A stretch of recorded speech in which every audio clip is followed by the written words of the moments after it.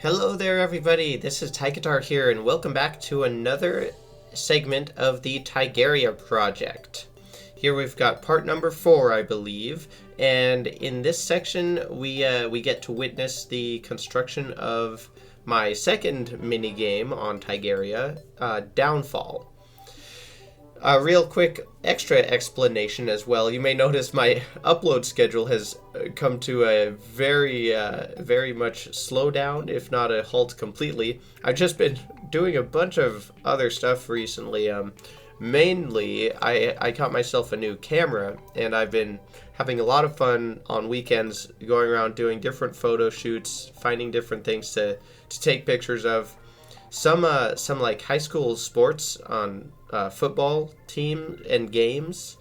I know a few people who have seniors in high school who are on their football teams, and so I've been taking a lot of pictures and really enjoying that. So that's kind of been a big time sink. And then, as always, a few other things keep going on as the world goes. But anyway, I really do want to get back into some uploads here for sure, and I wanted to see if I could get another chunk of the Tigaria time-lapse shared. So here we have the construction of Downfall. As you might imagine, it does start with a very large hole dug into the ground, doing my best dwarf impression and doing my diggy hole, only it's a rather large one. I can't remember, I don't know the exact measurements off the top of my head, but I think it was roughly 3 screen widths across or so. And then I, of course, designated that area to the 4 different levels of Downfall. So I had enough space to work with. Basically, the vast majority of it was obviously done with the Celebration Mark II. Just a super handy tool for stuff like this. I use it quite a lot every time I need to do a mass block removal. It's that. Oh, that was interesting there actually. So I think that the DCU, if I remember right, it has always been able to remove background walls as well, but I didn't actually realize that until relatively recently. Like, it was not that long ago when I finally found out that the DCU could actually remove walls as well as blocks. And so right there, what you saw me do with the big granite cave, because the celebration explosions didn't remove the background walls in the granite cave, because it was such a large opening, the projectiles didn't actually hit anything in the middle of the cave to explode on. So I just placed a bunch of random stone blocks and then shot some more rockets so that the explosions would connect and actually remove most of the background wall. And then I was just left with a little bit of extra to clean up using my like regular hammer. However, now I have realized that you can remove walls with the DCU, and it is pretty dang nice. It is much more efficient than any hammer. So now I definitely default to that. But another funny thing you'll notice is my stack size. This was done before they updated the stack limit to 999, and it was obviously, as most of you probably already know, was only 999. No. Yeah. No? Yeah, it was 999. Now it is 9,999. That's right. That's what it is.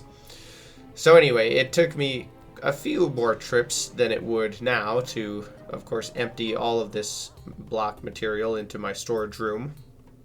But with the Void Vault, which I did have at the time, and of course the Defender's Forge and Piggy Bank and Safe.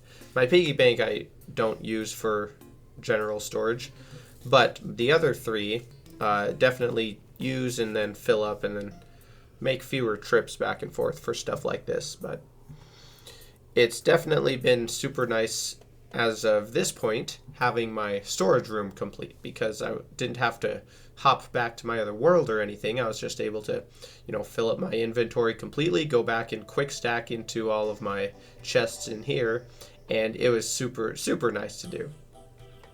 And now we get to finally onto the actual outlining and placing blocks. We've removed enough here, or just about. Maybe I see myself just cleaning up the edge a little bit here. But I basically went with a mass amount of I can't remember if it was stone accent slabs. Okay, I was trying to remember whether it was accent slabs or regular stone slabs, but I used the accent slabs, and then they didn't blend with any of the outside blocks. And then also when I start building on the inside, it wouldn't blend there either. So equal in terms of cost, like each slab only costs one stone to make. So, and after digging the hole out, I definitely had enough stone on hand. So first I just outlined the two outer edges, and I think it looks like I only do maybe 2 blocks thick to start with, but I think I end up widening it to 3 if I remember right. Is that right? It could even be more than that, honestly. Or I could just leave it at 2. I don't remember for sure. I do a little bit of touch up on the outsides of the wall too, just fill in some stone here and there. I think most of the way up, because I wanted light from lava or outside sources to not penetrate into the game and reveal things that I didn't want revealed.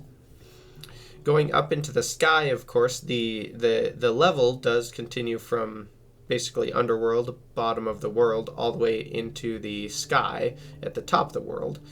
So for the upper part, instead of making big stone barriers or stone slab barriers, I used echo blocks so that they wouldn't obstruct things as much visually, but they still function to keep the player inside the bounds during play. So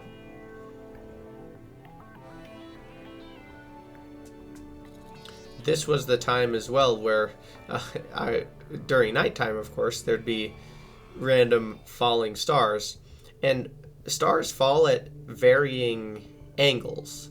So some of them will fall at almost perfectly straight down, but most of the time they'll fall at some varying angles, and sometimes they can be pretty steep. I'd say up to 30% of an angle that they can fly down at, which is pretty angled. But on the very straight ones, occasionally during nighttime here, I saw them falling all the way down into the underworld. So I have a screenshot or two from around this stage where actually, now that I think about it, one of them that comes to mind is of right after I finished was working on the bottom completion chambers before I filled in the levels, and I saw stars falling all the way to the underworld, which was pretty funny. The only time I've ever seen that, but this project allowed for it.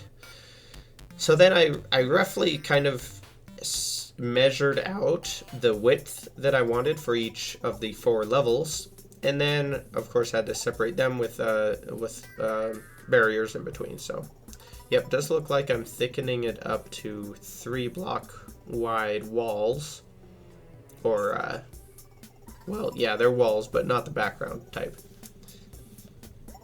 That's one thing that I always struggle with in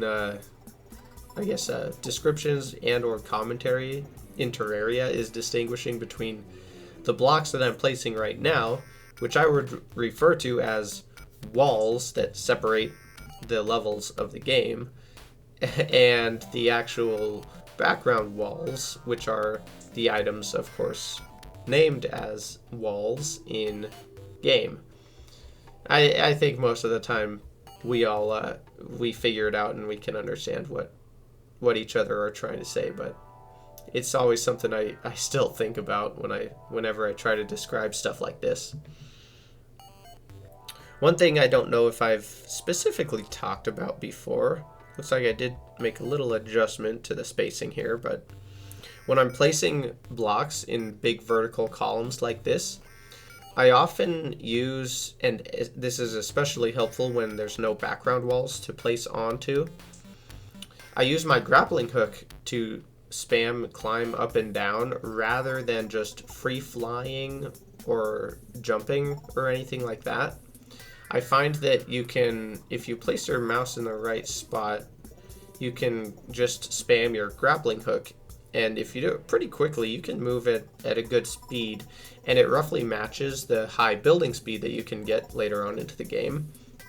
And I find that that's a good way to place blocks a little bit more efficiently when it comes to big vertical sections like this.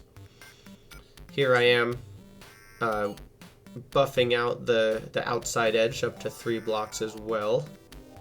So I did end up going with that. And now here you can see the other example. Instead of going grapple 1 block at a time, I sort of just let myself fall through the whole thing and place it's probably every 3rd or 4th or 5th block when I'm falling that fast, even when I have high block placement speed. Of course, in this scenario, I'm also replacing like 80% of the blocks from the other stone or dirt that's already there. So that does change the rate at which you can place blocks.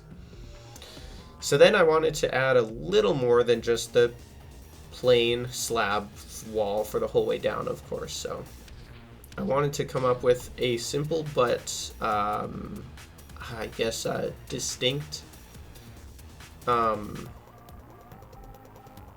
detail addition so that you could kind of see the progress that you made, the speed at which you're passing, that you're falling.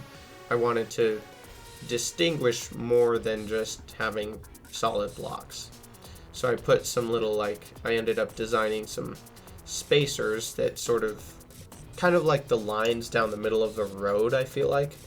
Of course, they have a totally different function, but if you are driving down a road and you observe say the dotted lines specifically, it sort of gives you a sense of your motion and the distance that you're covering. So I wanted to functionally produce something like that where I was starting to sketch it out with these crimtane bricks, and then I got some rainbow blocks out, and that was these little cross patterns.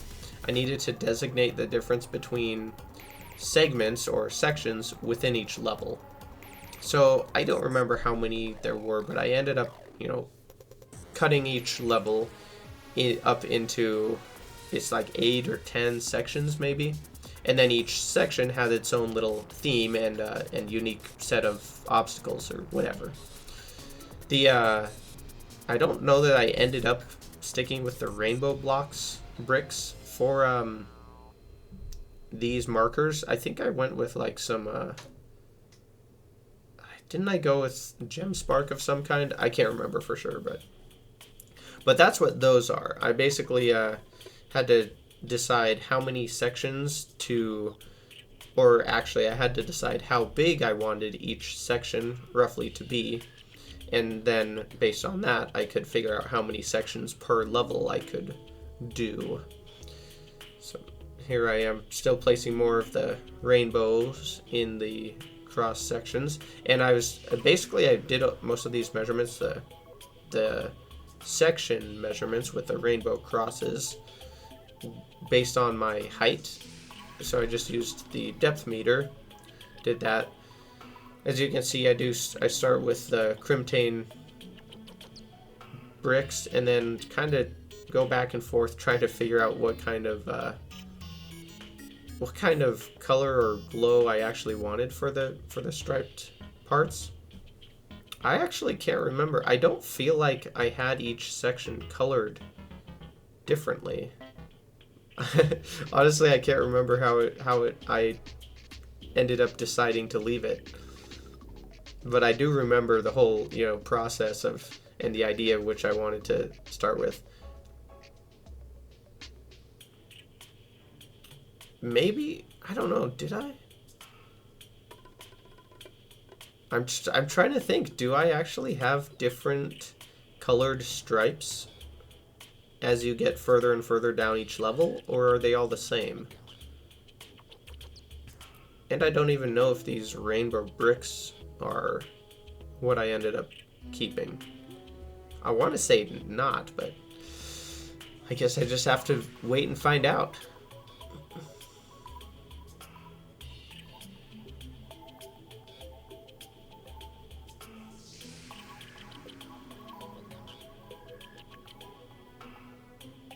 Looks like I do have... Currently, I've got a progression in mind. So I go through all the gem spark blocks, then into the crimtane bricks, and then demonite bricks, meteorite bricks, and then Martian conduit plating. And that's kind of where the bottom ends up.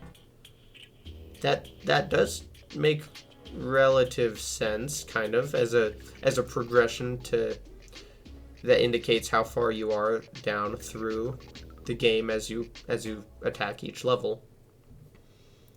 But I still don't remember if this is how I left it. I definitely did spend a lot of time trying to figure this stuff out. Just what looks the best, what's the most distinguishable, but still and informative, but still looks fits stylistically and doesn't clash with anything else. I suppose on most, if not all of the levels, you can at some point see a little bit outside of the game, as you get further down, you'll of course notice that lava start coming into the caves, so you'll kind of know how far down you are, but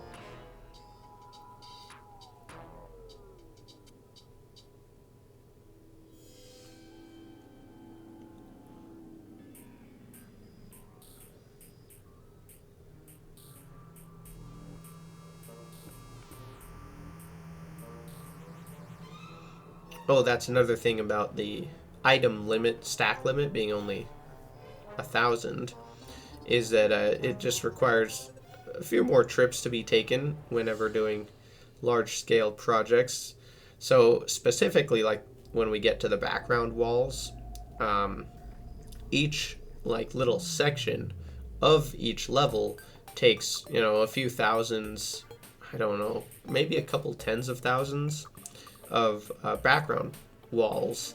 So I definitely ended up, taking a few more trips back and forth than I would have to today if I were to redo this project. But like I said, now that we have our storage room in place at spawn, it's easy just to hop back, grab a bunch more restock, and head out again. Especially with the universal pylon.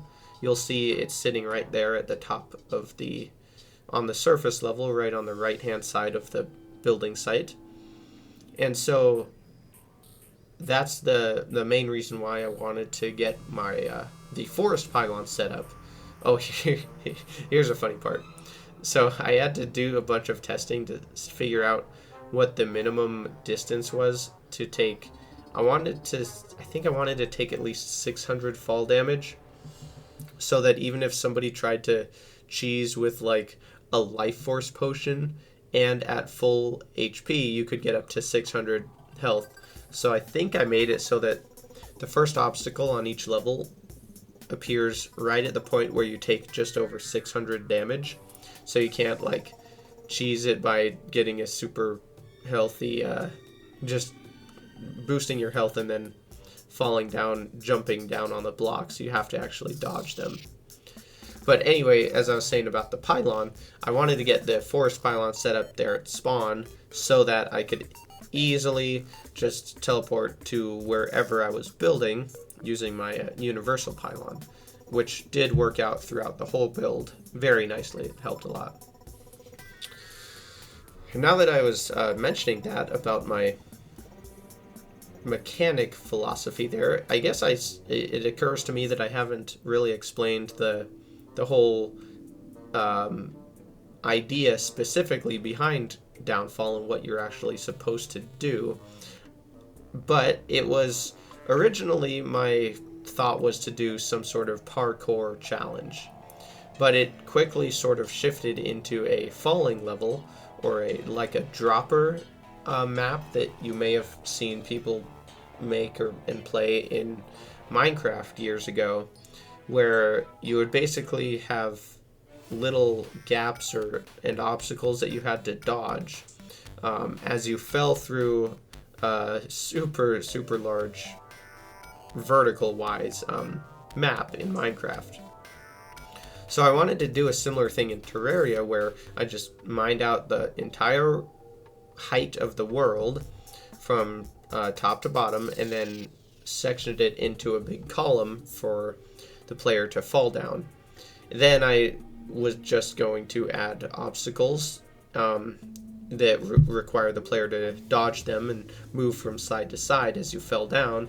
And then obviously if you clipped one, or you nicked it with your foot, whatever, you take like, you know, a whole bunch of fall damage and die instantly. So in order to complete the level, you have to just dodge all the obstacles until you reach the bottom. Pretty simple in concept, I guess. But I was able to add a little bit more flavor here and there. So this is what I'm doing right now. Obviously, it's all just actuated blocks, because I had to get down to the height at which you would actually die from fall damage. Otherwise, you could just meticulously hop down the obstacles until you make it to the bottom, and that's not what I wanted for the game. So then here marks the start of the actual hard obstacles. So I start designing the layout for, and sort of imaginary pathways to take as you progress down through the level, and dodge the obstacles. So a lot of this was learned by as I went. I kind of figured out what ended up being a lot harder than I thought or wanted it to be, what was a lot easier, and trying to design the level in ways that are basically that were fun to solve and complete and practice, but and still definitely weren't overly frustrating or complicated or crazy to figure out, but also resistant to cheese. So I didn't want, for example, the right or left edges to be a super easy path that you could just slide down the edge, 90% of the way, only dodging things here or there. I wanted it to be an option, so you could take the edge if you knew when you had to veer off of it and back. But I also wanted it to be somewhat reactionary and find your own pathways through the center in different places. Oh, here I go making some of the glass walls. So this whole upper section I wanted to fill. Basically, the whole game itself, of course, had to have walls of some kind to prevent mobs from spawning and messing things up. But also for the visual options that I had.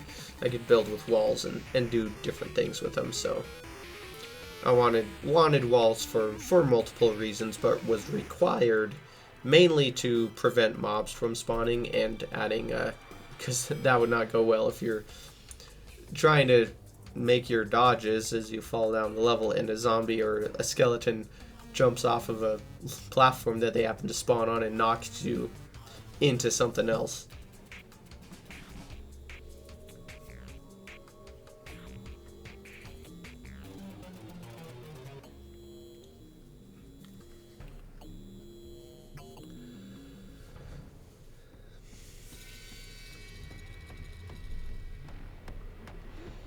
So yeah, all of this, the early on stages, just sketching out what I imagined something would be like for the first, segment. I will note as well that any of you who have experience with any of my mini games, you might know that I do tend to have a fairly steep difficulty curve. I would say I don't make easy stuff, I guess. And sometimes I definitely make it harder than I intended, and it's probably past the point of having fun. But I definitely want to, at least in the introductory stages of each of the mini games, provide something that's not hard to get into and you can get the idea of and get into it pretty quickly. But to start off with here, I really didn't know how hard things were going to be and how easy. So there's a lot of preliminary sketching out some obstacles here and there, and then when I do finally get to the testing stage, I remember on level 1 finding out that I need to make it way easier to start with, because I think I made it... I just didn't realize kind of the speed at which the player falls and the lack of flexibility that you have as far as movement goes without any accessories. So I guess that's another important part of the game, is that you're not allowed to start with any accessories or armor or any items equipped on your character. And that's because it's all designed around the very base movement of your character. However, that also allows me to provide upgrades as you go along. So in addition to just trying to make it through each level, I had the idea to include upgrade stations where as you went you could find these little they're kind of like little cups that you can land in, and you'll see them come in before long. But if you land in these little cups, you don't take fall damage, so you don't die, but inside of them is a chest with an item as your upgrade.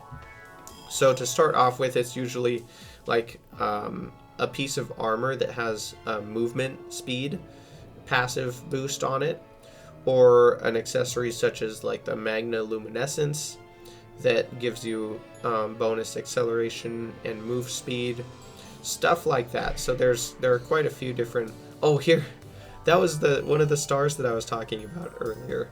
I followed it all the way down to the underworld. Yeah, that was funny. Anyway, accessories and armor pieces, basically equipment that improved mobility. So as you went, you could find these upgrades.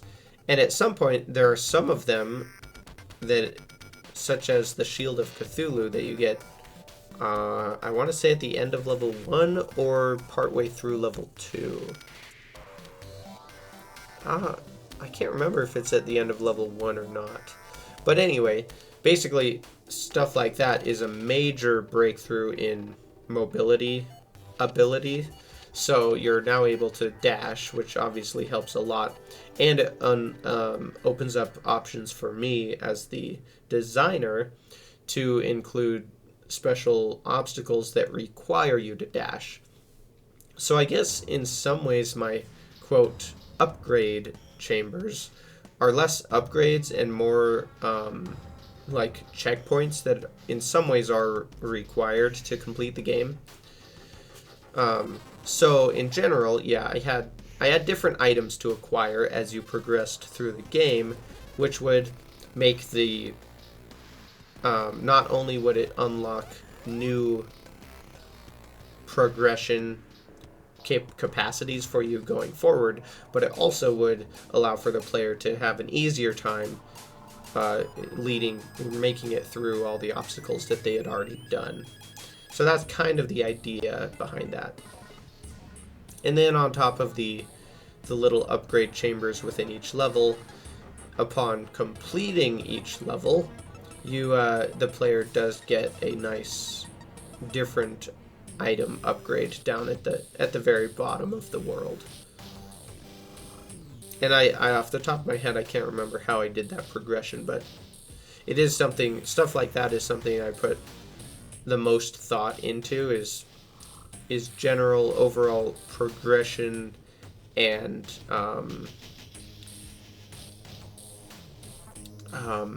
yeah, I guess just progression is the best way to put it. So then I also had the thought, I realized pretty early on that I would need to include some sort of indicator hint at the obstacles that were going to be coming up, because the screen, unless you play on some crazy resolution perhaps, doesn't go very far down below your character. And so I'm on standard resolution where 1920 by 1080, so the distance you can see below your character is much less than horizontally to side.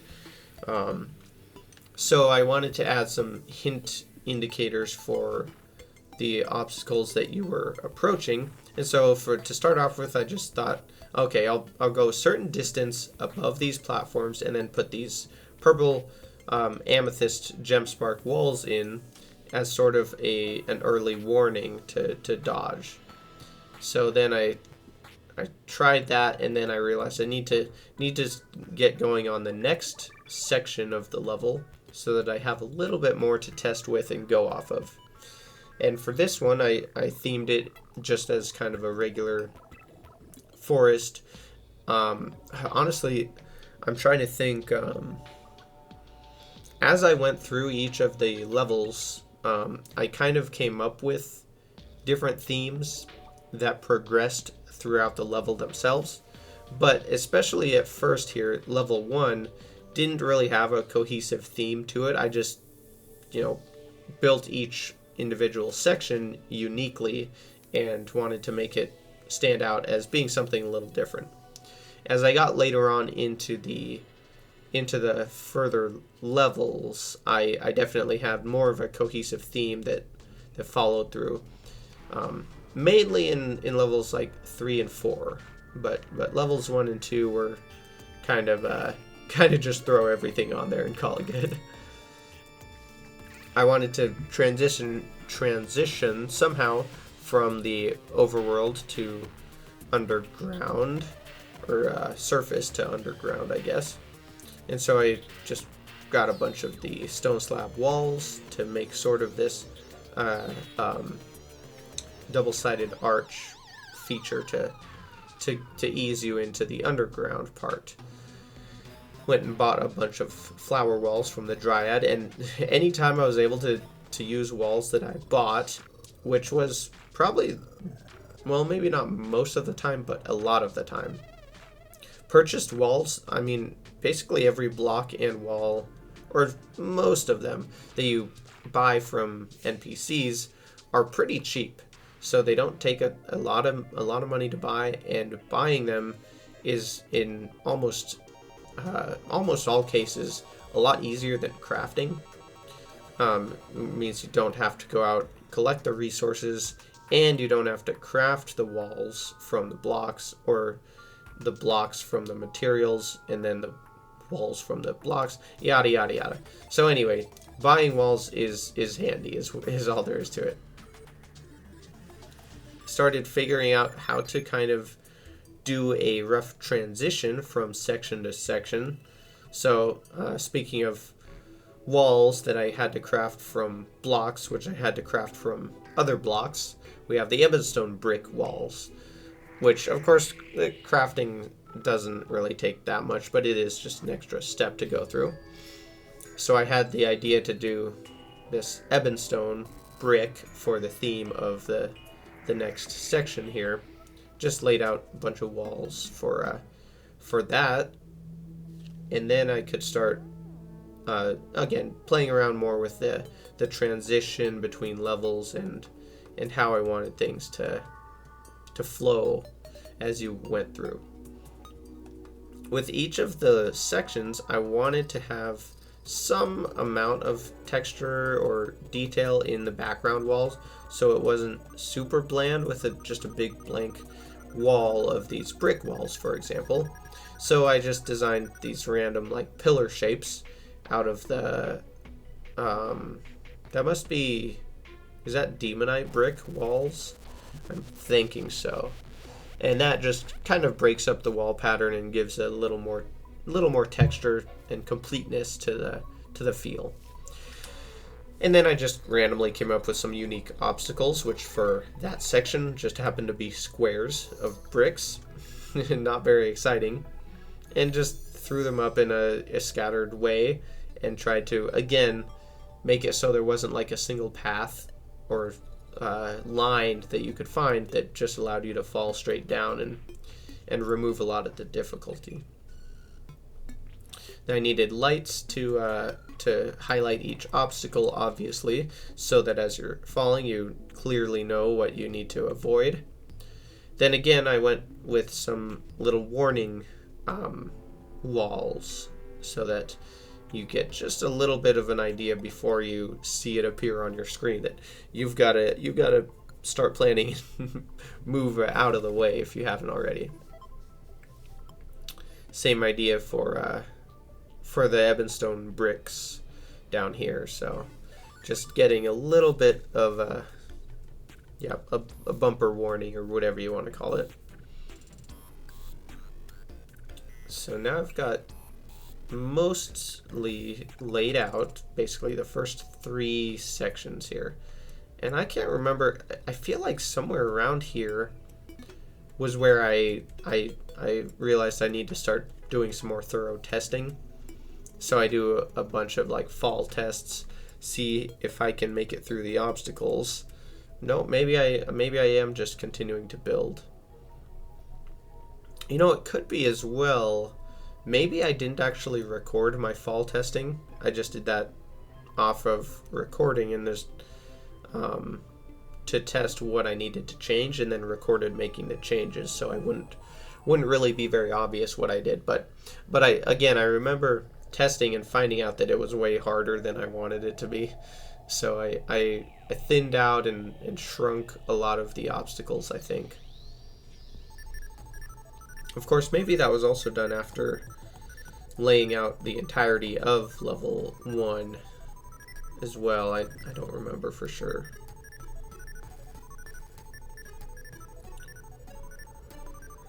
Oh yeah, so for this next section I needed a bunch of, or I decided that I was going to use a lot of the xenon moss to highlight the obstacles. So I would just handily went next door and collected a bunch of that. That might be part of the reason why I wanted to build this section here. Part of the inspiration behind it was seeing the moss right there and getting the idea that I could theme it similarly to that. But my idea was for this section was to build large brick obstacles in the shapes of weapons and shields, just classic swords and maces and bows, daggers, and then some ones. I remember building a boomerang too, like specifically from Terraria or more so. And then each just large pixel art weapon would be an obstacle. So this one was pretty fun to build, actually, and it's sort of different from the previous section in that the obstacles are definitely big and wide. So it's much more. I guess it would become much more reliant on memory and remembering where certain obstacles are and getting a general idea of what path you need to take, because there's not enough time to react based on the obstacle size. There's not enough time to react once you see the warnings on screen. I guess that's a lot of how I did the testing as well, which now that I'm looking at it in the time lapse is really jarring. But I would just fly up midway through the section above, fall down a little section, of course without any movement accessories on, to get a feel for how tough it was on the paths and the lines that I was trying to create and how reasonable it felt.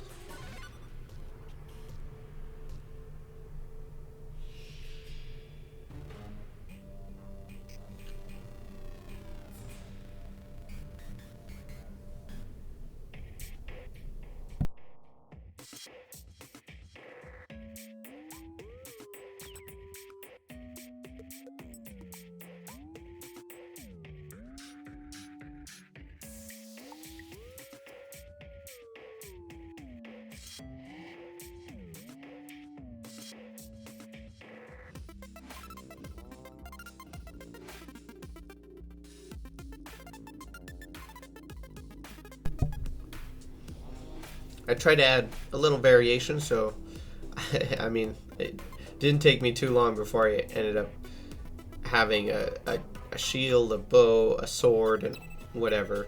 So I needed to add a little more variety, so I came up with 2 different bow designs, a couple different shield designs, and then some different styles of swords and stuff, and figured out I could maybe make a spear. So I wanted to make it good enough in variety.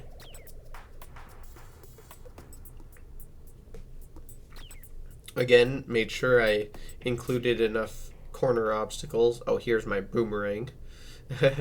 Or not corner obstacles, but edge wall obstacles to keep you from just being able to ride the wall down the entire way.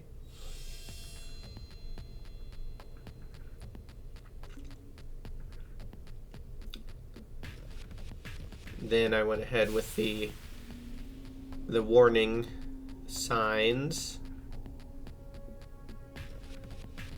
Just a little shadow of the top outline edge of each obstacle.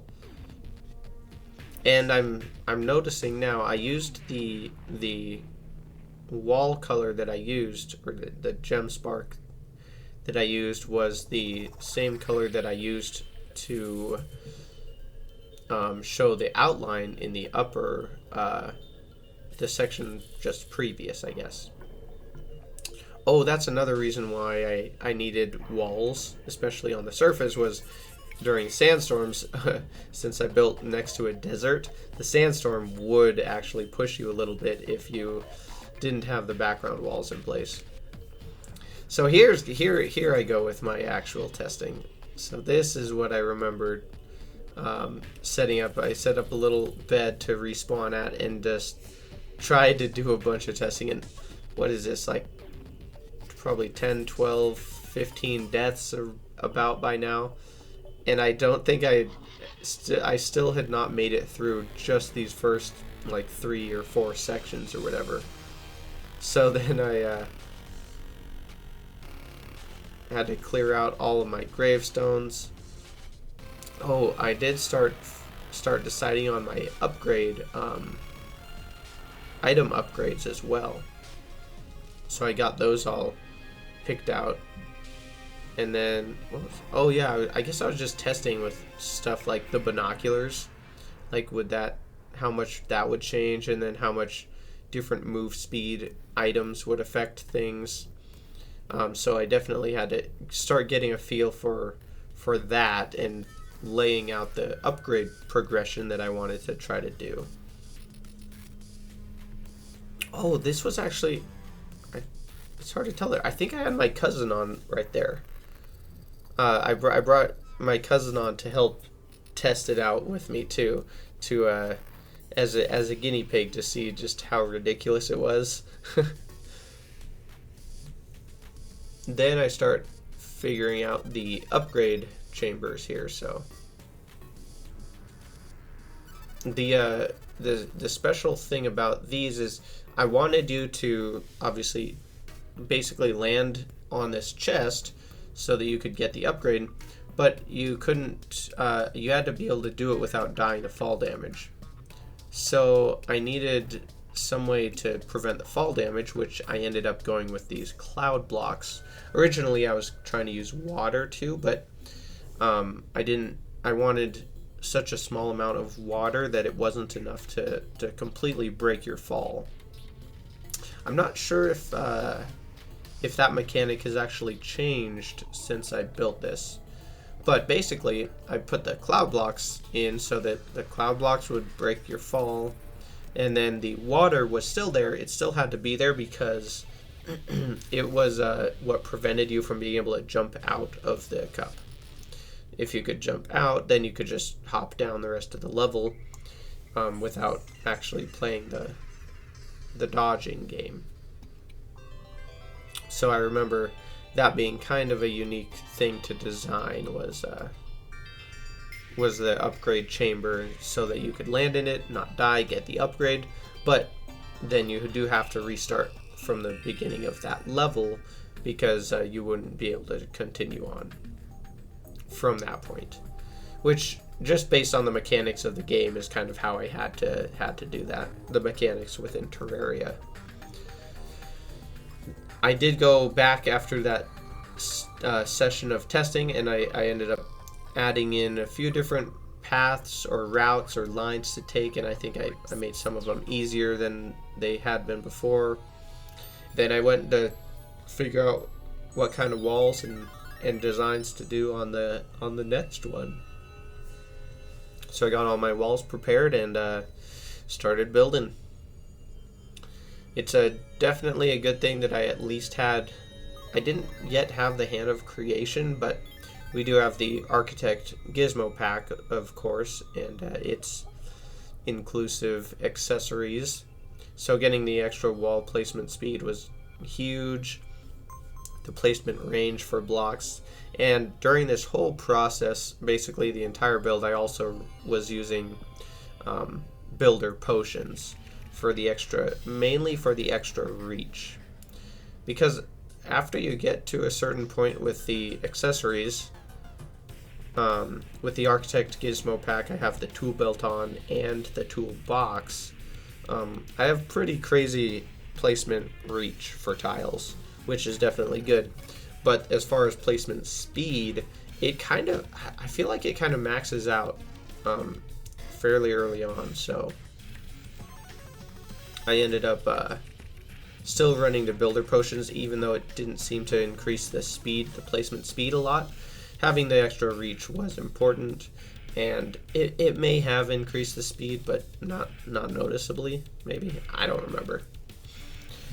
Anyway, the theme for this next little section was just water and lava, evidently. My idea for the obstacles was to have these lava fall block slivers that you had to dodge. So they're smaller, meaning much easier to dodge reactionarily in most cases, but because of that, I just spammed way more of them close together, so the density of the obstacles is huge, but the size is low. So, and then the nature of them being tall and skinny like this also allows you to hit the side and slide down, so you can easily align yourself in most any given block along in this section. So I had to keep that in mind when placing the rest of the obstacles, so that I could prevent certain lines from just being super easy to slide down without skillfully moving side to side. So for example, if there was like a clear shot down a 2-block channel down through the whole thing, you could find that, or the player could find that, and then just align themselves onto it and basically get through the section for free every time without any interaction. So I wanted to make it so that you couldn't do that. I didn't want there to be certain tricks you could happen to come across finding and just cheese sections super reliably. I wanted it to be a practiced and learned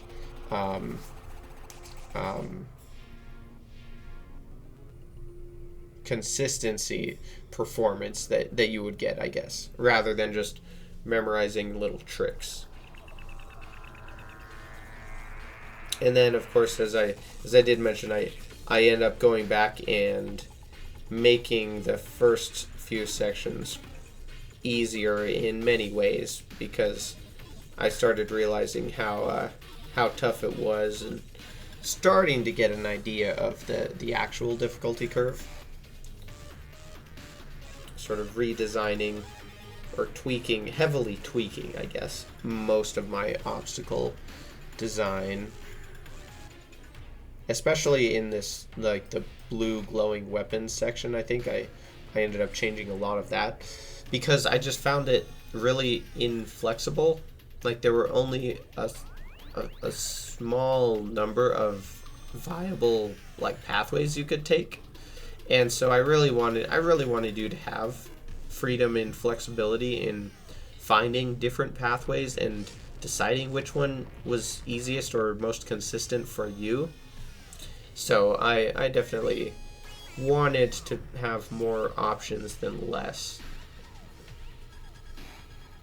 So I go back, end up spacing out the obstacles more.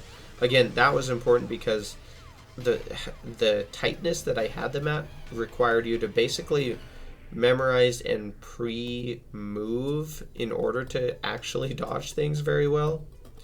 And I didn't really want that. I wanted you to be required to have some memory and changed understanding as you played multiple times. I wanted there to be learning, but I didn't want you to have to learn a very refined specific thing in each section. So it's just definitely over the top in terms of difficulty, I guess. Going into the planning for the next section, I just picked another random, easy to craft and highly available block, which happened to be the snow bricks. And then I went with that for the next section here. I guess it also kind of opposes the lava in the last one, which was just thematically kind of neat.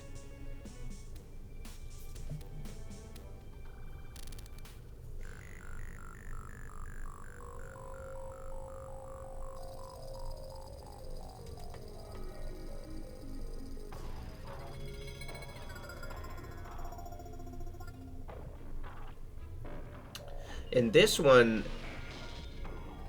was, again, I wanted to be pretty, each section I wanted it to be distinct and heavily, just unique in itself and very distinct from the other ones. Well, that's kind of all I was going off of for the first sections here. So instead of having, multiple smaller obstacles, even even the weapon obstacles were relatively small in comparison to what I went for in this section, which was a just big chunky hunks of ice to have to dodge. And so I guess after talking about how I didn't want to restrict the player to one or two lines, in this case that's exactly what I wanted to do. I guess there's kind of two passages at the start. You can fall down either one, and then from there's three that you could fall into below.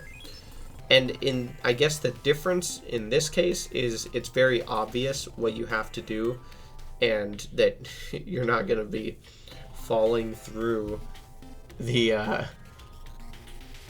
massive chunk of ice that you're coming up on.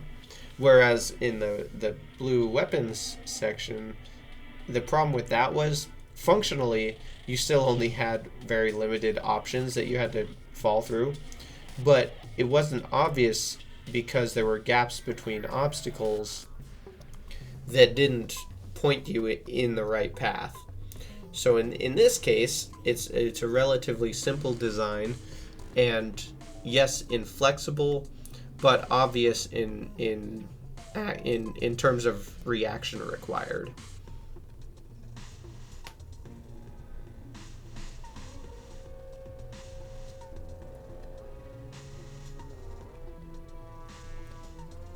Here we go with some more testing, and instead of full testing, I just decided to leave my lucky horseshoe on and teleport back whenever I hit a block instead of respawning.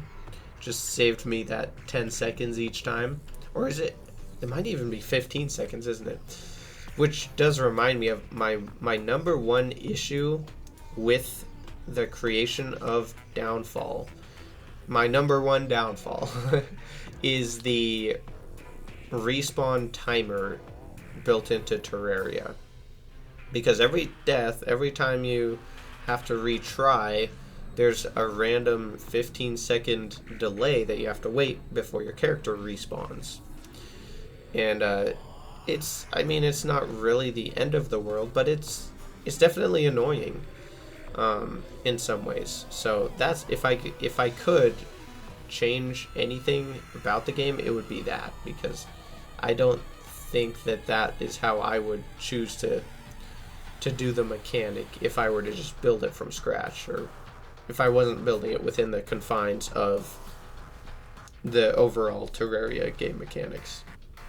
But part of the fun and the challenge of building mini games within Terraria is working around those mechanics and those overarching rule sets, and still producing something that is fun and unique.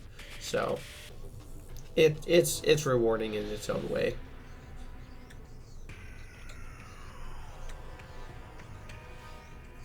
Trying to test to make sure that I can get through the levels, but also make it into the little upgrade sections.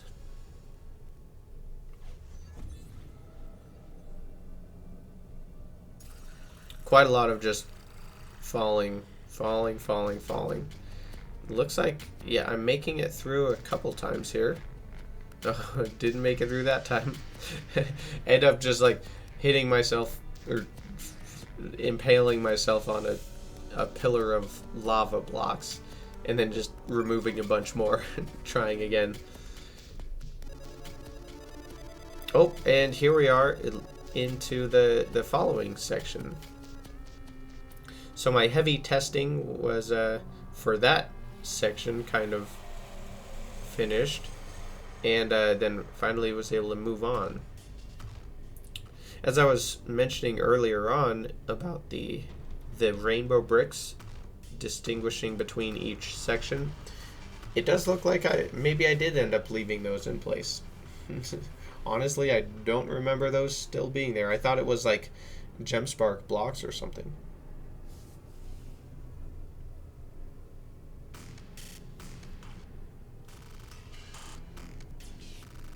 So from ice to, this is just kind of a weird abstract theme, I guess, going on. I did yellow team blocks for the obstacles, and kind of similarly actually to the snow brick chunks, I set it out in I had these channels for you to fall through, and my idea was to make each channel navigable, but you had to watch your step as you went through. So you were forced into these various channels, and then you had to react correctly to make it through them. And so you had various options to go through. And I ended up doing the same idea later on, I think in level 3. But anyway, again, here in level 1, I just spent a lot of time just like coming up with random stuff. Just any more unique obstacle idea, I just without an idea of an overarching theme or progression, I just threw it in there to be unique and different.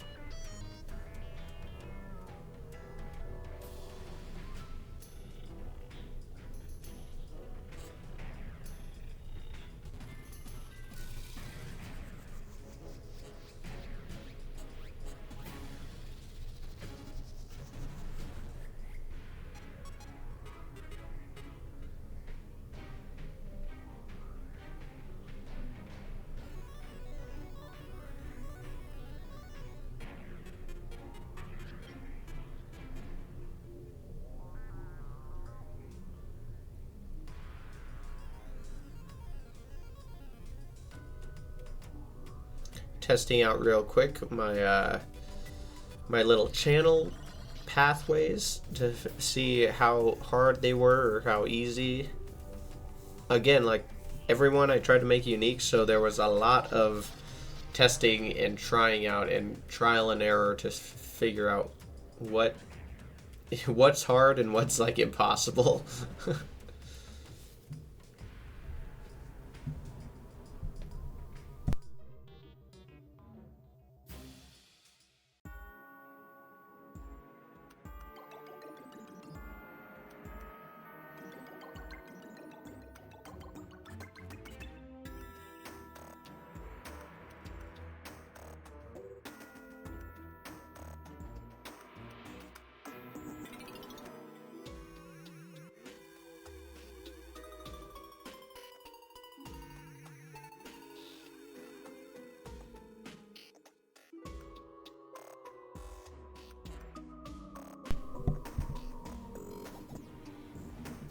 So I guess that last section, it was kind of just this abstract, sort of somewhat magical rune-like section, I guess.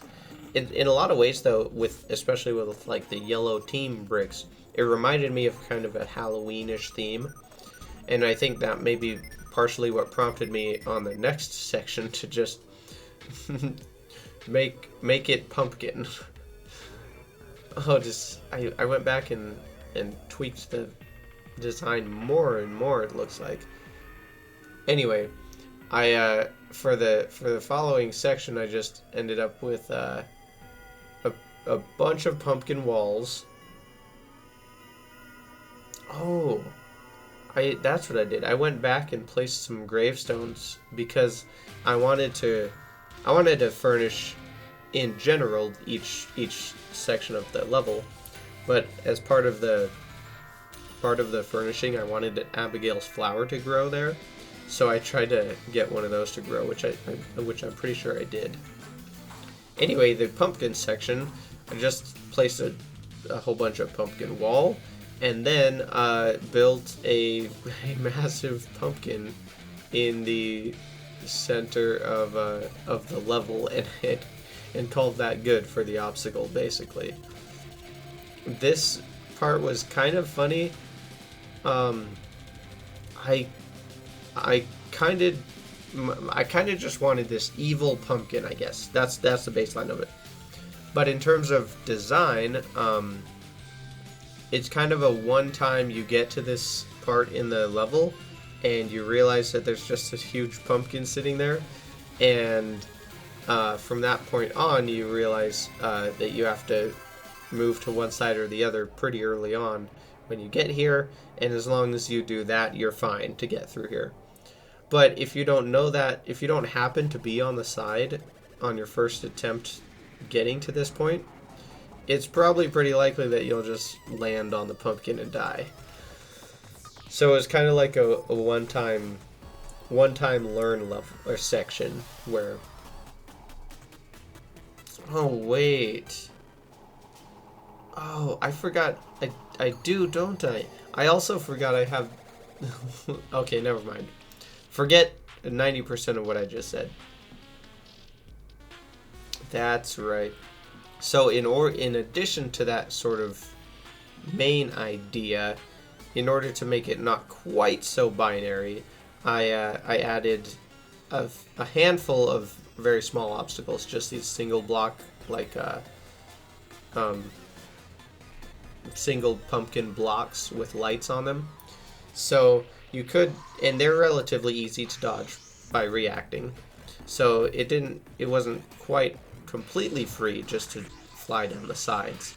But in addition to the main feature of this section was the big pumpkin in the middle.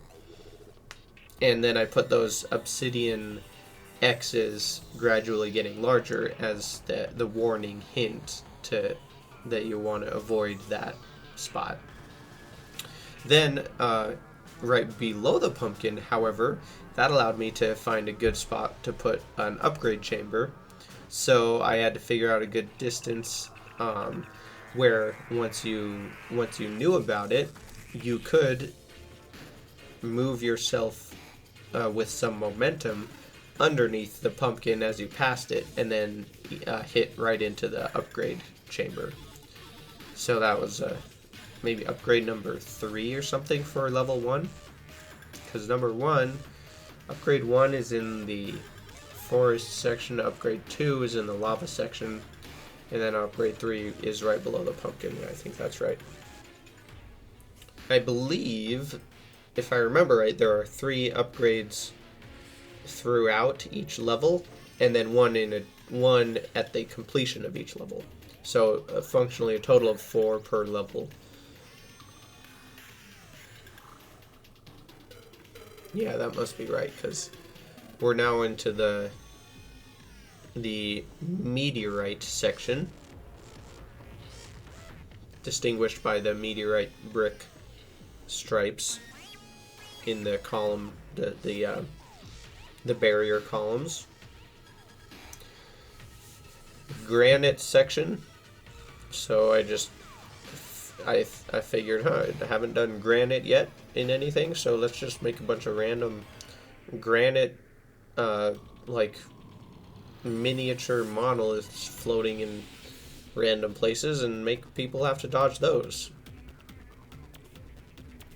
Not really a whole lot of unique, mind-blowing ideas for, I'd say, for this one.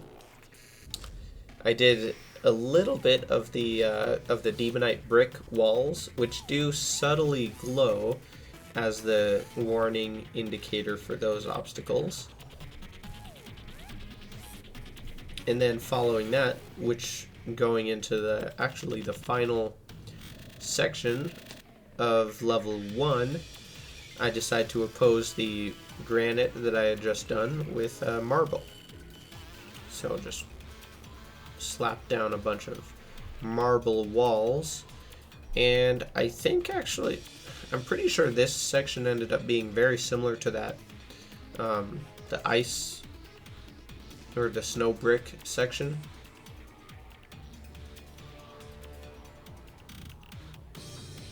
Oh, is that right?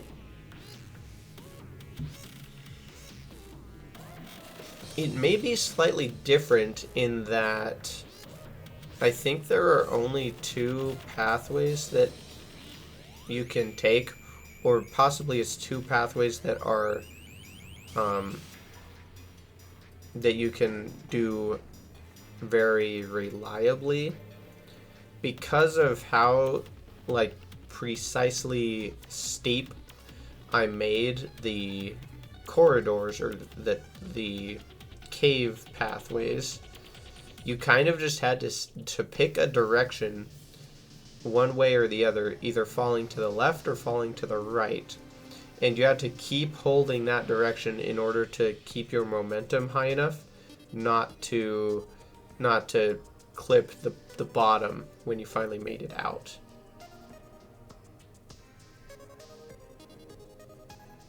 So yeah, similar, but maybe perhaps just a little more extreme version, or more precise, higher level of precision version of the snow block level, snow brick level section.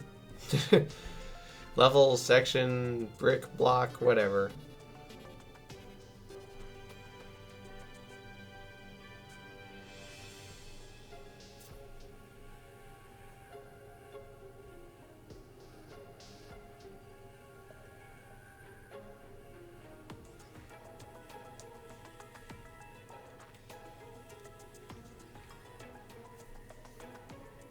A lot of granite to fill in here.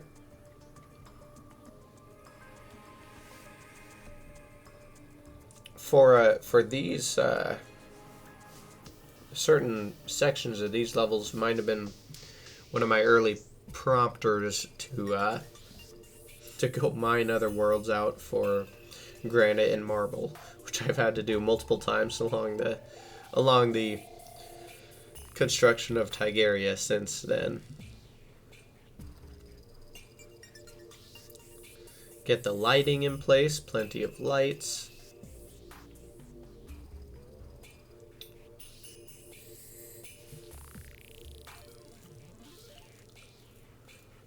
I really projected these wall sections up into the granite in order to provide sort of a line hint at something to follow going into that final section.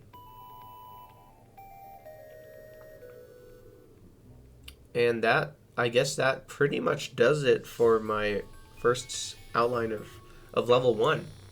So that's basically all the obstacles there roughly in place. Got the upgrade chambers where they need to be. And I saved the construction of the finishing, like the level completion areas, till later on. I can't remember if I did all of those at the very end of the build. Maybe I did. But anyway, time to get over onto level 2. Starting with some of the cosmetic lead up actuated obstacles before you hit terminal velocity. Or is that right? Yeah, I think that's what I mean to say. Or is terminal velocity the velocity at which you die when you hit something?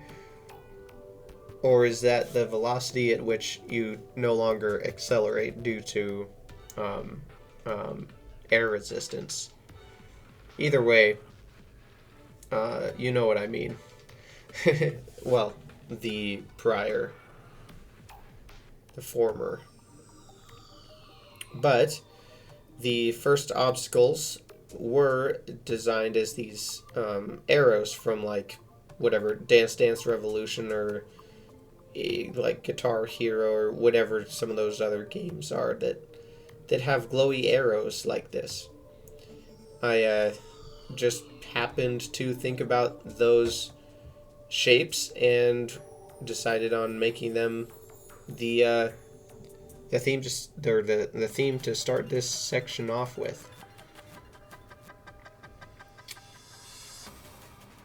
So to begin, all of the arrows are actuated, but then yeah, as you get down to the height at which you'll be guaranteed to die, then I bring some of them into the foreground for you to actually have to dodge.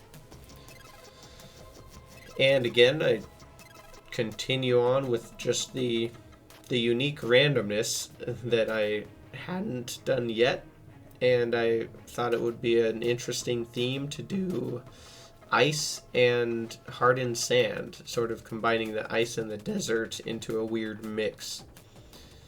And did this interesting diagonal wall layout or building. So I wanted it to just make a different feel for when you're falling through with the diagonalness, and have it look, provide an interesting effect when you fell down diagonally like that. I don't remember exactly what I did for the obstacles. Okay, they're just ice bricks. Fairly usual. And then I guess I also mix in sandstone to match the clashing themes with the walls in the background.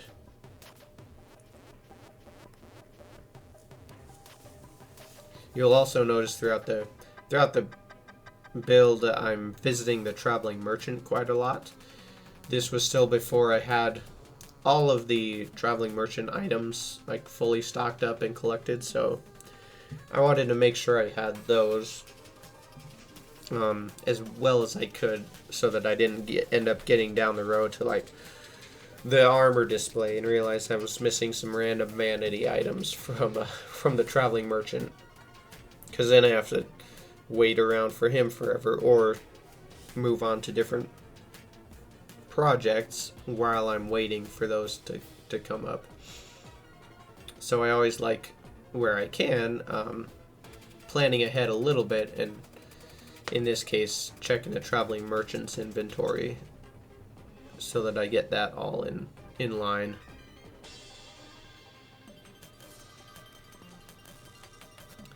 I forgot I was also streaming on Twitch for part of this construction. I guess there's a goofy little overlay in the top left now that just popped up for my followers. My Twitch streaming time was pretty limited.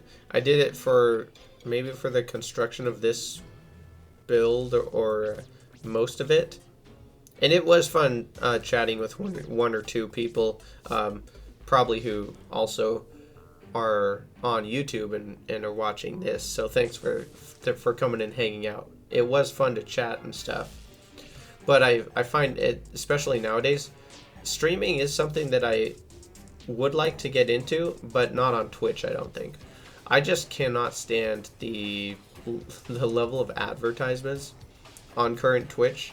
It's just absolutely insane.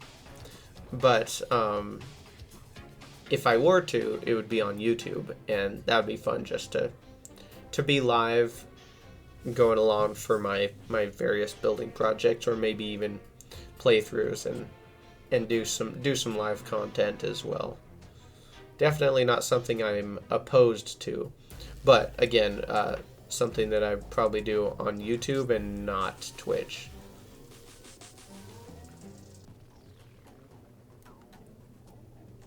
So for the current section, I just grabbed a bunch of various stone walls.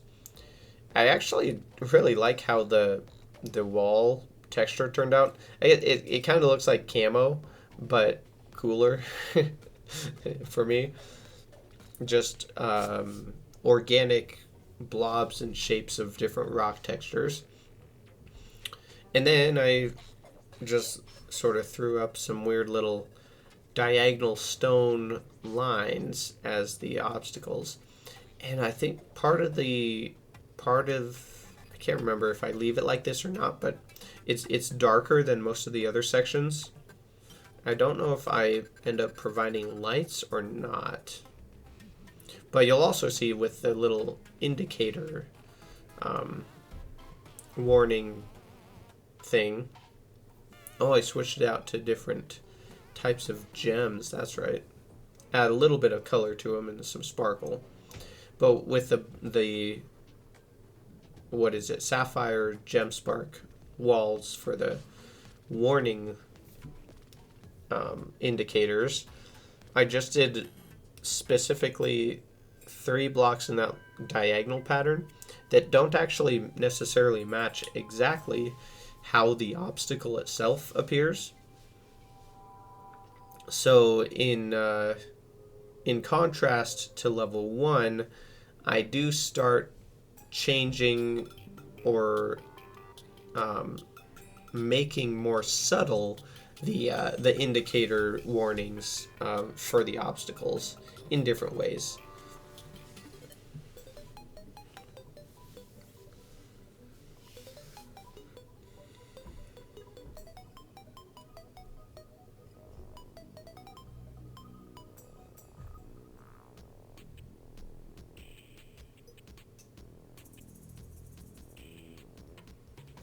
Have another snow and ice brick theme going on in here in this section.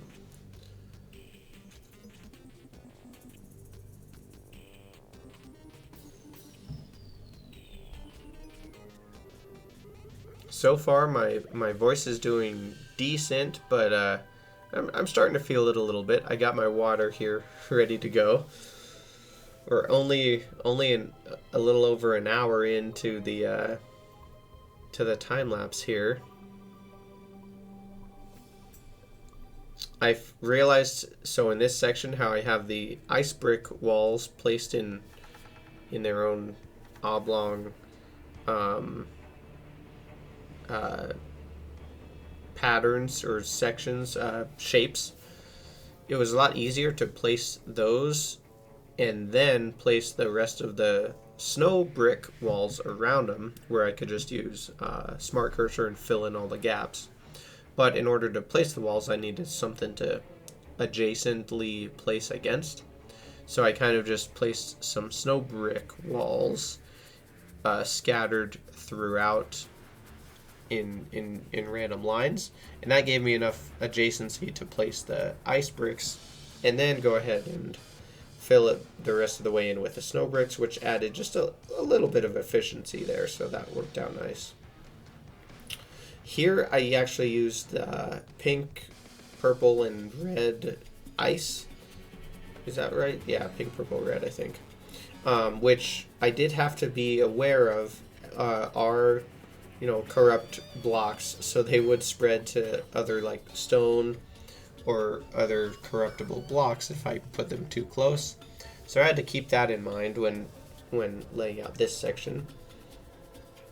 But I built it in actually not a grid pattern, but a specific layout pattern of the platforms where they shifted down and to the side at certain measurements each time, which was different from any of the others that I had done so far.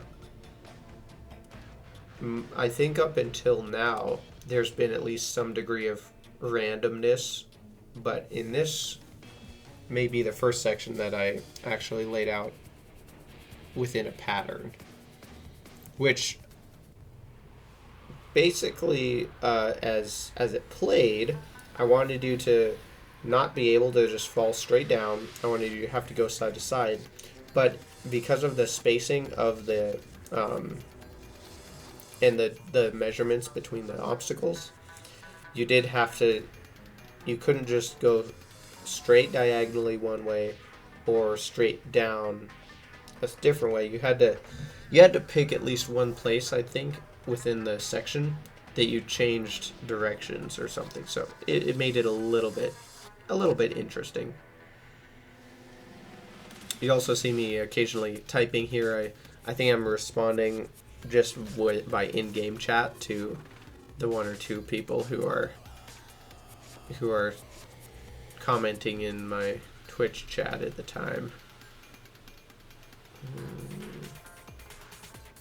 I remember this one being interesting too, so just another abstract idea that I hadn't used yet. Letters. And letters made out of glass in front of a sandfall background wall. That's interesting. Again, definitely no overarching consistent theme or anything, but just kind of making unique and interesting sections is all I was really going for.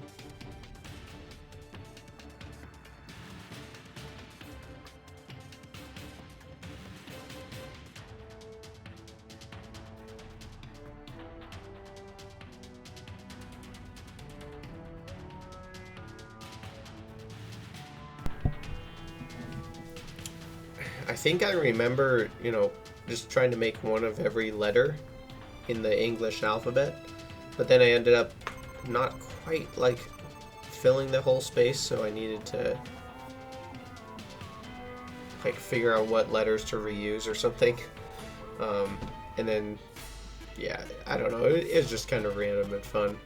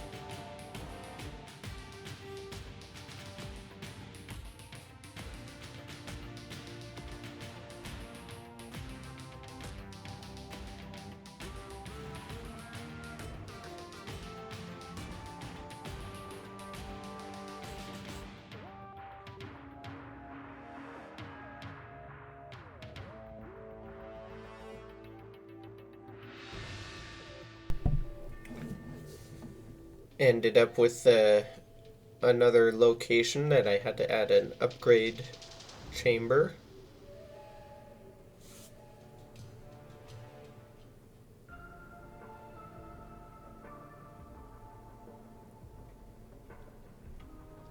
Here about a third or getting close to halfway through level 2 outlining.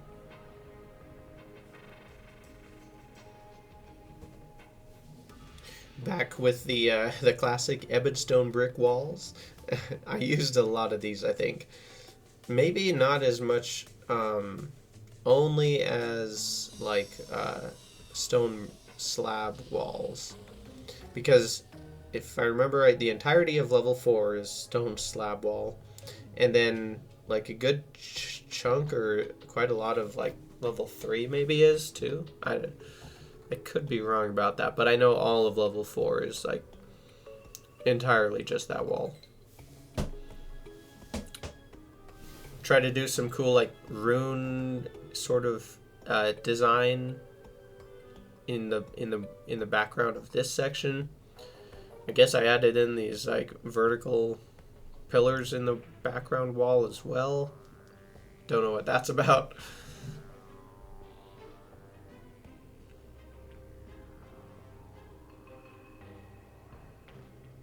The rune designs do look kind of cool though. Actually, I do not remember doing that. I kind of remember these obstacles though. I think I did grass surrounding waterfall blocks in this generally rectangular, but always 3 blocks wide and then of various heights type of obstacle.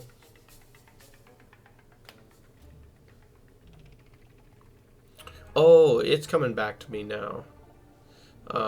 The point where I introduce the Shield of Cthulhu and dashing is like 2/3 or near the bottom way through level 2, so it's not actually a level 1 at all. Leading up to this point, all of the upgrades you get are, I think, just gradual mobility, movement speed increases, which they're hard to notice a difference at the time, but they do accumulate and end up making a pretty big difference, I found out. Here's my testing of level 2 so far, seeing if it's possible, seeing how bad it is, what all is going to need to be tweaked here. Oh, made it pretty far that time. Landed on the letters that time. Landed down in the newest section, so I don't know. Results are inconclusive. Time to continue building. Pulled out a bunch of hallowed shards and go for another section here.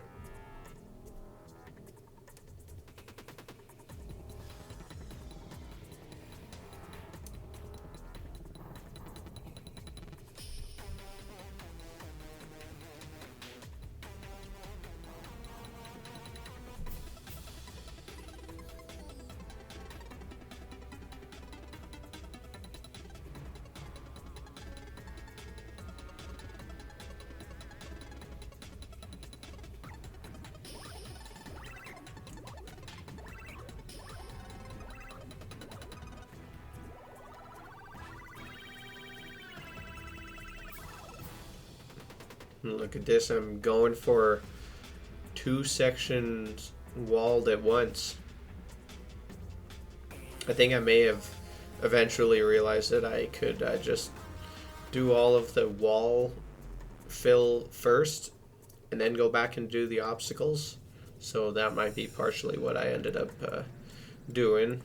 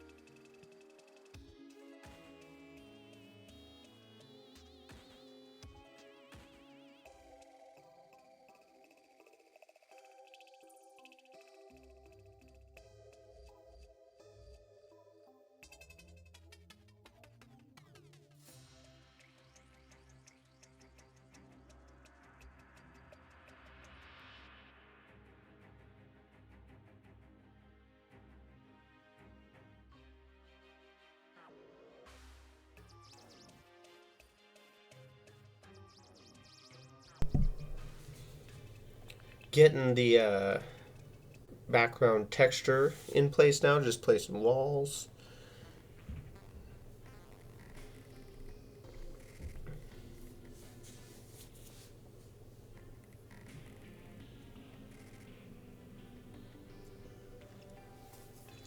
I don't remember what, I don't think I really had any logic as far as what kind of walls to place as the featured highlight or whatnot too, but now I think these ones, the obstacles, just stone bricks in sort of abstract shapes, just geometric shapes generally, and then in each of these three sections that we're in, or I guess maybe these ones aren't as abstract, just different circles or squares, but each of these still stone brick obstacles I just place with or light up and grow a different type of glowing moss on, if I remember right. And then it's in this third section here where I introduce, or I intentionally place, very wide obstacles. And so this is actually the part that's important, because these obstacles, I think there's one or two places where you can't get through this specific section without dashing, which is why just before it, I placed the upgrade chamber to supply you with the Shield of Cthulhu and allow you to advance through the next section eventually. Yeah, right here. So my idea was, in progression, was to give you the Shield of Cthulhu right here, suddenly unlock dashing, and then allow you to use that to break through the following section. And then is there only one more? I think there might be one more section after that to complete level 2. And that would be this one, which again, themed or designed to take advantage of the use of the Shield of Cthulhu. I did just a small handful of big music note obstacles.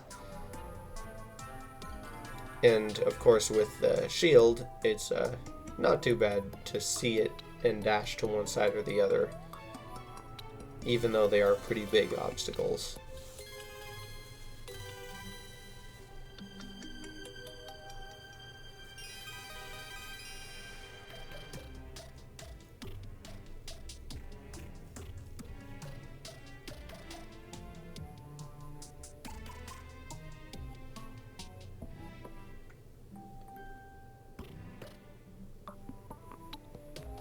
It's funny actually how non-musical I am really in general. I did take piano lessons when I was a lot younger. My mom had me and my sister doing piano, but since then I've done just about nothing musically. Until this year when actually in January I've wanted for a couple years now to try to pick up and learn saxophone. So this January I finally got started on that. I got myself a saxophone and have been learning throughout the year and practicing. So it's been a lot of fun. But it's funny seeing this little section that I built 3 years ago, whatever. Now I actually recognize what, like, the they aren't tied notes here, are they? Quarter notes and half notes and whatever. I guess I only did some quarter notes and some eighth notes, didn't I, there? As you can see, I'm still not going to claim that I'm overly musical, but I'm at least trying. So now we're actually getting into the easily the coolest part of this whole project, the game interface at the top, which I later named Galactic Jambalaya, the name of the intergalactic spaceship that acts as the interface for the 4 various levels of downfall. So to start off with, I tested out with a bunch of different paints and blocks and shades and actuations and whatnot to decide on kind of what my palette's gonna be, and then I just went tried to start designing a general shape for the ship. I knew it was kind of weird because of the space allotted, being restrained by the game mechanics of fall damage that I had already mentioned. I needed to build right here at the top of the world, so I didn't have a lot of height to work with, but I had to cover quite a lot of width. And it was sometime, leading up to this that I realized possibly a floating spaceship could work as the game interface and the launching station for the levels. I just needed to figure out how to design a ship that was this long and short, like height-wise, and didn't look ridiculous or stupid. And I guess whether or not I was successful in doing that, you guys can decide. But I will say that the level of detail and texture and depth that I was able to produce in the spaceship itself in general is probably unmatched by any of my other builds to date. I really tried and learned a lot of new small tricks that allowed for little perspectives of depth to be added in and stuff.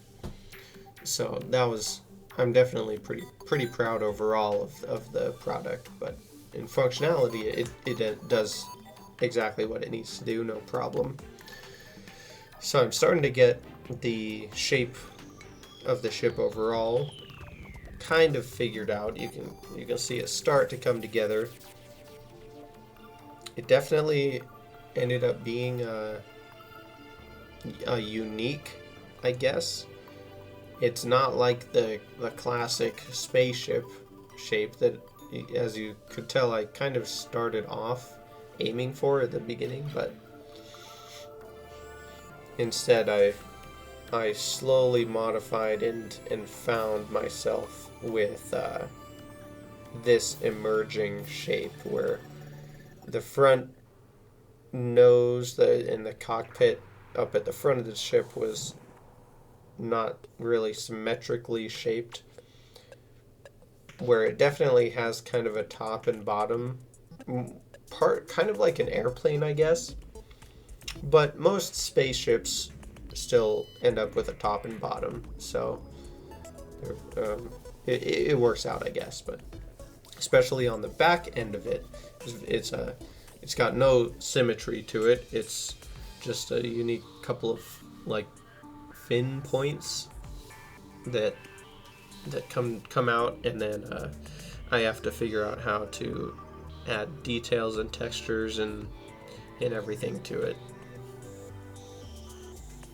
The first thing was figuring out the right combination and colors of blocks for the rest of the framework and the body panels on the outside. So it was fairly complicated coming up with like using a lot of hammered blocks, walls behind inside of the frame. So some luminite, some what's it called? Sky block, no. Oh man, what's the solar, the sky mill blocks? Sun plate blocks, that's right. had to wait for myself to select them. So a lot of sunplate blocks, the adamantite beams were very useful. And then copper and tin plating were kind of like the base building block for that I went off of for everything else. But then used a lot of, as I mentioned, luminite as well, and then walls, and I think there's also shroomite plating. I used shroomite plating for partially the texture was really cool, but having the blue glow was also kind of neat. And it contrasted with the red glow from like meteorite or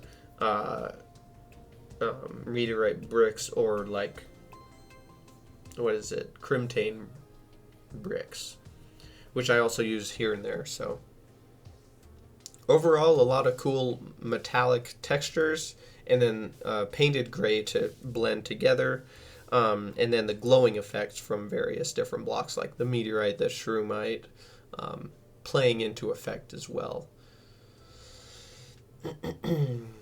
I also tried to design a few different, little like defense or offense turrets, like some kind of weaponry are attached onto the ship. So there's a lot of weird little details like that: turrets, guns, antennae, whatever you want, fins and frills, just to add a lot of texture to keep things nice and busy looking, I guess.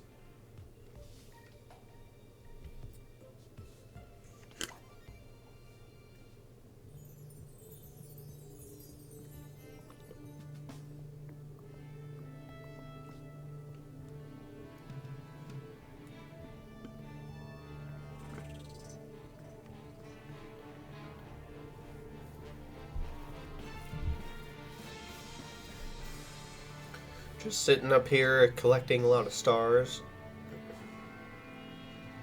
I don't know if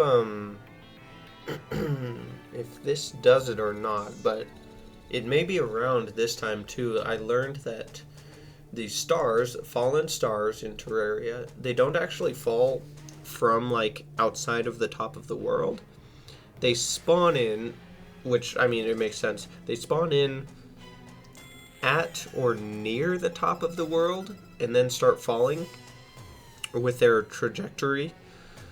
So I don't know if any of these blocks are close enough to the top of the world, but when I build like my Dark Star Void Vault, which is pressed up tight against the top of the world, the fallen stars, sometimes they land. Oh, see, actually, there was a star inside of the ship back there that I saw. But sometimes the stars land like on top of the world if you have blocks there. Sometimes they spawn in low enough down that they'll be below those blocks, and they'll actually fall below a block barrier that you have. So not all fallen stars come from the very top of the world. It's kind of interesting. I never realized that until I did specific projects such as this. I noticed that my health ends up getting fairly low here and there, and I might even die a couple of times to the harpies, as they're just like bombarding me with their feathers from off screen, like up above the world, because they can spawn and fly around where I can't see them, and until they get close enough, my Stardust Defender doesn't attack them. The reason why I don't have my Terra Prisma as well, which you might be wondering, is, if I remember right, because they will go to attack the harpies that are out of, like, off-world up above the screen, and at certain times they'll get unloaded and they'll despawn themselves weirdly. So over time they kept just disappearing and it didn't take that long. So if I did want to, have my Terror Prisma defending me, I would have to continuously resummon them, and that was just too much effort. So I ended up changing it, just letting the Stardust Defender, the Stardust Guardian, defend me, and I only died once or twice, I think, if that. Now I'm on to sort of part of the depth and 3D effect design, I guess. Or maybe not fully, but I was definitely messing around with it there. I do remember also taking some time off on my other world and just trying to throw together a bunch of little 3D design tricks and techniques that I might be able to use. Then here in the back, trying to figure out how to add more detail and some cool effect for like the main ship thruster or something along those lines. The main power locomotion power.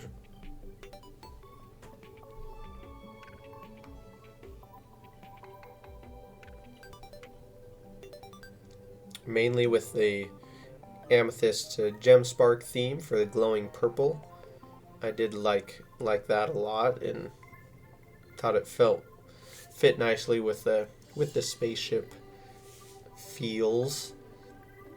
Obviously during blood moons it makes things a bit different. Played around a lot with different platforms, different actuation, just to try to make, just unique little details, I guess.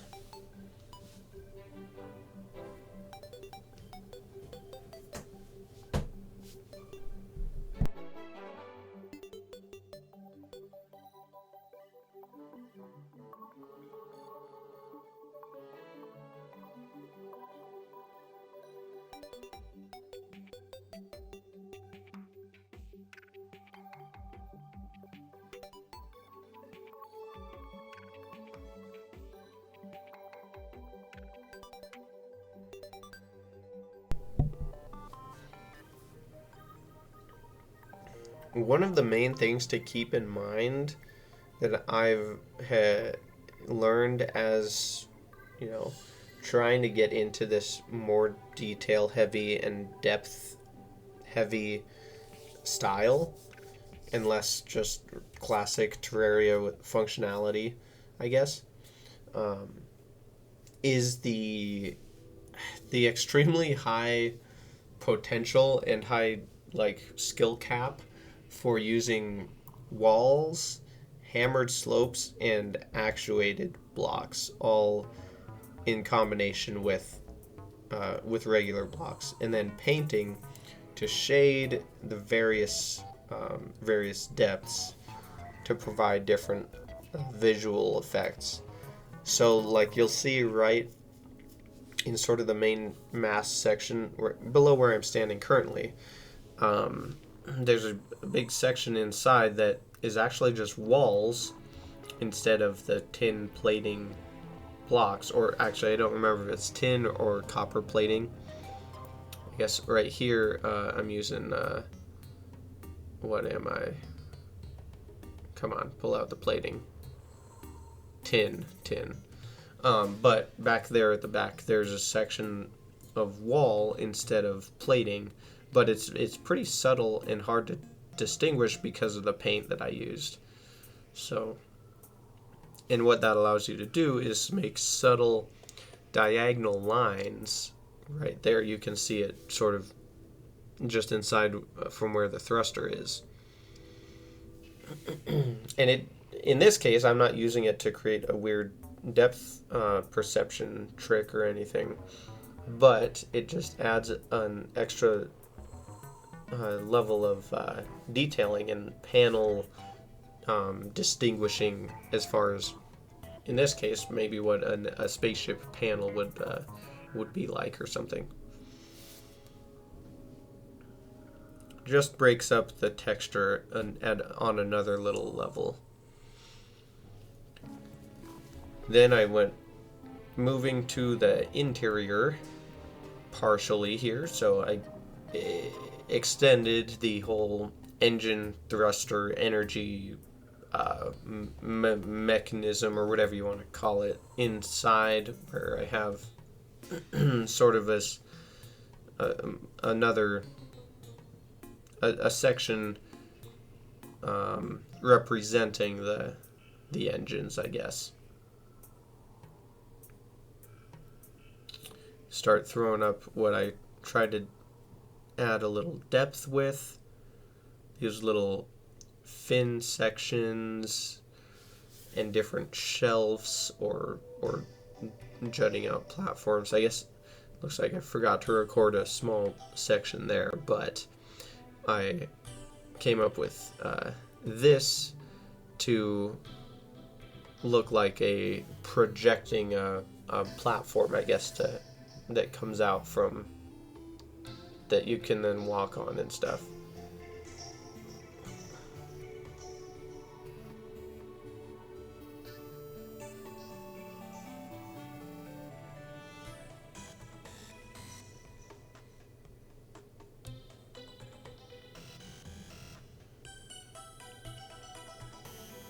It's really interesting here, and the depth is kind of subtle in a lot of ways, but being able to use both tin and then copper plating and having those distinguishing options for the depth, and then on top of those using like just the stone slab walls in other places. And then by the time I get like work through all those options, start playing with different detail walls, like for example under those stairs there, the bamboo, the large bamboo walls, which I mean, it's kind of funny thinking I use large bamboo wall in a spaceship design, but they were kind of the closest thing I could find for a large, smooth, metallic looking, when painted gray, support pillar for like my stair framework. Bamboo in general, I find, is actually pretty cool, and it has a lot of good applications. Playing around with various blocks and various walls to find the right shading and texture that I want for these little 3D protrusions, I guess. So they're not too obstructive, but they're not so subtle that you don't notice them.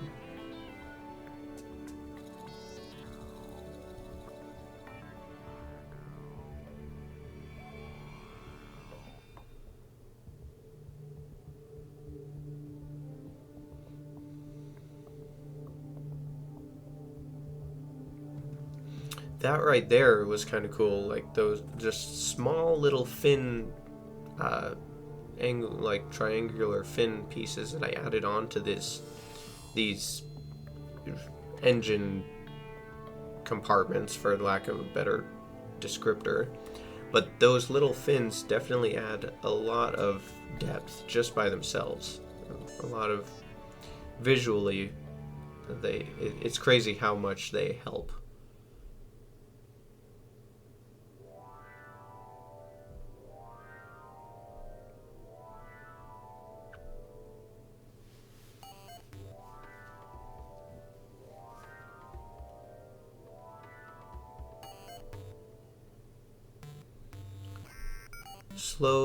Slowly modifying the whole design here and there. So now the little engine compartments are molded sort of together into a cohesive section, and using walls behind the grates, I kind of was able to make it look like a continuous, smooth, enclosed chamber, but still use the grates leading right up to the top and bottom edges. to add a little more texture and color and whatever. Then I also, at this point, figured out more specifically or started to, the actual design of the little spawn chamber. So I needed to make sure that I could have the bed there and that platform at the bottom, that glass platform that it currently still is, would be the right height for launching for the game level functionality. So I made sure that that would work okay. Then kept on just working on the details.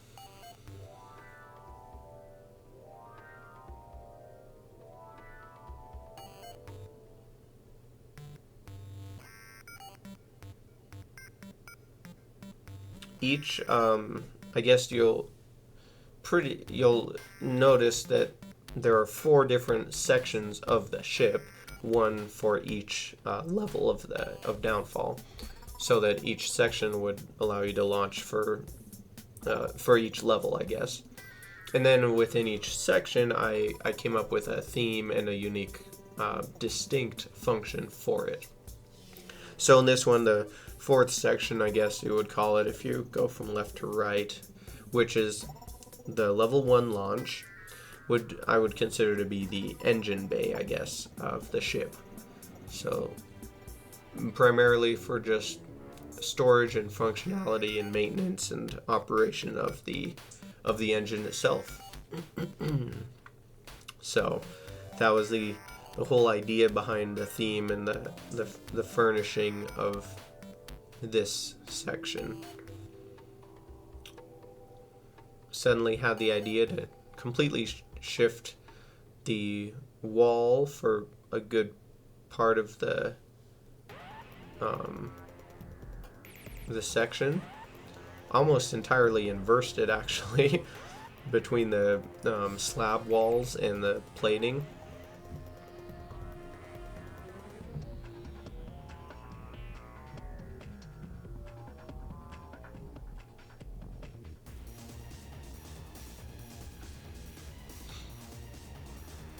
Yeah, definitely being nice and meticulous, though, as far as my design of the interior and exterior too.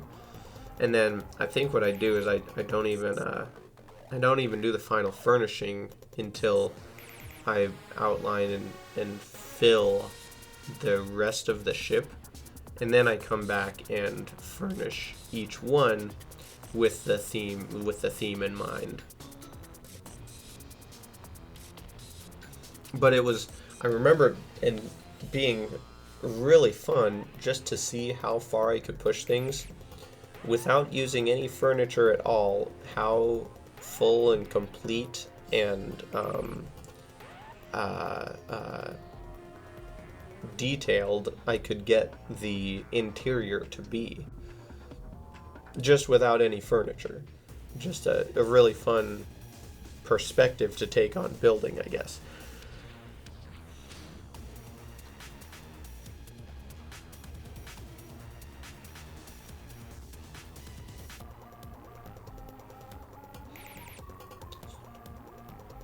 One of my main struggles was definitely small, not too over the top, but not too subtle, like railing designs. Do the little zoom in move to get the details straight.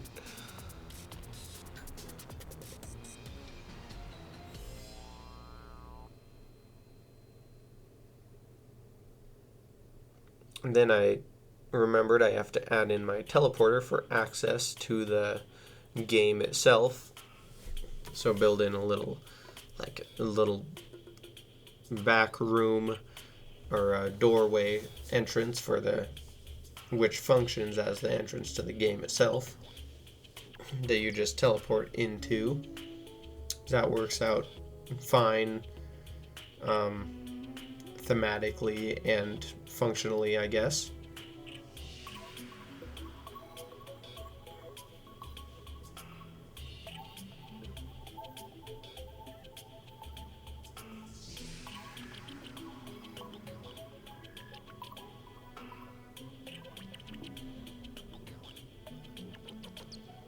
Nope, maybe I am gonna do some furnishing here. So I grab a bunch of different types of lamps and lanterns to figure out what type of those I'm gonna want to end up going with.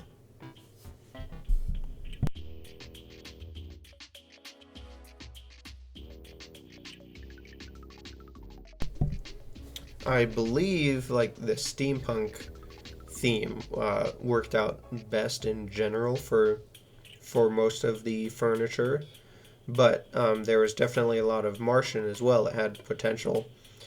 And then again, with each section being themed differently, I had a different color glow kind of with each section to as well. So I remember I painted some of the lights to match that, I think. Um, and that works out pretty good too.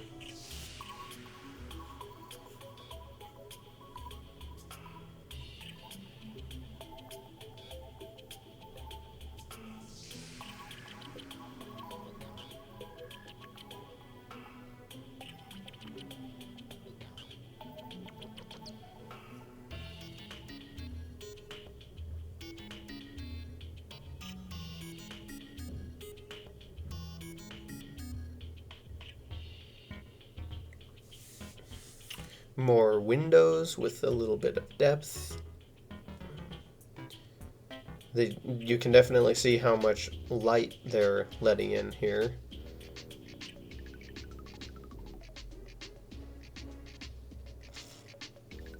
The grates used as windows are really cool because you can let light through, but you could also cover it up with like some sort of black wall, and it would still look pretty much like windows, only it wouldn't let the light through. So they're really, really very versatile in the level of detail that you can produce with them. And that's in addition to that, you can obviously activate them, which functionally decides whether or not they allow water to pass through. But I mean, I don't know if anyone else has, but I have never used grates functionally as far as allowing or not allowing water to flow through. I suppose if I did more mechanical builds, probably would have by now. But the only application I've ever had for grates is cosmetic building. So my experience activating them is minimal, but it is interesting how it changes the textures slightly. So you can activate them if you want to change how they appear.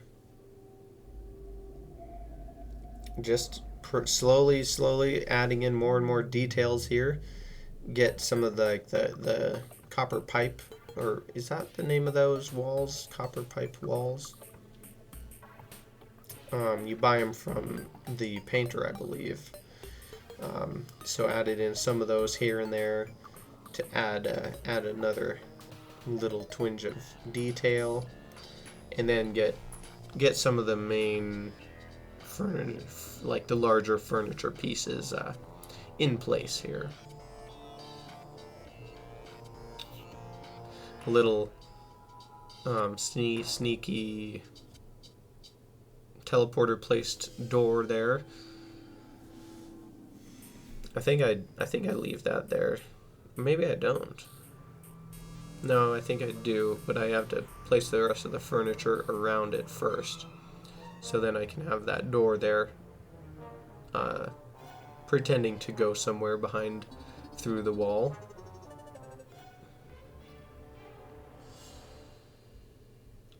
Here I set up the mannequin with the who is supposed to be the actual captain of the ship, Cadere Mori, and he is the one who actually explains your mission and thematically starts you off on the game of Downfall itself.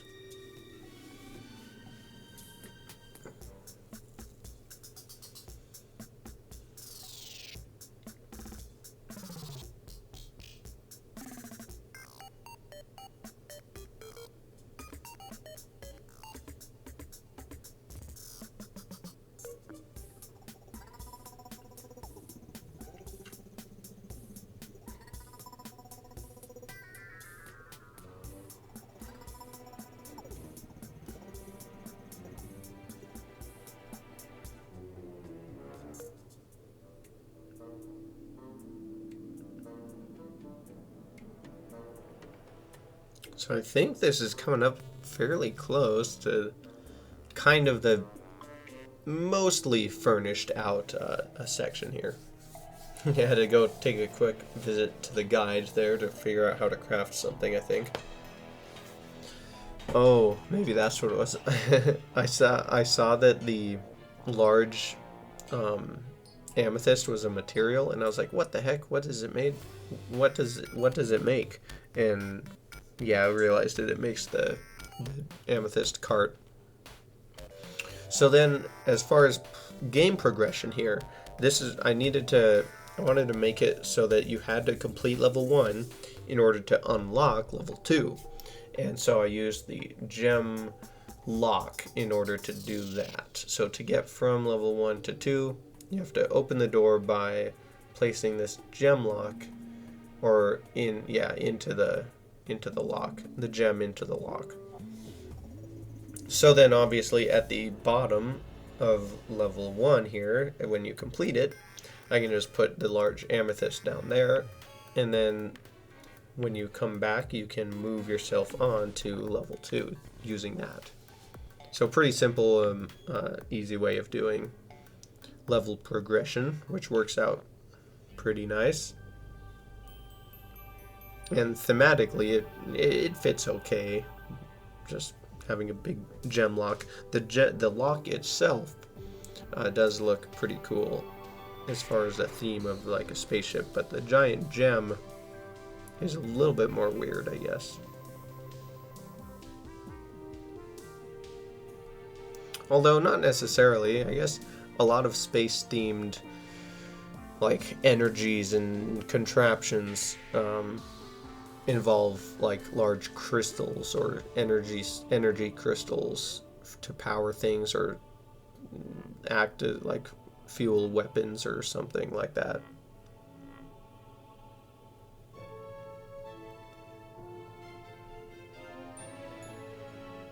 On to the final level of furnishing the pots, the random 1-block pieces like bars. But yeah, flower pots are a big one. Little coin piles here and there. Books.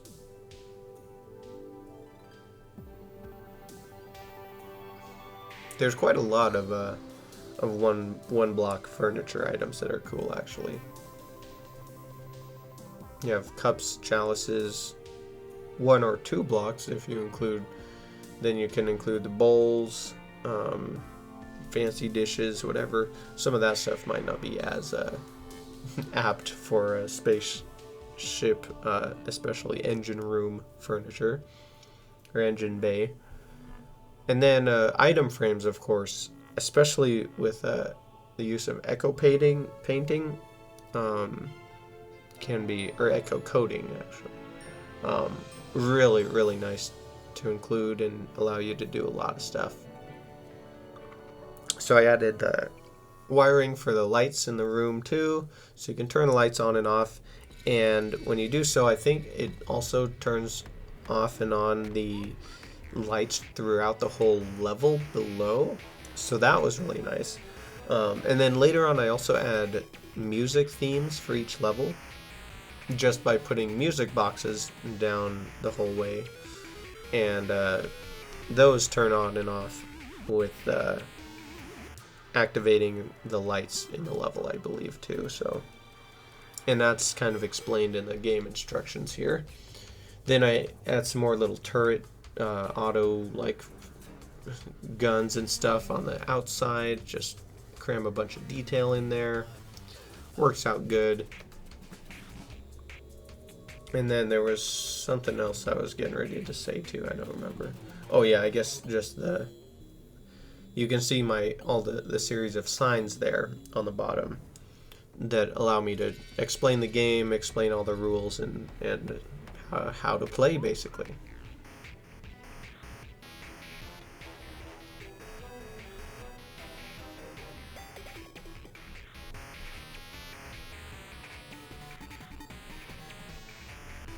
Back on the outside of the ship with some more finishing up of the sort of the the fins, or there's got to be a more spaceship term for that, but I don't know.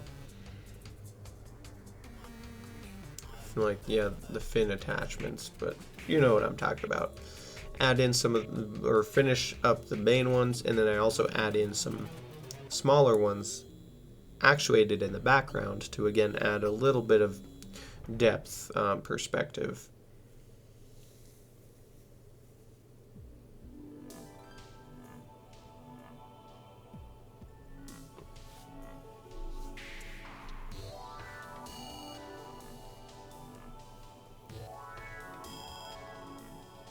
Had to make this little section actuated so that you could fall through it, and because of that I was able to just paint it a brighter color, so I used white instead of gray.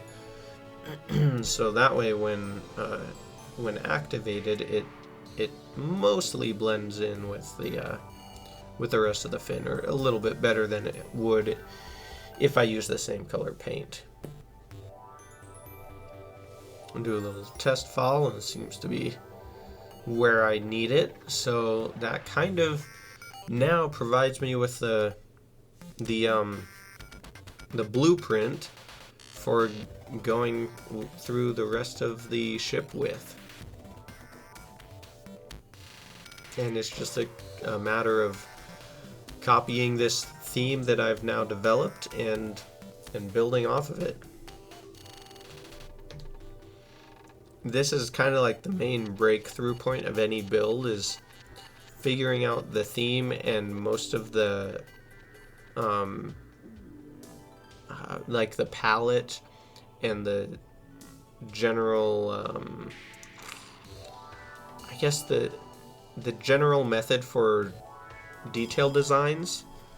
Once you have sort of one section to build off of as an example for yourself, it really speeds up the rest of the process. So now I have little sections just to copy and paste basically, which will get quicker over time. So starting with the little mini turret gun design here with a whole bunch of different blocks all painted gray. Maybe some of them are painted white, but just being able to copy, slap it up, and go pretty quick from here. Relatively, I guess.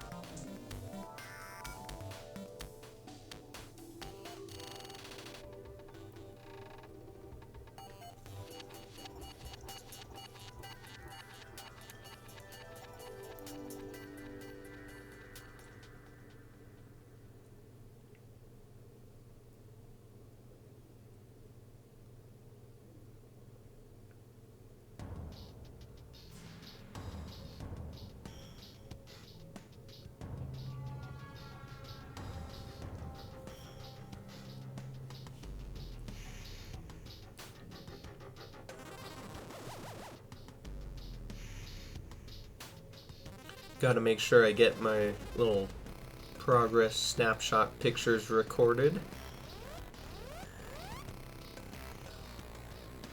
Honestly, overall, like as far as Tigaria itself is concerned, I didn't do an outstanding job of just capturing screenshots and or captures in the general process. I got most of the major breakpoints, I think, but definitely something I could improve on. Next section, I don't remember. It's either the armory or the bunking quarters, I think, in this next section here. The awkward thing, so you'll see I'm using the, right? Yeah, I used the sunplate blocks again. But it's funny, the texture of the sunplate blocks it varies based on where in the world horizontally you are. And I guess a lot of blocks are like this too. So the stone slabs, for example, they're placed in, isn't it 3 block, visually 3 block blocks or chunks or sections. But that texture shifts. If you were to place the block the chunk of blocks offset 2 blocks to the right or left, it changes visually where the texture displays the break.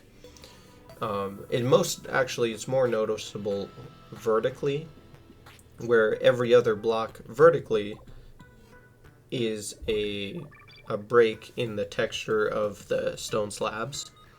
So depending on whether you are on an odd or an even level of height, if you have a 2 block thick slab, a chunk of stone slabs, there'll either be a visual break down the middle of that line, or they'll be combined into a thick slab.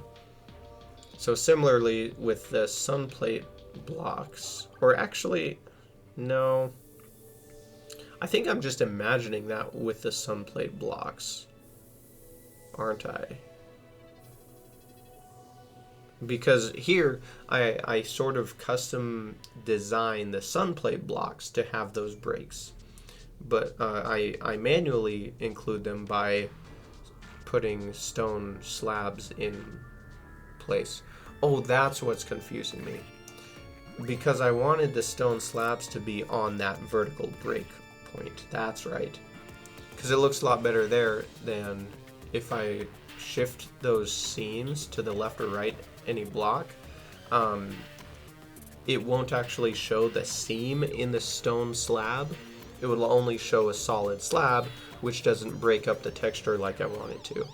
So that's why the spacing is kind of funny for this sunplate chunk brick platform that you see. Anyway, yeah, I believe the armory is what we're doing here. So I kind of just had in general, wanted to add some weapons and armor and arms, war supplies or whatever to this section, and have that be the theme. Again, starting with a lot of the platform and the floor layout and the big sections of protruding depth using actuated blocks, because all of that will restrict how much furniture and where I can put furniture and other details as I move on. Again, getting out the nice bamboo, trying that out to see if that's going to work for my little support sections.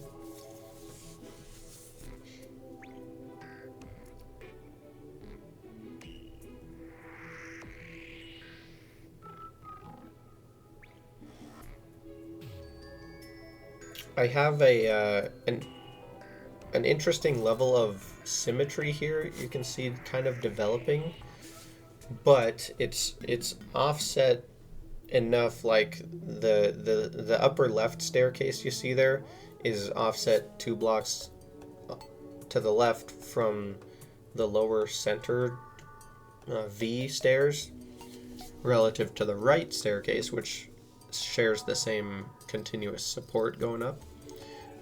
I'm okay with doing it like this because it's 2 blocks off, and it's very obvious that I intentionally designed it as to be off-centered like that and asymmetrical.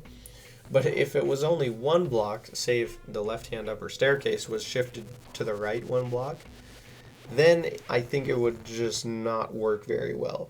It would look weird because it would be only 1 block off from symmetrical, because at this scale it's easy to tell that that is not symmetrical, but it wouldn't be enough obvious difference to immediately realized that it was intentional. So it would be kind of this weird, awkward middle ground of not really working too good. But because it's 2 blocks, it's pretty obvious that it's not symmetrical, and it's supposed to be like that. And so then you break the symmetry, and it adds that it works just fine on its own, I guess, is all there is to say. I tried to design some sort of heavy, like heavy weapon gun or launcher or something there on the top in the middle. Actuated it so that you can still walk around without running into it. And then that's what that was supposed to be. Although being actuated, it's fairly subtle. It's not really popping out from the background that much. But then I got to make sure that I have a few weapon racks for weaponry to be displayed, and then obviously a bunch of mannequins for armor sets to be in stock and ready to go for soldiers to suit up.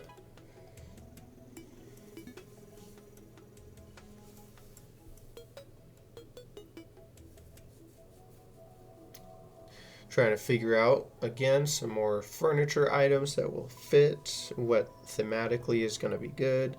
Got a couple of trophies, which definitely do work really well in here. You could see them as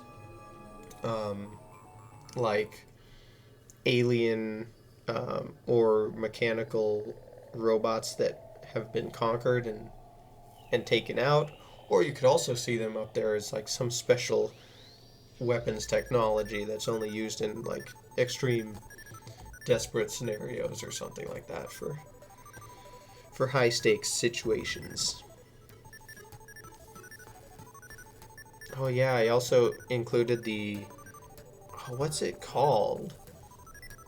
One of the desert paintings with the fossils. What's it called? It's called ancient something, isn't it? I can't remember now. But it kind of works in here too, just painted gray, and then represents some like alien.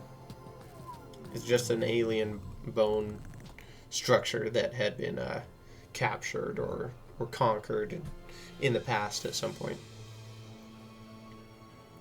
Just various armors and stuff, and then adding dyes to fit the theme.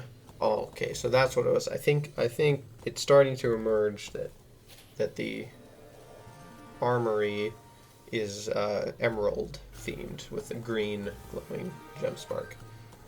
I think that's right. Although for some reason in my mind it was like orange. But it could be the next section that's orange.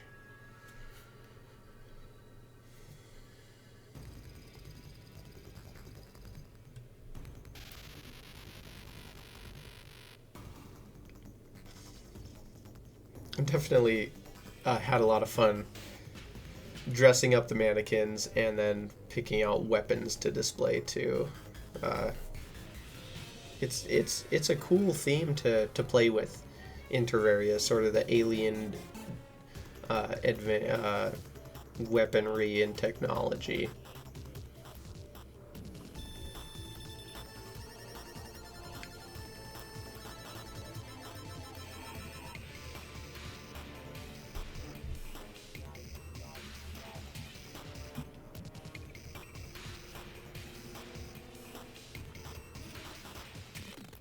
Oh yeah, so I did each of the like different shroomite sets as one little squad, and then just a set of 3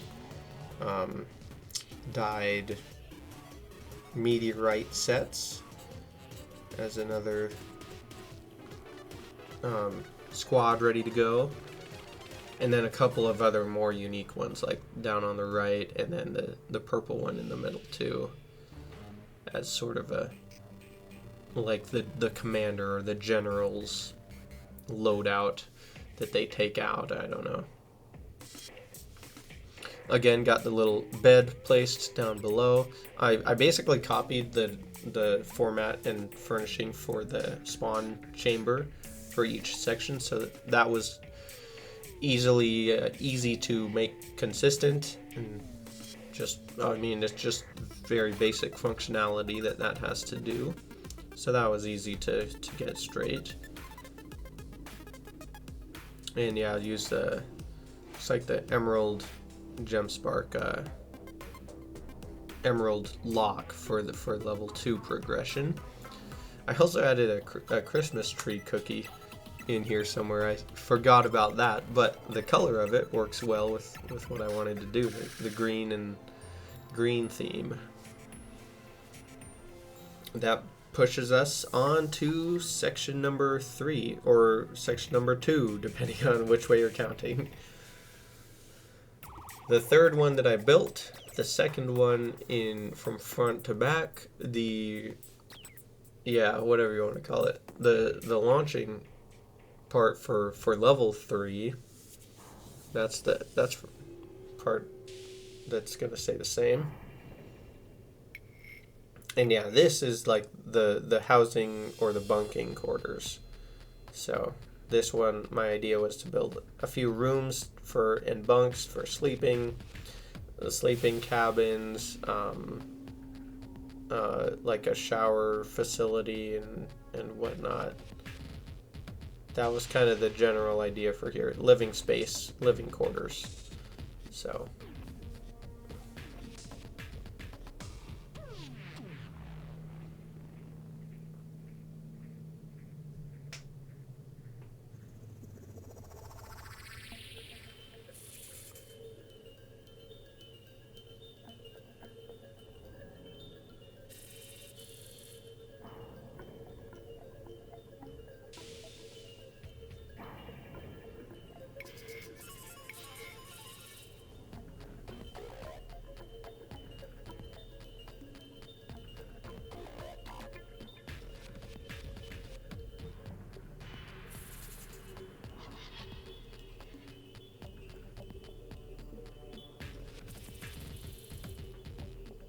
got the general layout for the rooms figured out, then the main staircases as usual, and then I went ahead to add in the angled depth improving supports.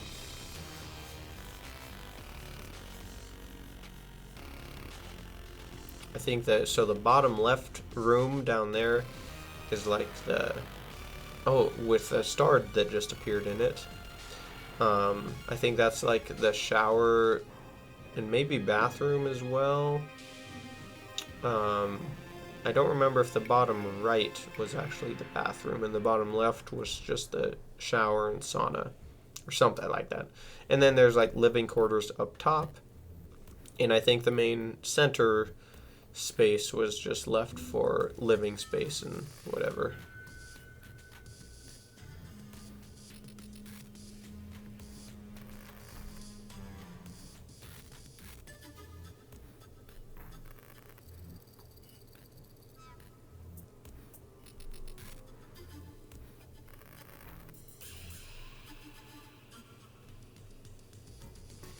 I think I tried to build like a display screen or a TV screen in the top center there that's kind of angled downwards.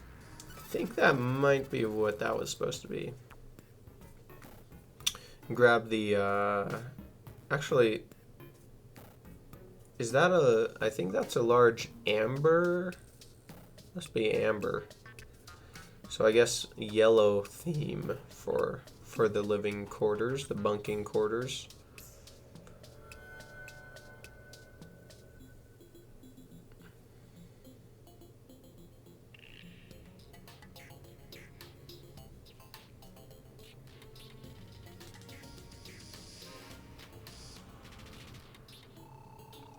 Here's the bunk bed rooms, or at least one of them.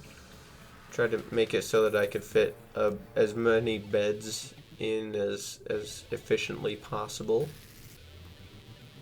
And then down here, I think this was the bathroom, wasn't it?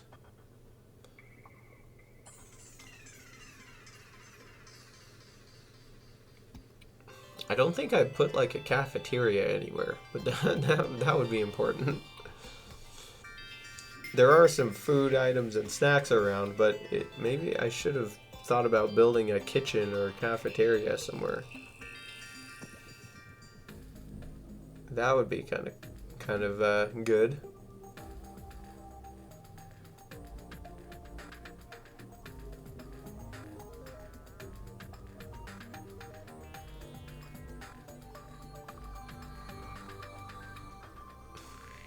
Oh, did I might not have had my like water crafting setup or something. I don't know. I don't know why I jumped down into that water pool for no reason, or for crafting by the looks of it. But yeah, so that's the little bathroom on the bottom right. Some pictures in the main area, couches, just hangout area.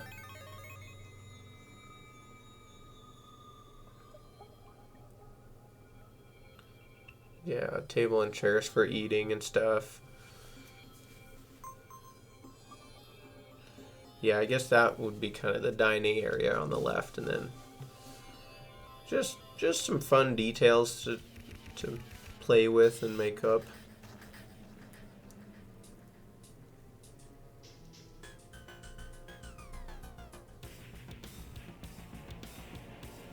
Got to get the right book in the bathroom there.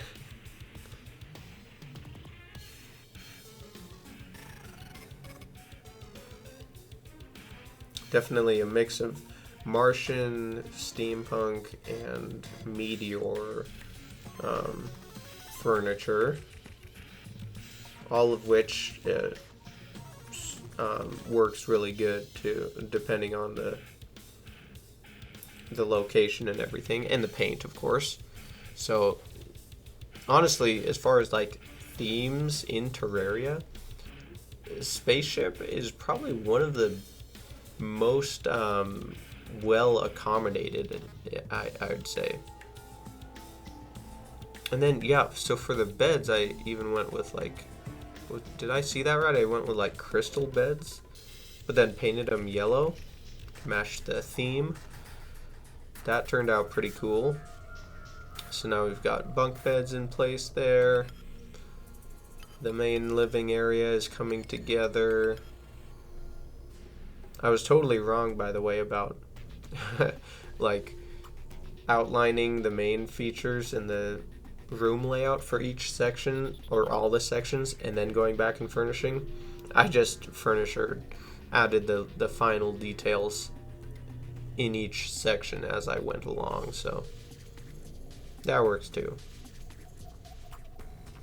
Each section is different enough that I wasn't like using a ton of the same furniture in each different section, so I wouldn't really have gained a ton doing it the other way. And then my idea was like the shower and sauna room, or facilities back in here.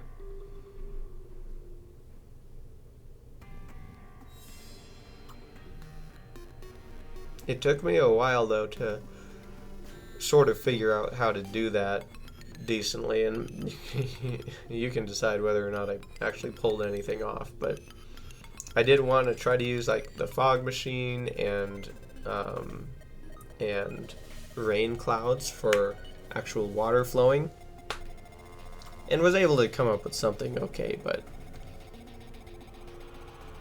I don't remember if I left the fog. I think I did leave the fog in the end. And of course it's powered on with a switch. Same with the rain clouds. I think I put like echo blocks underneath the cloud that actuate on and off. Yeah, so you can actually turn on and off the water using that. There we go. And then I had to figure out where I could put the fog and yada yada yada. But it was a fun idea.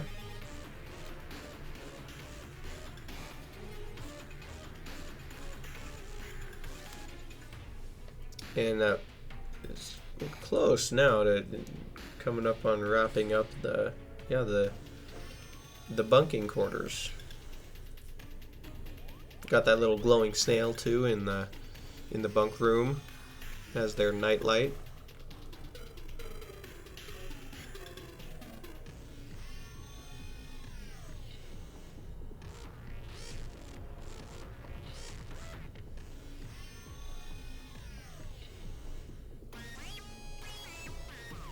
Finish up with the wiring, the filling of item frames, and then the books and plates and pots.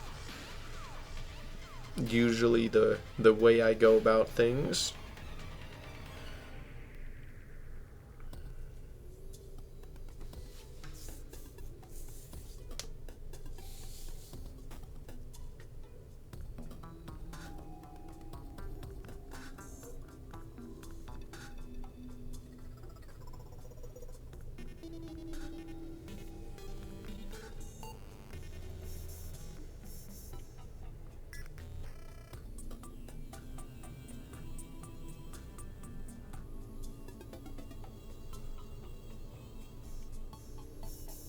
This one was a little different in that I had like the main living space all hooked to one light switch, and then the other smaller rooms, like the bathroom, was on its own little switch. So a little different than the other, the first couple of completed sections.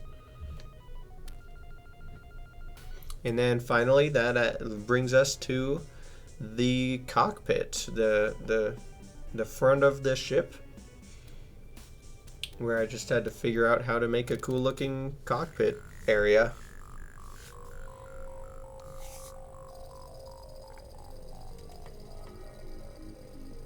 And there's probably somewhere along this part where I'm working on the cockpit that I start thinking about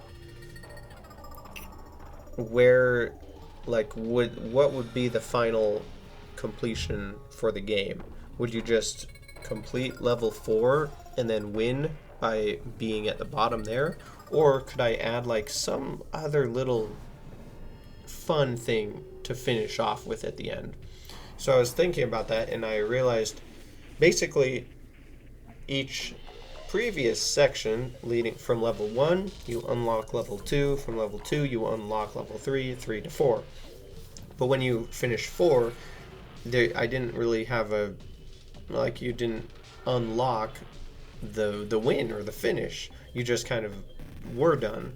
So I did want to add something special like that, and so I end up putting in a teleporter that unlocks once you complete level 4, and then that will allow you to see kind of the secret victory zone, which I built just for fun, for decoration, which is represented as this like ancient, or not ancient, but super far out galaxy that's super pretty and just for fun.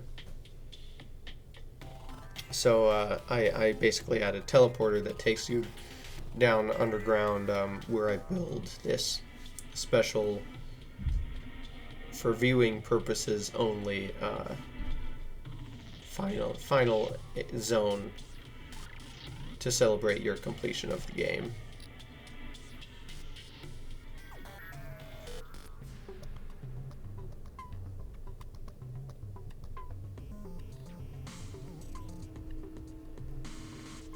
Yep, designing the bridge here. Got the little platform near the front for the captain's chair and master controls, and then just some various other areas, I guess. A little catwalk up on the top for equipment and management and controls or whatever. A little room in the back. I think that's that little room on the top right there is the captain's quarters, like for like the bed of where the captain stays or something, if I remember right.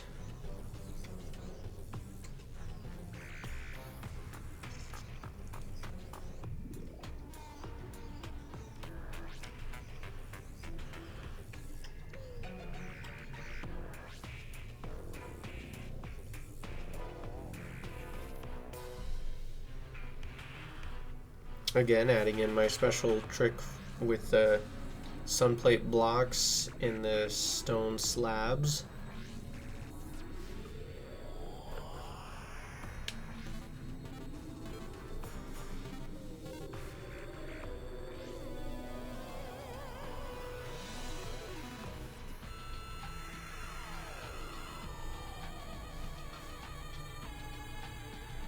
Still using what few techniques I found for doing railings.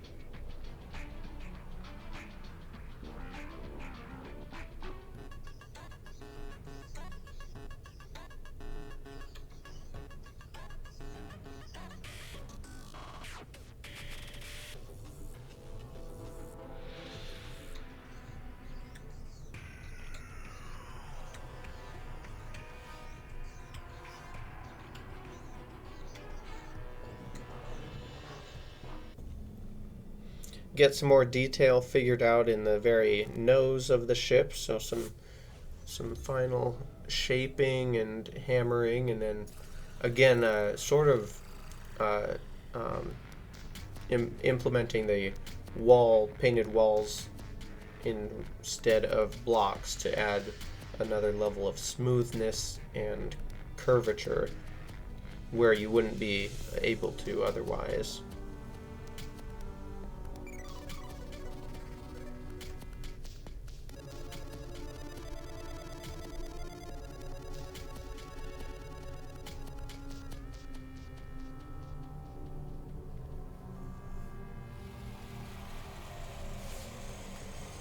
Trying to figure out what to use for the main captain's chair, but the throne turned out not to really work that well because it faces straight forward.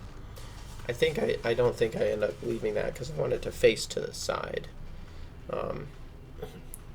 So I moved the throne back to where it looks more reasonable.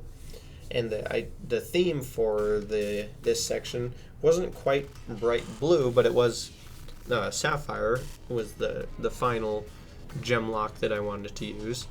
But instead of being blue, I decided to go with teal instead, I think. Just to, I guess to be a little bit, just to be unique, but also I felt like it fit a little bit better with the rest of the color themes for the other sections.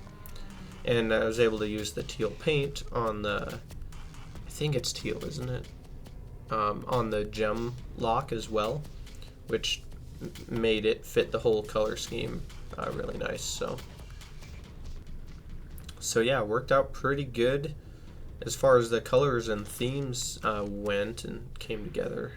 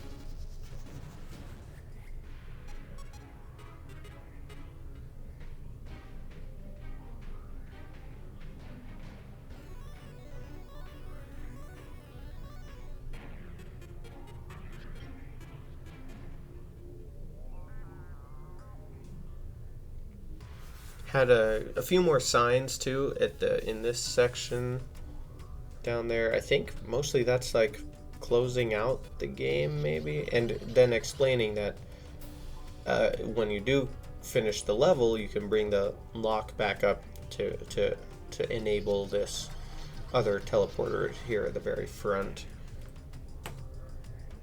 Oh, maybe it's not like that little bedroom I was talking about earlier. It must not be.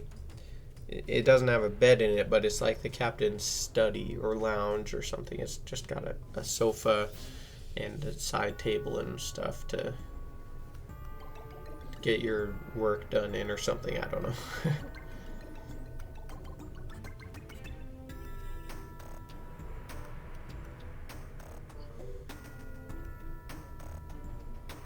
Figure out what kind of other furniture I can include. The various bookcases, items for item frames, crates, paintings, all the good stuff.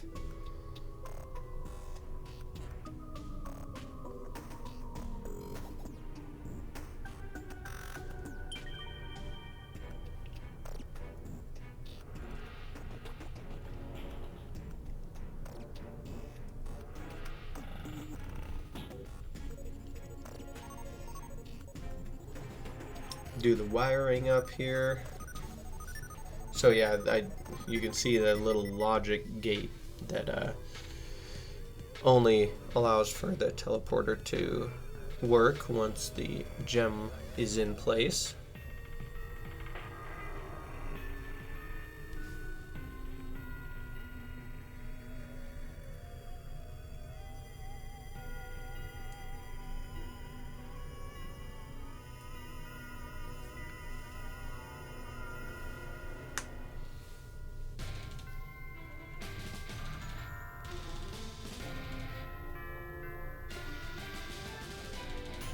Getting down to the final touches, the small furnitures.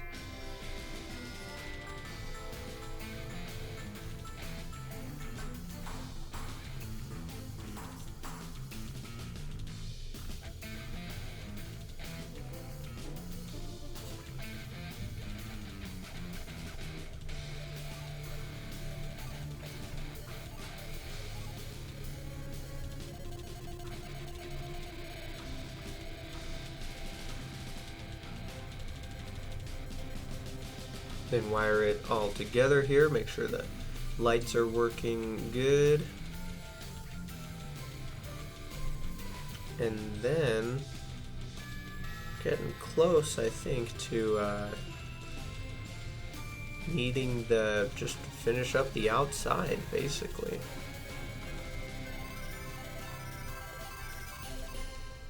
Go back and got all of my materials figured out, and at this point I already know basically the exact pattern that I'm going to be following, so it's pretty quick to copy these over, actuate here and there, paint, hammer, get it all done, and hopefully try not to die to harpies up on the top there, because those guys kept being a nuisance.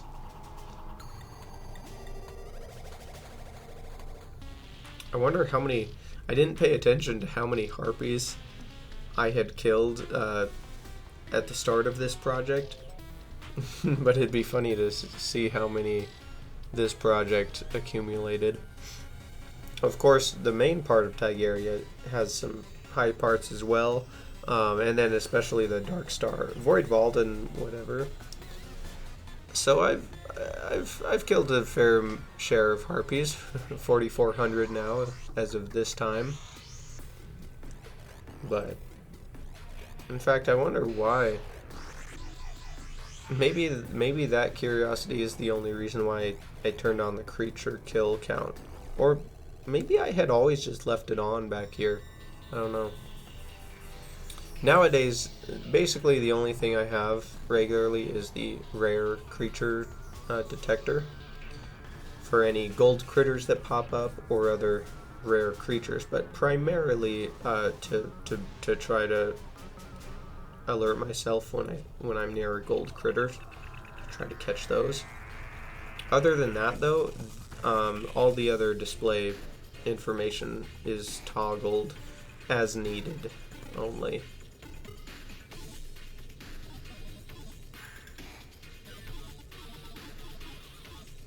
I guess maybe partially too. This was before they updated the bestiary to log your kill counts if you look at the bestiary, whereas at this time I don't believe they had that. So the only way to know how many of something you killed was actually to watch the creature count as you attacked something. Get little turret guns here figured out.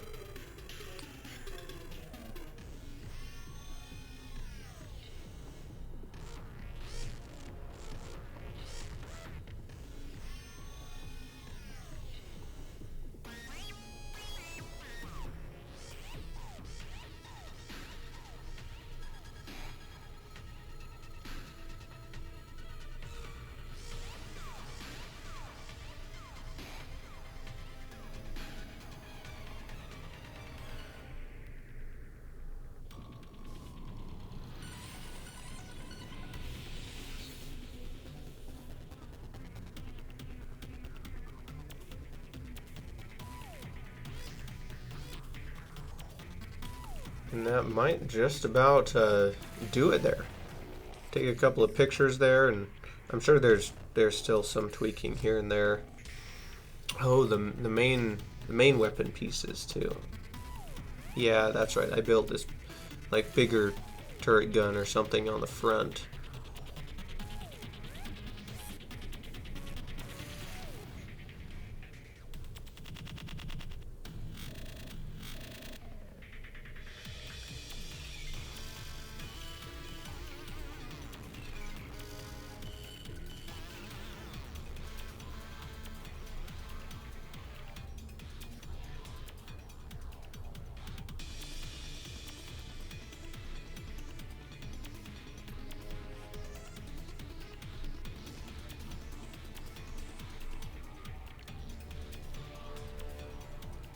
Adds a little bit of steampunk platforms as an extra level of detailing.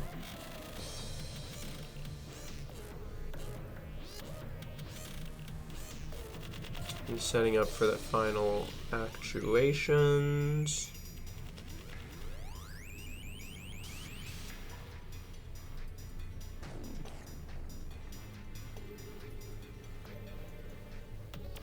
There we go.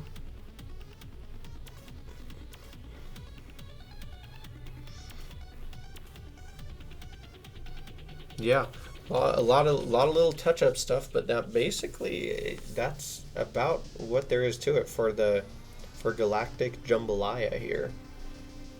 I think the next thing I do is the little deep space display.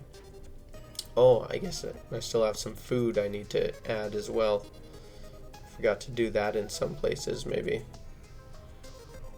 Get all that in. There might still be quite a bit of stuff that I'm not remembering.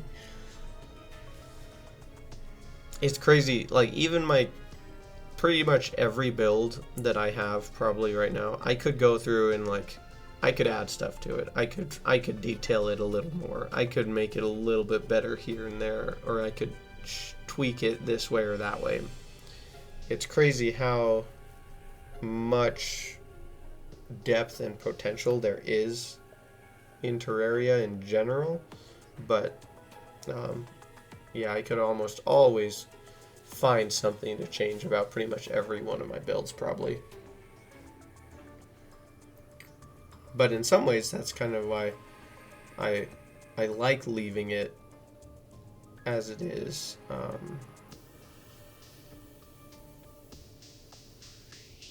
And just realizing the available potential and practice and working that into future designs and future projects, future builds or whatever. But it looks like we're not working on deep space right away. Maybe I saved that to last. I don't remember the sequence, because we are definitely starting on level 3 here.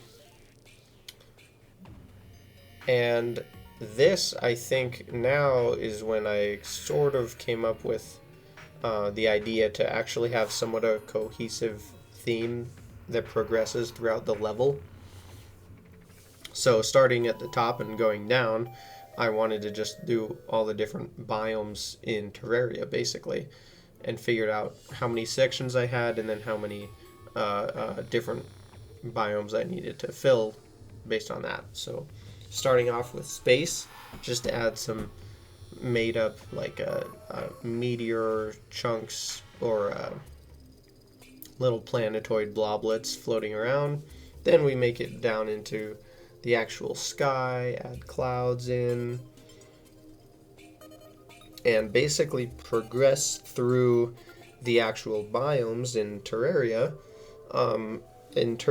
mainly in terms of game progression, but also partially perhaps around actual physical location, like the underworld being at the bottom and the sky being at the top. But then there is like, hallowed, crimson, corruption, and so all those are kind of lumped in sequence after each other. But those, and then the jungle and the snow and the forest and the desert, they don't necessarily represent specific heights in the world. So I just added them in based on general game progression instead of world location, if that makes sense.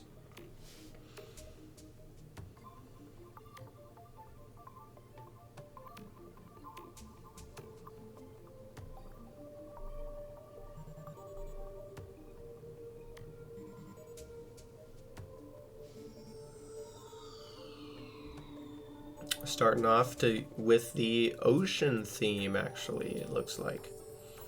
So the lead up with the asteroids, and that's the word I was looking for earlier, and sky, and then finally coming into where the hard obstacles start with the ocean.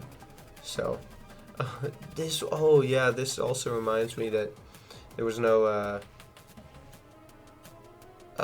there's no, what's it called, fertilizer at this point, and so I needed to manually let each tree that I wanted grow, which adds a bit of time, but not too terrible. I figured out how to work with it by early on placing the trees that I wanted and then just working around whichever ones happened to grow.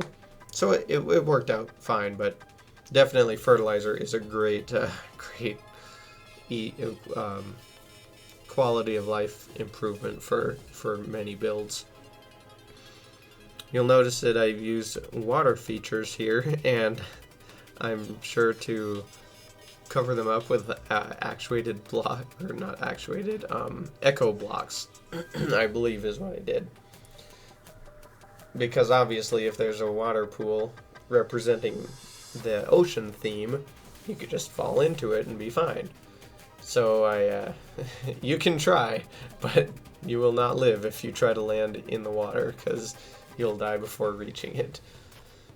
That reminds me of another important invisible feature, which I don't know if I've yet built or not, but near the end, one of the final improvements that was necessary was for me to put echo blocks and actuated echo blocks all over the ground wherever there was more than one or basically 2 blocks of available flat space, because gravestones would land and attach themselves there. So basically, had I not done that, as you tried the game, unless you miraculously managed to do it in pretty few attempts, or pretty small amount of attempts, there would quickly become a huge graveyard almost everywhere you went. And just, I didn't want that effect to be part of the game. So I made it so that grave headstones and grave markers or whatever were unable to actually land and attach themselves. You know, it looks like we may... Did we just transition into the newer update in Terraria? I'm trying to think because my health and my mana bars are different. I think shortly I'll probably realize that you can change them and put them back to where it says what your health is instead of having the fancy ones. Because I think that's the way I currently have it, and I like being able to see the number.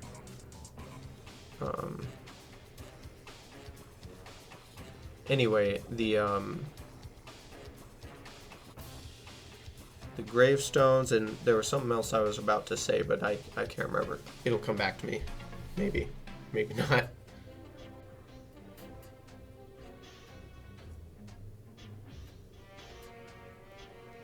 Oh, yeah. I was thinking, after I started talking about gravestones, one thing that I did not include throughout the whole biome themed level here of level 3 is a graveyard biome. That might have been cool to like have to fall through. Although I can already think of a couple reasons why I wouldn't do that. One being the graveyard effect would spill over to the left and right sides very easily. So it would kind of encroach on the other levels 2 and 4, which I wouldn't want.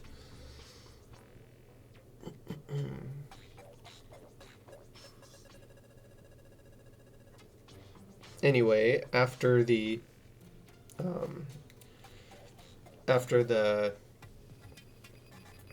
what's it called? Ocean theme of that we start off with in the first section, then move to forest. And I had to decide whether ocean or forest would take priority, like highest up, and I ended up doing it this way, which I think was okay. It's not very far off from the very first section I started level 1 with, though, the first obstacle, or I guess technically second obstacle section, because I did have those stone bricks to start off with. But this one was actually intentionally themed with the forest in mind, so I was able to add the trees and then go from there, basically. Importantly, though, and if I remember right, it's at the completion of level... Is it? I can't remember if it's the completion of level 2, or it may be right here. I'm about to build it. The upgrade chamber.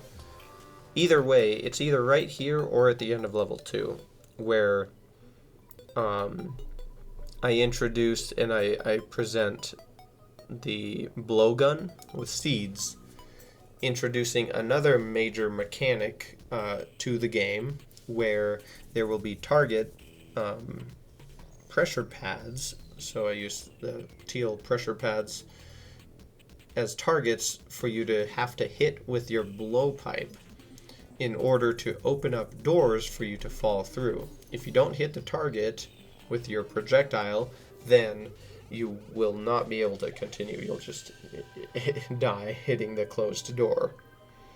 So that was my main breakthrough idea for here. And that kind of is what I build the rest of the progression mainly around for the rest of the game. Although, so it took me a while to figure out how best to do this, I think. Basically what I wanted was to have a pressure plate that when you shot it, it opened a door. And then after a certain timer, the door closed. So that it would close behind you, basically. And that way it wasn't a one-time open per level. Like, you could open the door by shooting the pressure plate, fall through, get further in the level. But then if you died and restarted, I still wanted you to have to hit the target again as part of a continuous part of the level, rather than a one-time activation. So it took me a while, but finally I figured out that very simply I could just use 2 dart traps, both of which activate when you hit the target, and then one of which immediately hits another pressure pad, which actually you could do this easily with 1 dart trap as well, but I don't know if I realized that or not till way later on. But if you just have, say, 1 dart trap, you can actually shoot it over the top of a flat pressure pad, and it will activate that one. So you can have that one open up the door almost instantaneously the moment that the target is hit. And then you can place another pressure pad any distance that you want away, and the time that it takes the dart to travel to that pad then is the time that the door is opened before hitting that pad and then activating again and closing the door. So using that method is either 1 or even 2 dart traps is super simple and easy and works really well for me because quite a few things. But the cooldown of the dart trap being like, what is it, 2, 3, or 4 seconds? I can't remember. It's a few seconds.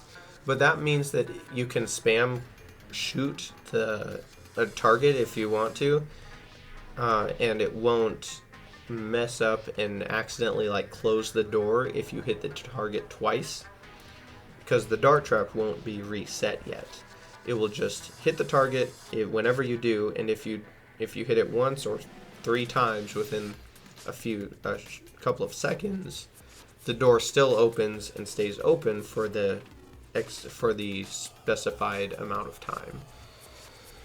So that's kind of the main mechanism that I used throughout mostly the rest of this game, honestly, the rest of Downfall.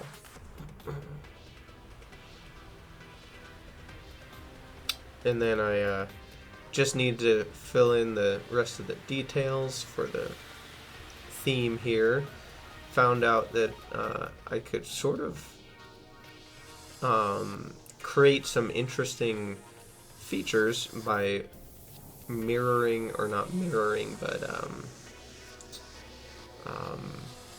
connecting this stone structure with a little cap of a grass with a tree on top, just to create a unique feature that still represents the forest theme and provide some cool stuff to work around.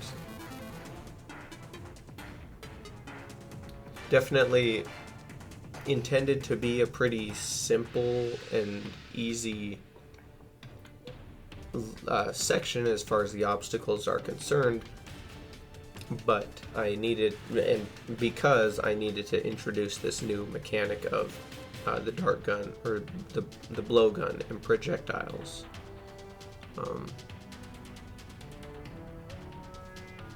Which I think came out pretty good.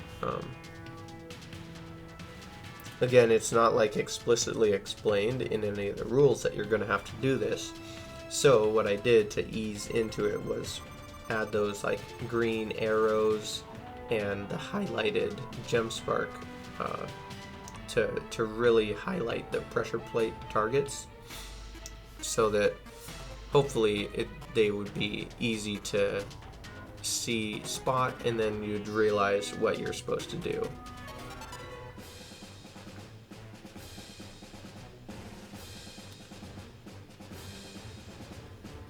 Build the targets nice and big, and then hooked them up with the rest of the lights for this section, I think, or level actually. And then I put them there in that spot because I think if you fall and die on the door without opening it, you'll kind of have that screen there where you can see the pressure plates and the arrows, and you also see the upgrade chamber, which I think does give you the blowgun. Is that what it's called actually? Yeah. Or no, the blowpipe, isn't it? I think it's a blowpipe, and then the one you buy from the witch doctor is like the blow gun or something. I don't remember for sure now. Anyway, the one that you get early on from a chest, I think, is the blowpipe, and it shoots seeds. It allows for the collection of seeds, in fact. But you'll be able to see kind of the whole picture and all of the clues when you hit this stone wall right here, the door technically, if it's not open, and start to get the idea that maybe you have to check that upgrade chamber. And even actually while you do get the upgrade itself, you'll be able to look right at that time and see the targets on the walls, and probably put together what you're gonna have to do. So hopefully that turns out to be an intuitive way to introduce the new mechanic of projectiles. So then, moving on to the next section, from forest theme we go to the snow theme, and with underground ice shards to dodge, there are two sections, or it's kind of split into a left and a right side, and then there's a major blockade on either side that I think does technically have like a 2-block gap you can slide through if you want to, but it's pretty hard to do that. So more reliably, there are targets to shoot with the blowgun that will open up or break all of the icicles temporarily for you to fall through with a much lower risk. That was the whole idea behind that one. And again, big target area highlighted adequately with lights, and then basically different variations and fun uses of projectiles as you go down through level 3 here was my main idea. Of course, building within the theme of biome progression. So then I had both these door sections to bring out and hook up to a little dart trap sequence for each of them, and it was good to go.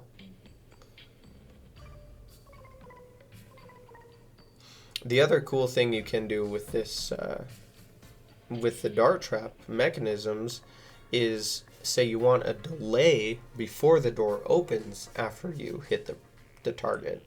You can just put the initial pressure pad further away from the dart trap, and so then you hit the target, the dart trap fires, but the door doesn't open till the dart hits the first pressure pad, like say a second or two away. Then the door opens and then again closes after it hits the end pressure pad, wherever you want that to be. So it's got like, the dart traps are just so easy to use and so useful for me as a mechanism noob in Terraria. A lot of I did, as I've mentioned, I did increase my mechanical knowledge or mechanism knowledge and wiring system for doing gridlock quite a lot. The third minigame on Tigaria. But even then, I still use a lot of dart traps for various mechanisms in that game. Although, importantly, I'm also able to understand how to use logic gates to some extent, so that helps a whole lot.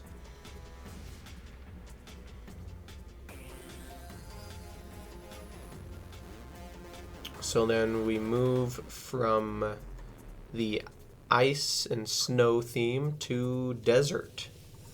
separate from the ocean that we started off with, the desert in contrast and following the ice and snow cave, kind of. I'm trying to remember what my twist for this one was. A bunch of dangerous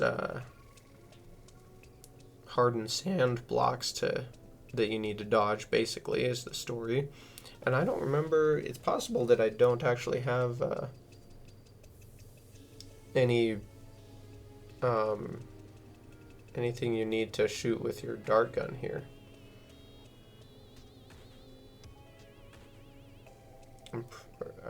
Or is not dart gun, blow gun, blow pipe. I don't. Whatever it is, who cares? I don't know what I'm doing with the cacti, though. I mean, I guess maybe I considered just hanging a bunch of rolling cacti up so he would fall and hit those, which would be kind of funny, except with your blowgun, you could just shoot them on the way down, so that would obviously be one reason why I couldn't do that.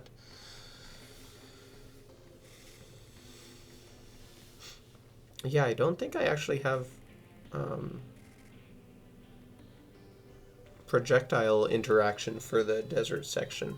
It's definitely a little bit tricky, though, because of the density of obstacles. There's not a ton of... It's not super easy to navigate, that one. And from desert into jungle...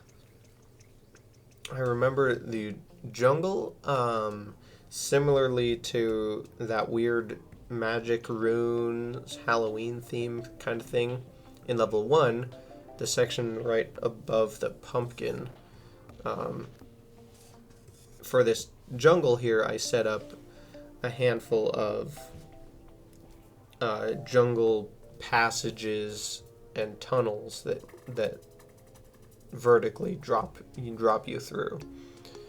And then I don't remember if I don't remember putting any projectile targets in this section, actually. Basically, as I'm going, though, from here on out, I've got to remember what upgrades the player has by now. So by now you have the Shield of Cthulhu, so you can dash. And you have a fair amount of just regular little mobility improvement accessories and equipment. So you do have higher degrees of maneuverability. A little bit more responsive as far as that goes. And then now you also have the blowpipe with the seed projectiles to hit stuff with. So I always have to keep all of that in mind when designing each section and the obstacles and mechanics.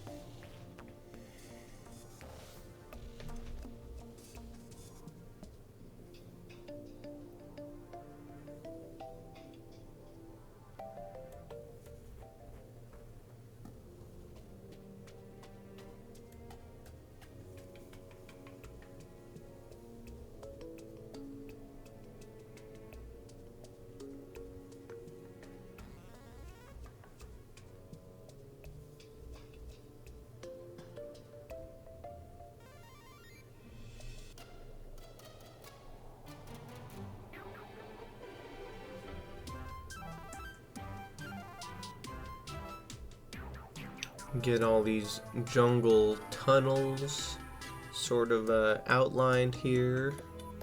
Again, still keeping those upgrades in mind, trying to balance challenge and learning and frustration and impossible or near impossible degrees of difficulty.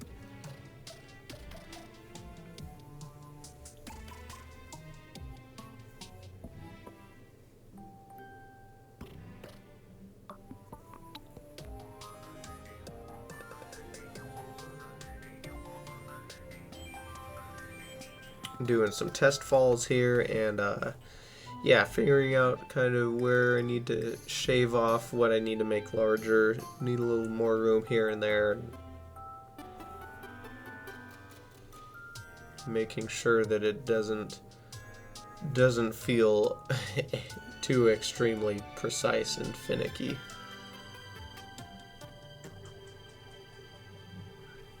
So I kind of like go down each line, each little passage, and test it out. See if the options that I thought about in my head actually work, and if they're able to be executed, like I said, without extreme levels of perfection.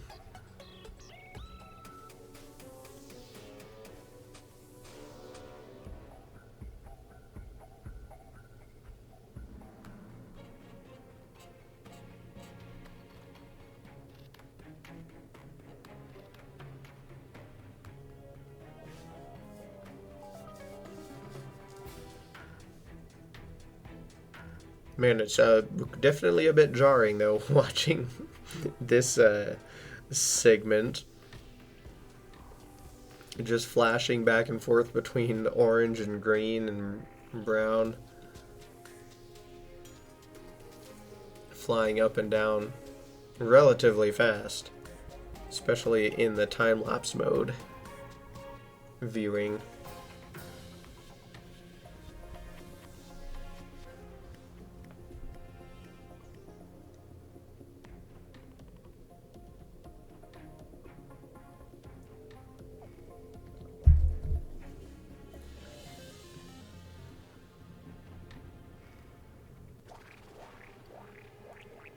More and more tweaking and refining, making sure I can get each,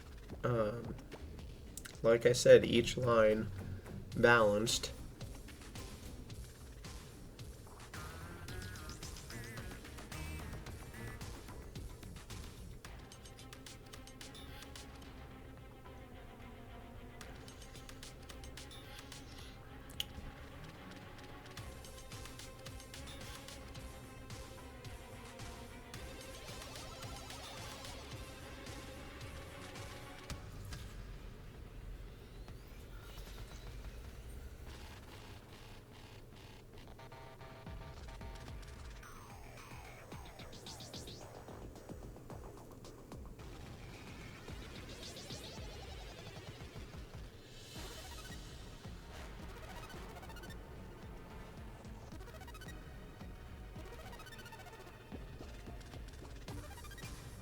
Oh, a brief pause in map view. You can almost see what's going on again.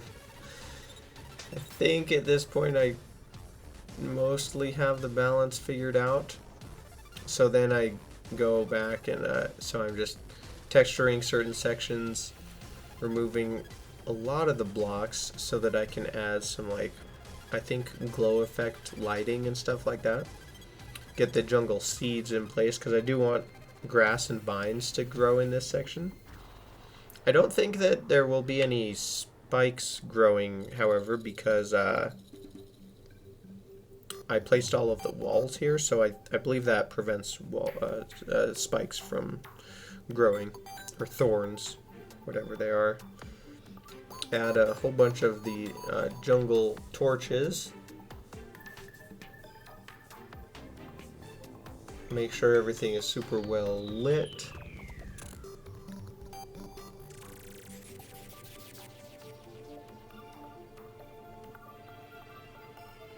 And watch the grass start growing. So the other fun thing about this one is right here's where I put another upgrade chamber, and I put it far enough down so that there's you are actually able to get into this chamber from most, probably not all, but a lot of the tunnels, the jungle tunnels. Otherwise, if I had put it like right up close at the bottom of one of the tunnels, that could be cool in its own way, but it would also be kind of limiting. you would have to remember, you'd have to go through, see the upgrade chamber, and then realize that you had to take a certain path to get there. So this way it's more forgiving, and it leads us into the regular underground section, the good old caverns, I guess.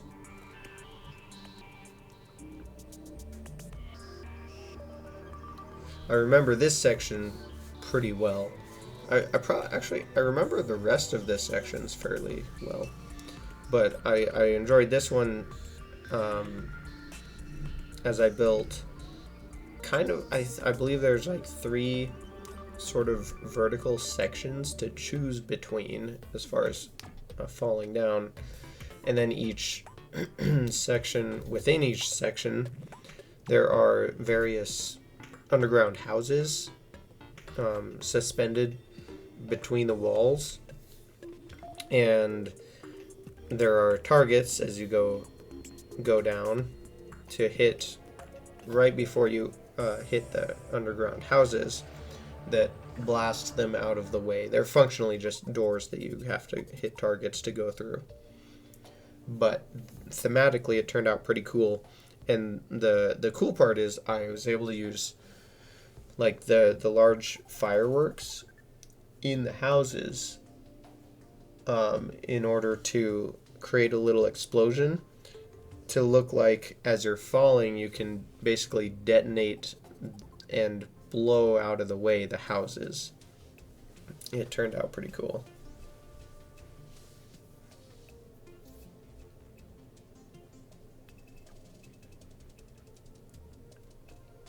Have platforms kind of suspending them from the walls.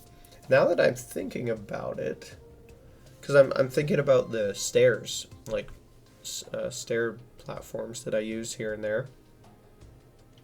I know that depending on how you're moving, if you're falling through the air, I've definitely had times when, say, if you're falling down and moving towards a staircase, like moving diagonally right into a staircase that's going up and diagonally right, if you're holding down and right, I think most of the time you fall through that staircase without colliding with it. I'm wondering now if you can do that reliably, and if it actually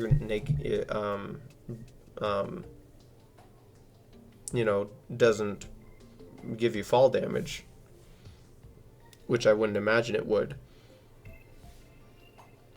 Oh, actually, no, never mind. I actually actuate all of those stairs that I build in this section, so it's irrelevant for this case, but still kind of interesting to think about now.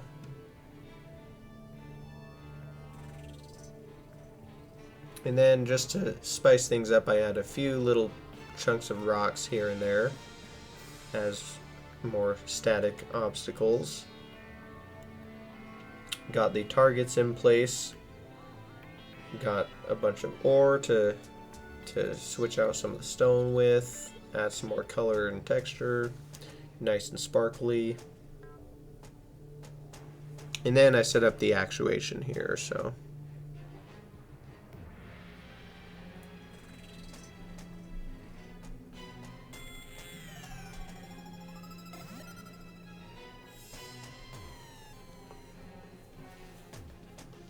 Again, same idea, dart traps for every little door, which is in this case each an underground house. It definitely took a fair amount of dart traps to make this though. Same with gridlock later on. Like, I find that dart traps are one of like the most valuable wiring mechanisms to use in various applications, but they are something that is non-renewable and non-purchasable. The only way to get dart traps is from going out into the world and finding and collecting them. I'm pretty sure anyway. interestingly, they are used to craft other things like venom traps, the upgraded version. But there are also super dark traps found in the lizard temple that function the same way. They all function the same way as far as mechanisms are concerned, I think. But as you can see, I use quite a few of them in various applications. So they're definitely something that, as I go world collecting for different resources, I'm always on the lookout for dark traps and try to pick them up wherever I do go.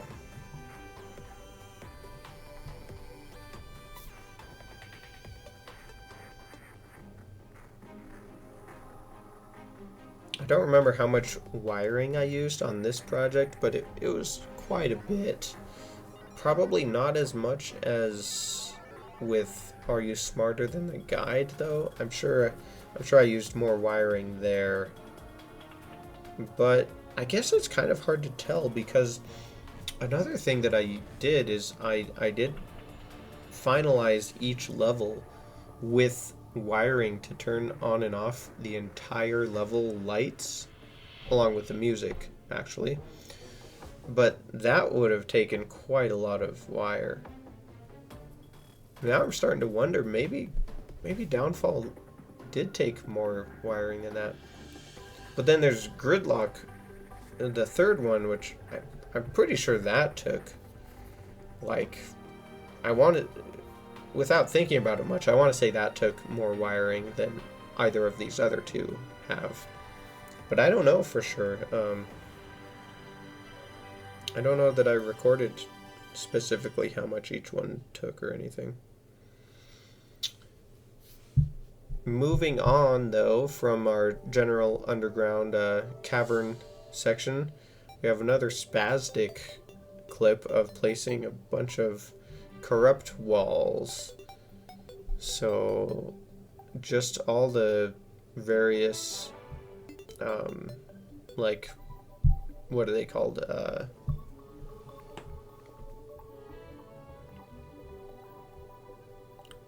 not echo,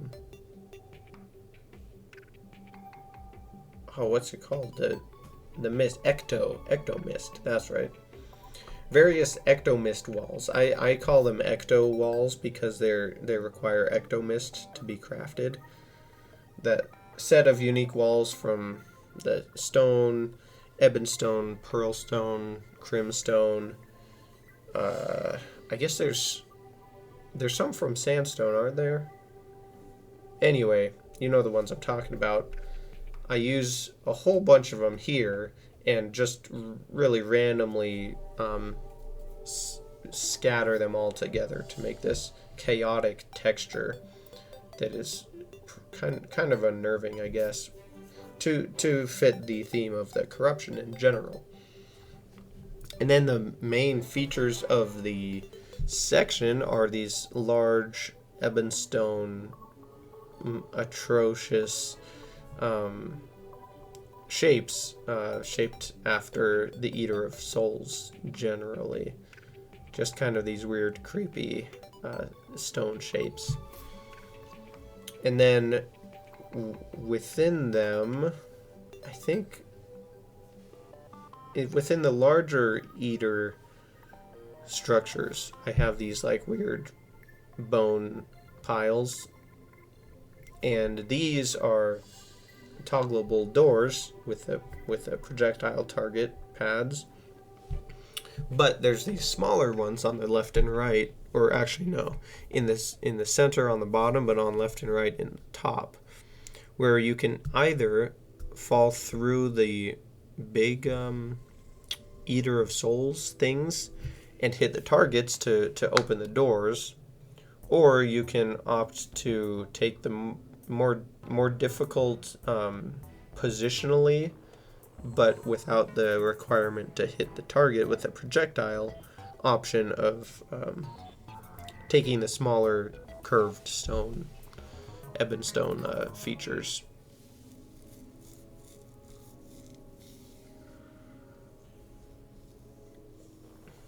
Next, following that would be the pearl stone. So here I go with the ecto wall production. And I think this one I do a little bit less chaotically.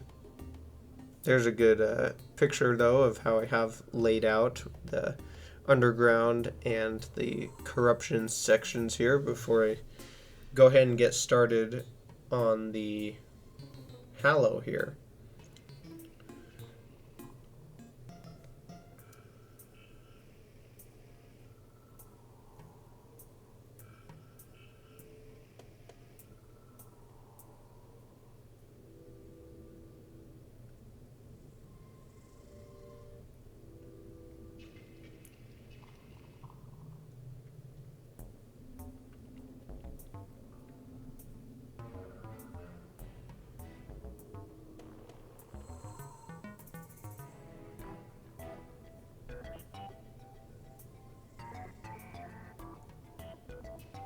Figure out the flow that I want for the different types of walls and how I want that texture to work generally.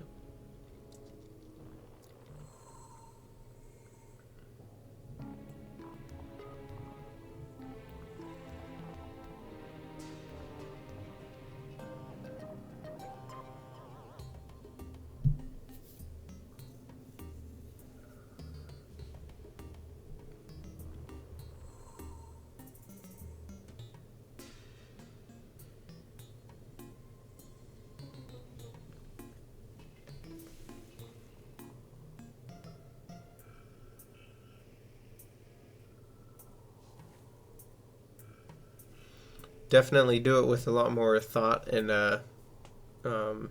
goes into it than in the previous section with the corruption.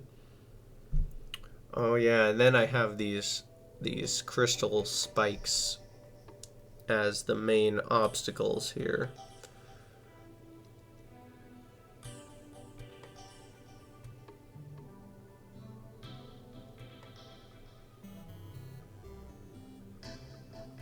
Again, still making sure I put them close enough to the edge of the level that you can't, or the section and level, I guess, you can't just slide along the wall and make a bunch of progress for free. Then down here in the bottom, I needed to include another upgrade acquisition, an upgrade chamber. And so my idea was to make this little interior cave chamber with sort of crystal spikes, guarding it. But there would be doors on either side of the chamber that would open up if you hit targets with a projectile, that would then allow you to go inside and get the upgrade. So this was kind of tricky to design and get working right.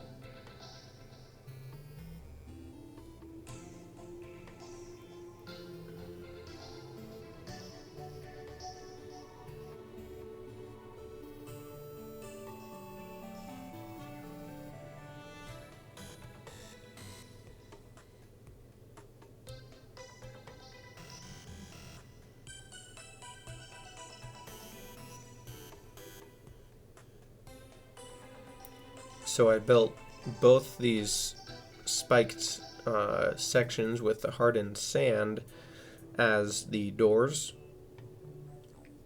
or I guess, yeah, they're two doors, but they're actually both just activated with the same signal. So either side you go on, you'll have these target options to hit, and then it'll open up the door and allow you to get inside to get to the upgrade. Then I do take a little time, go back and add some details in the corruption, and then start sketching out the wall transition for the crimson as well. But then, yeah, getting this upgrade chamber installed here is important.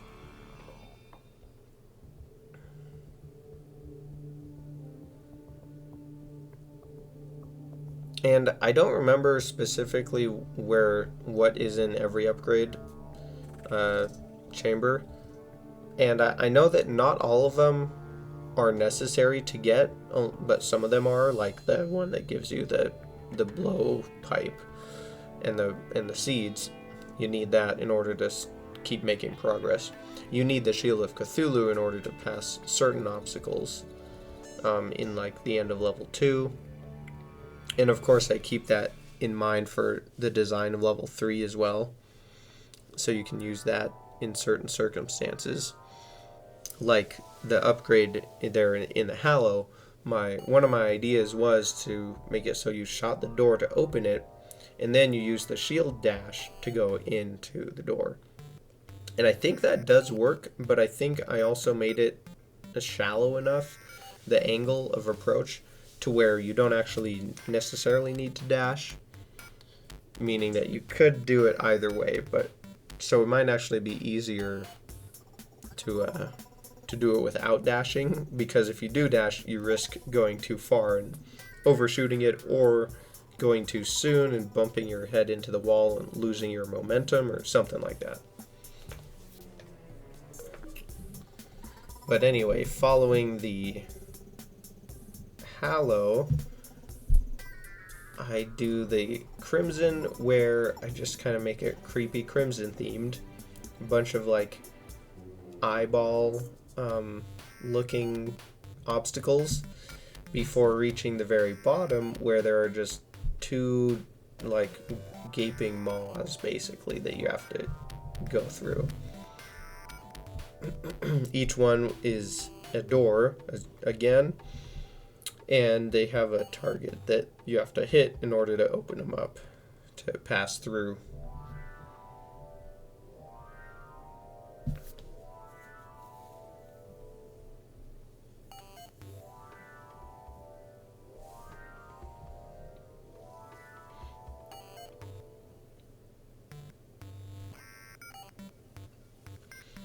Only what's special about this one is I did put the targets to open them up pretty high up above the door, so you'll have to basically shoot and hit the target on your way down, but the door still won't actually open until you get there. So you've got to learn ahead of time that you have to shoot the target.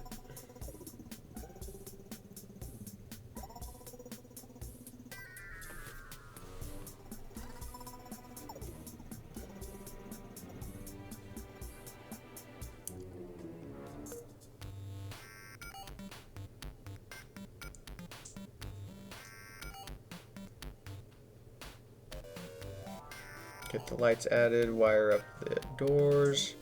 And they are actually 2 different doors on their own circuits this time. And notice how far I had to dig the dart trap path for the second pressure pad, because you had to fall so far in order to get through the door.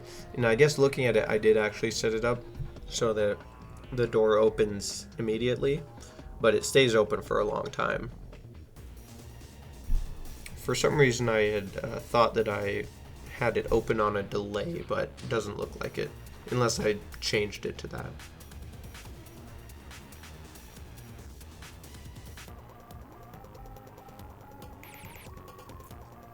What's next? I guess actually, yeah, we're already on to the final section of level 3, which leaves only the underworld. So, built with the theme of the underworld in mind,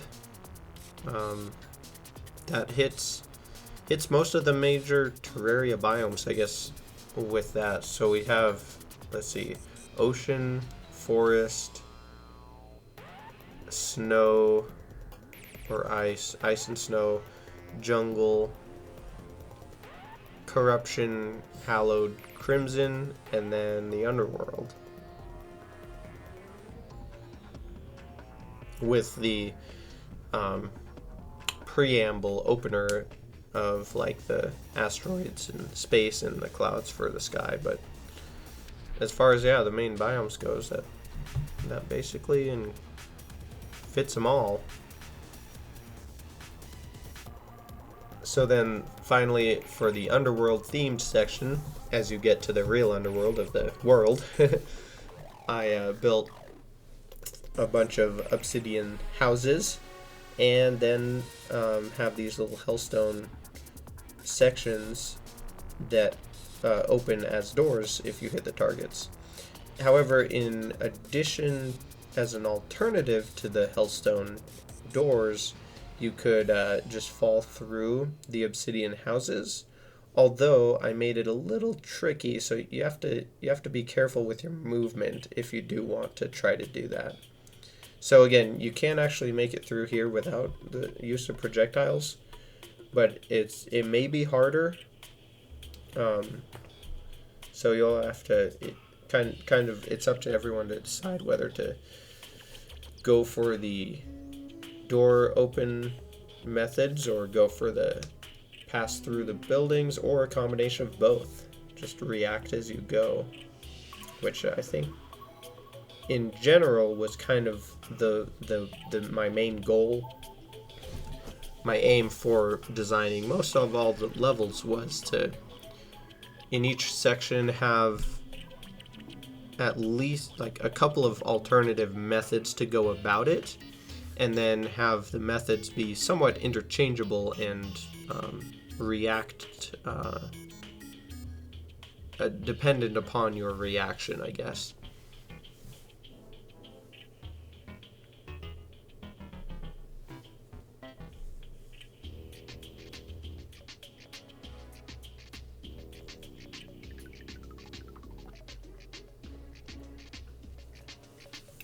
Okay, so I think at this point,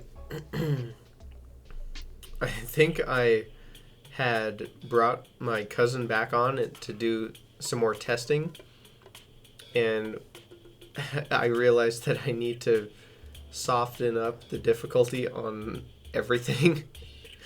So I went through, or maybe not everything, but quite a lot of the sections. So definitely a lot of stuff in level 1. Got tweaked a bunch of stuff in level 2, I think. I changed up. Just straight up removed some things, moved some other things. Yep, just made some of these, like, shrunk the letters so they're a little bit more avoidable. So yeah, as I went, I definitely softened up the difficulty by quite a bit.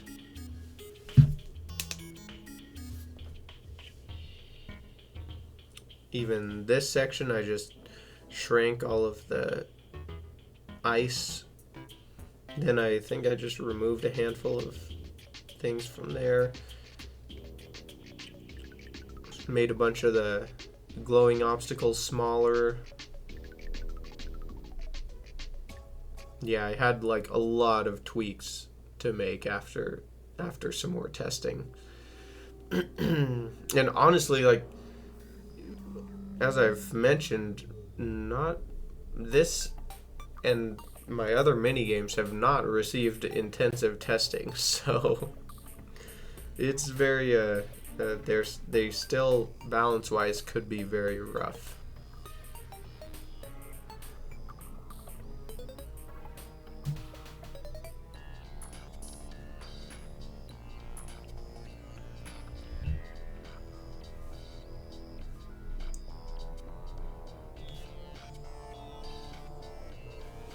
But after those tweaks, finally I'm ready to start working on level 4.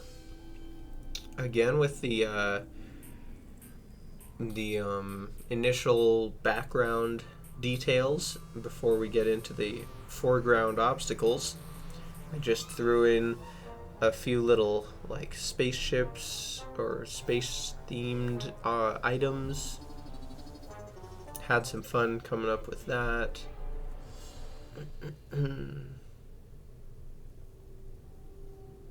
And then getting into it, though, I did again have a theme in mind, which was industrial space, kind of. So as we get into the further into the level, it becomes just a very industrial, futuristic, in I guess underground production kind of facility. I don't know, but in general, a lot of plating, a lot of stone bricks and slabs, and a lot of mechanics, mechanisms to take advantage of projectiles using.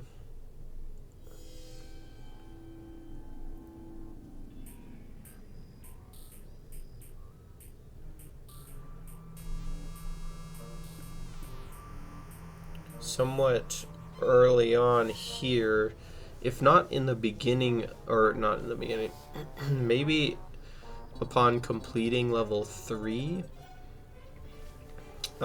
you're given a handgun as a replacement to the blowpipe, which has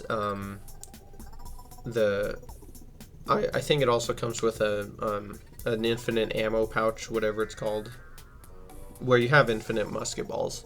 So with the handgun, though, the musket balls, they don't drop in arc as you shoot them, and they are a lot faster than the seeds are in projectile speed. So it's a necessary upgrade right away as you start level 4, and it allows for more precision and faster mechanics to which are required as you progress through level 4.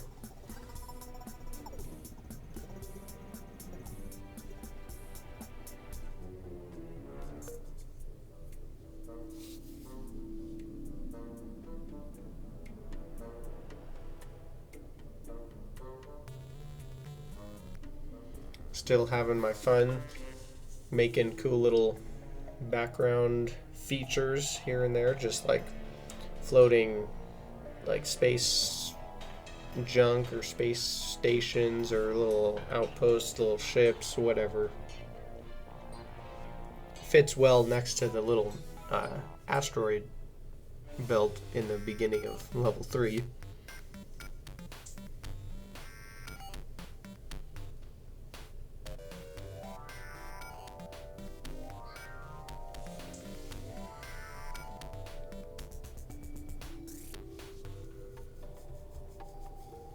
And so, kind of uniquely, level 4, unlike all the other levels, it hardly has distinct sections like all the others do. It's basically one big continuous factory in industry that you have to get through. Of course, it's separated into rooms and sections and specific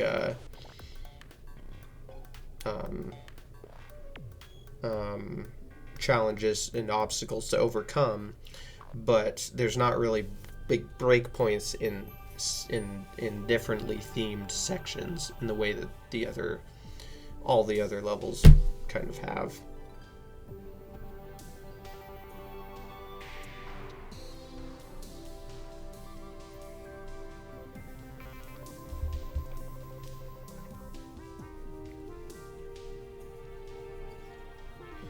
So right from the start, I start designing the level not only in terms of like challenge obstacles to overcome, but there's a high level of sort of puzzle solving, and it is much more refined in terms of pathway and movement, I guess, than the rest of the levels have been. Where I basically design the whole thing with like a small handful of lines and pathways to take in each section, and each one requires the learning of specific sequences and actions, I guess.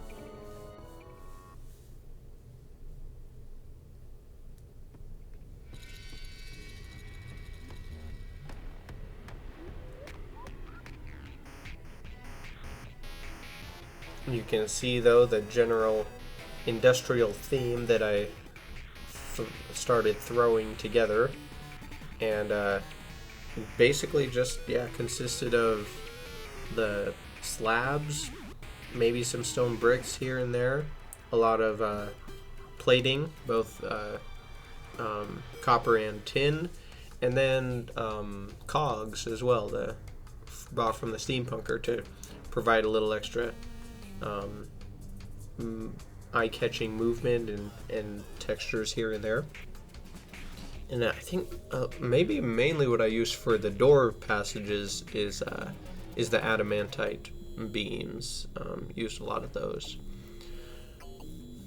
But then on top of that baseline palette, I went with like a red glowy theme to just kind of produce an off-putting in creepy industrial light scheme theme. So I used a lot of the ruby gem spark, and then quite a bit of the red Christmas lights, and I don't remember what all else off the top of my head.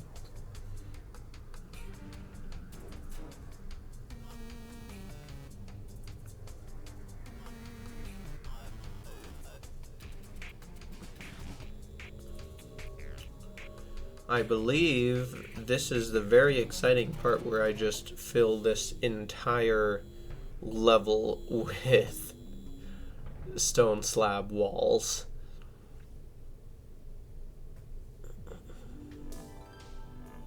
Oh yeah.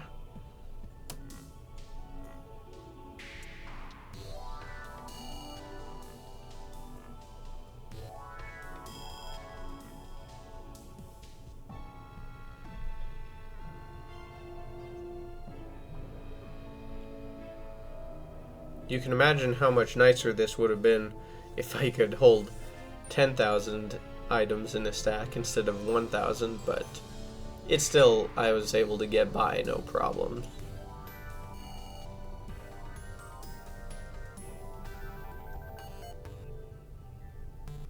Oh, you know what? There are actually jungle thorns growing there.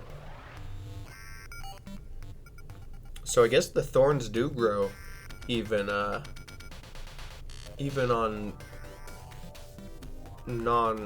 spawn-proof placed walls, I guess. See, I thought I remembered noticing that before, but I think I determined that even if you were a brand new character with only 50 HP and you didn't have armor on, even on master mode, which this world is, you shouldn't, or I don't think it'll be very easy to get killed by the jungle spikes, because there's only like maybe 1 or 2 ticks that you would take, maybe 3 at most, which I don't think would kill you. The spikes in general don't really do that much damage, so I don't think even if you only have 50 HP that the spikes can kill you from falling through that section. If they could, that would be kind of funny though.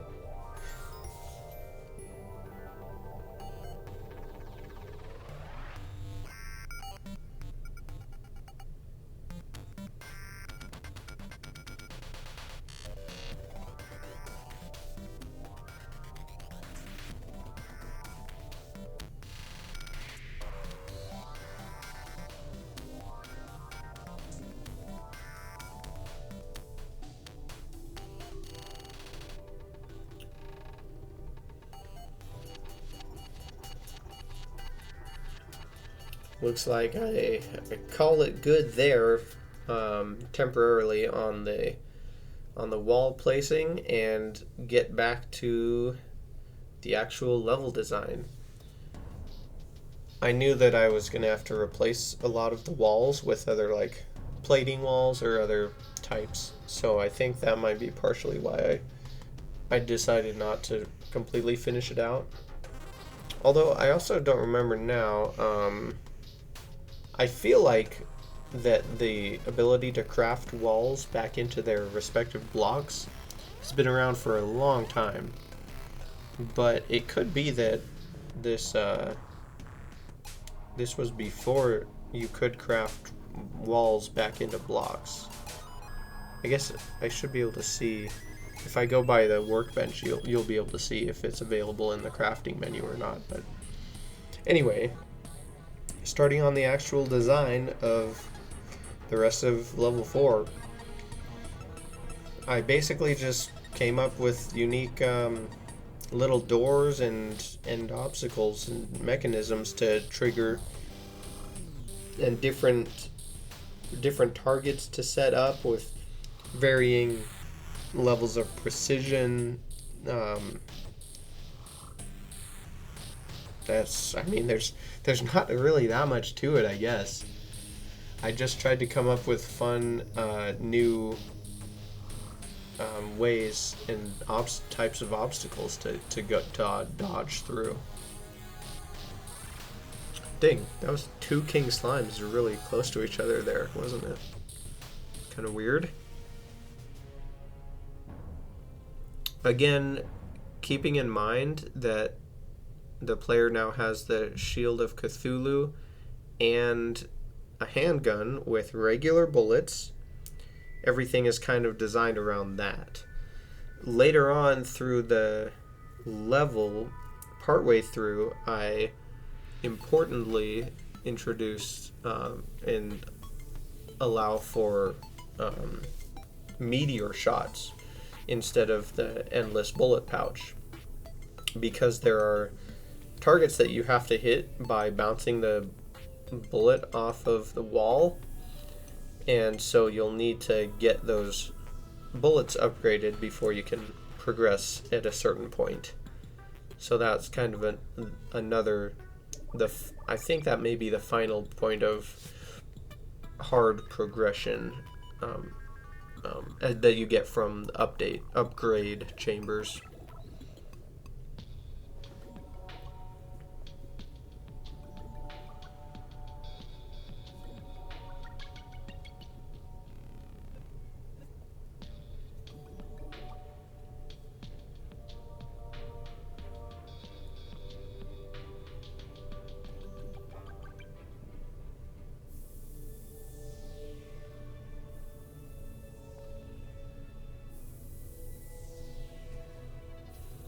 Again, kind of as you go through the level, I tried to design 2 or 3 at least variable like pathways to take as you go down.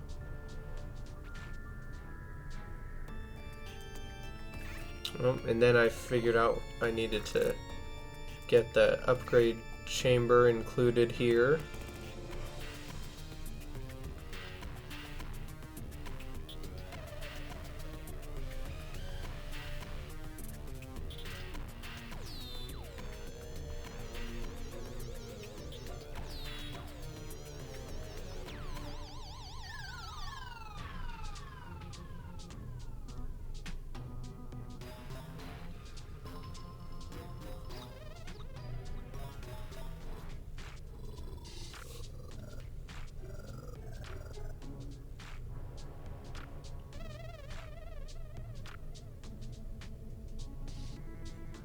Now I'm also dealing with the wiring that I set up for level 3. I remember having to move quite a bit of it around in order to fit my mechanisms and designs for level 4 here, but it really wasn't too big of a deal.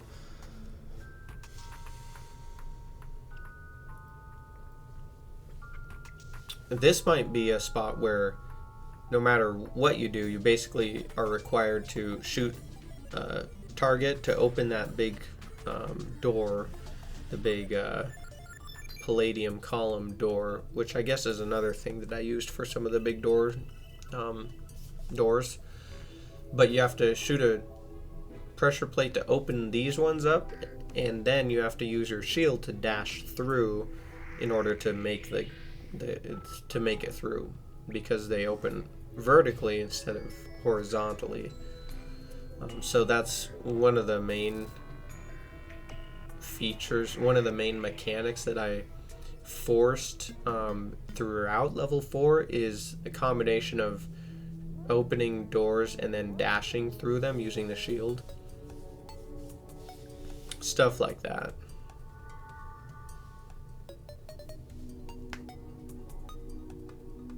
And a lot of it, again, it's still like kind of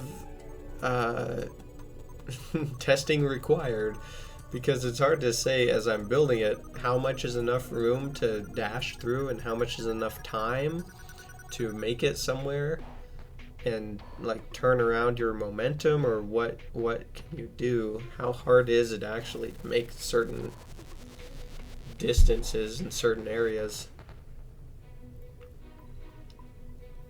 Start getting the dart traps installed for the timings and the openings.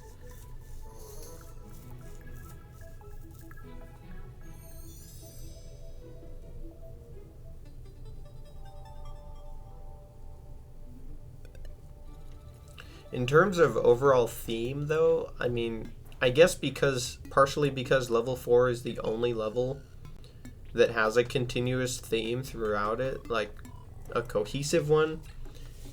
Thematically, it's just the coolest by far. It turned out really cool to visually and theme wise. Even though level 3 is cool, how it takes you through all the biomes, I think level 4 just really makes everything feel really cool looking through it. And then the first 2 levels are just a bunch of random stuff. Like, that makes no sense. I didn't have any sort of plan by that point. I was just making stuff that was unique.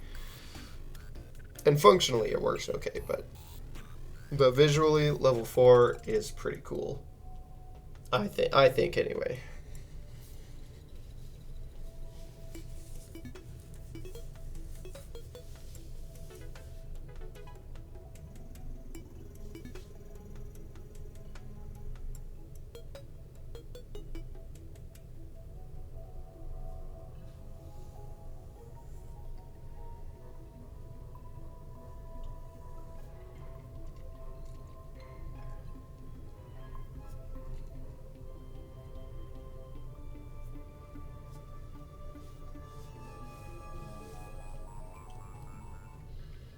Keep on moving down, this time with some really big doors. Sometimes I made it so that there was a big door that opened up, but it then led you into a more tricky sequence. Or you could take a smaller door that was harder to get through, but it led to a less intensive sequence. Or trade-offs like that is kind of what I tried to do.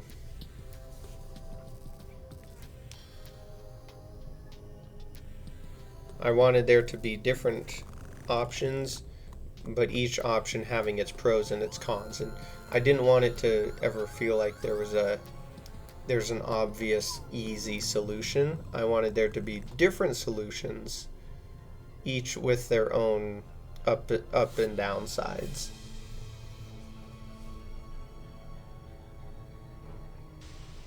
However, that's still, whichever way you look at it, it's still a lot more restrictive in this level than leading up to it. Basically, as the progression throughout the levels goes, I wanted it to become more difficult, and my main method of adding that difficulty was reducing flexibility in some cases, or maybe in general that was what I ended up doing, which when I think about it, balance wise, that's not really good. I don't want, if I were to design a game for fun for people to play, I wouldn't want it to become more restrictive in order to make it harder. But in this case, that's kind of what I did looking at it overall. But when I guess when I play through it and when I test it out, it doesn't necessarily feel that way.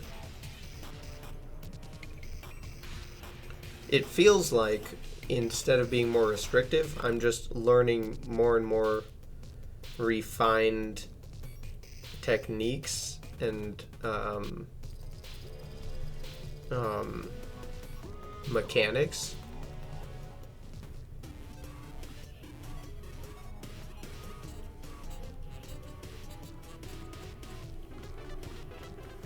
Like, ideally, I feel like game balance wise, if you make something more difficult, it should be difficult because the options that you have to execute are harder to do, rather than the options that you have to execute become lower and lower in quantity.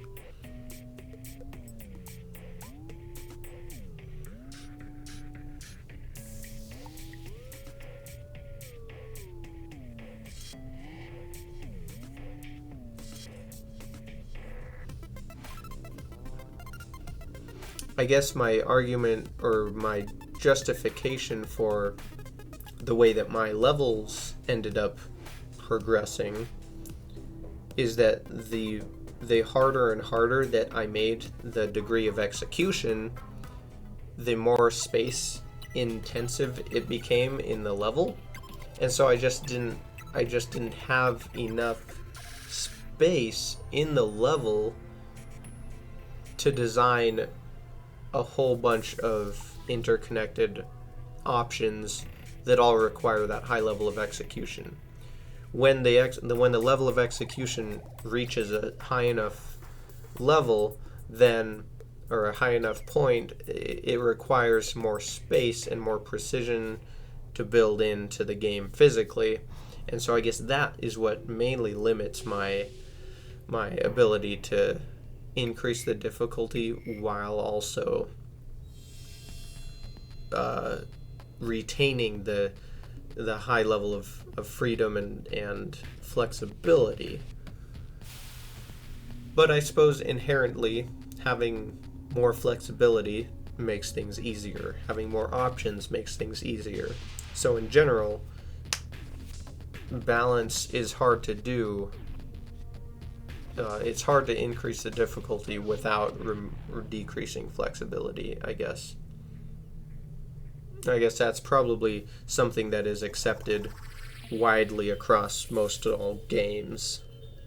Or even like physical things, anything you do in life. Most of the time, if you have to do something that is difficult, it's difficult because it requires more precision and more actions to be done in a certain sequence, rather than just trying really hard on it.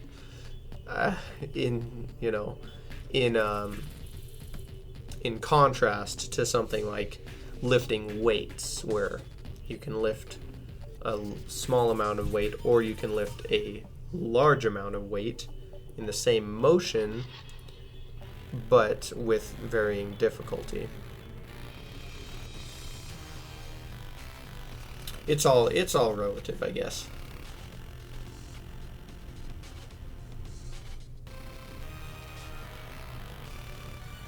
I don't know that I've come to any breakthrough points in terms of my mechanical additions to level 4, though, here, as we've been observing, until I think maybe right here. Is it true that right here, and this might be where I introduce, or close to here, where I introduce the requirement to use meteor shots and bounce your bullets in order to hit pressure pads.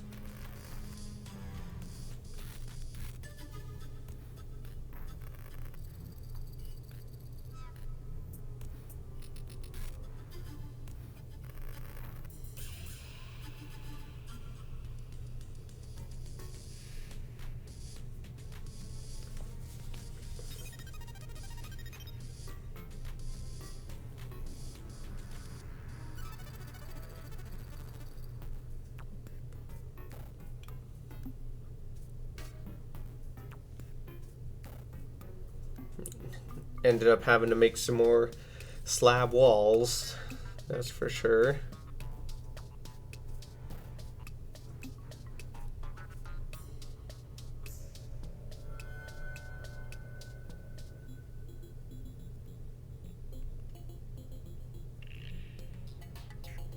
I don't actually have a builder potion active right now. This section, though, that I'm working on here, I do remember pretty well. It fits the one I'm thinking of. I basically made, yeah, so I made a big series of laser doors that all go across the entire level. And each door has 2 targets, one on either side, to shoot. And you have to shoot the correct target, otherwise the door won't open. And I think the way I did it... Oh, yeah, that's right. So basically you have to open up the door by hitting the correct target. If you hit the incorrect target, it not only does it not open the door, but it also activates this other barrier that comes up and prevents you from passing, even if you do hit the correct target afterwards.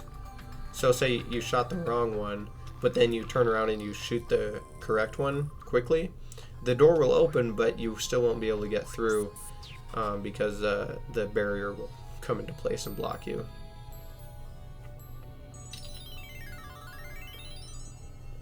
There may be, though, especially like right at the very end, the last barrier there, you could probably sneak around it using the dash from Shield of Cthulhu if you time it perfectly.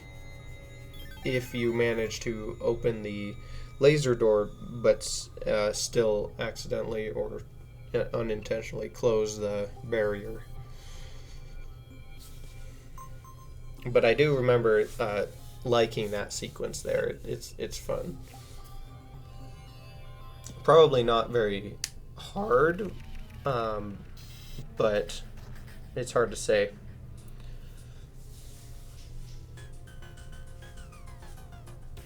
I feel like, along the topic of difficulty, balance, and manipulation, some of my sequences, even if they are precise, like they require you to do a precise thing, some of those things are still, relatively easy to execute in some ways, so I don't know.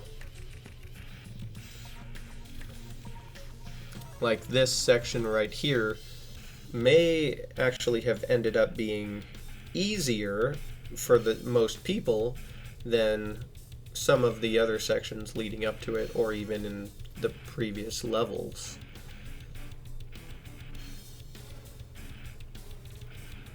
I guess that is definitely not uncommon, though, for something like that to exist within the progression of any game.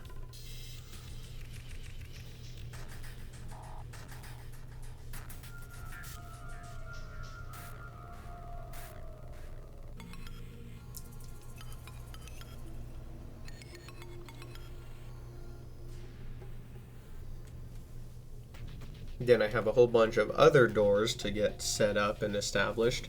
Maybe I don't yet actually have the meteor shots introduced. Looking at it now, I don't know that I do. Must be some testing here.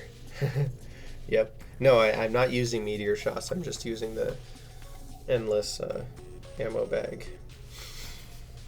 Have these red X's just kind of for show.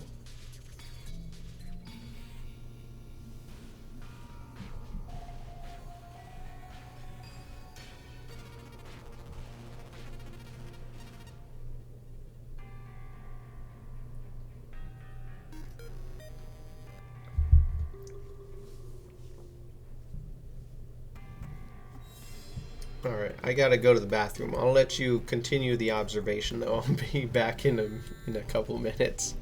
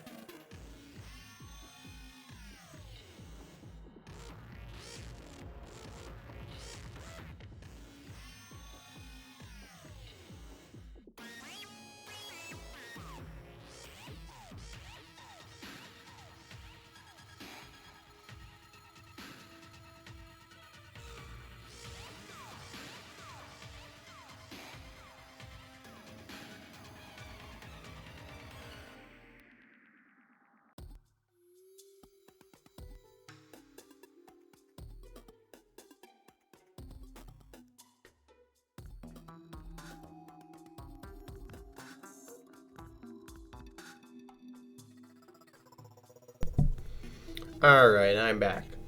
I just caught, as I walked back in, I forgot too that those X's that I made, the red X's that are actuated, they indicate invisible X's out of echo blocks that you have to avoid. I forgot that I did that.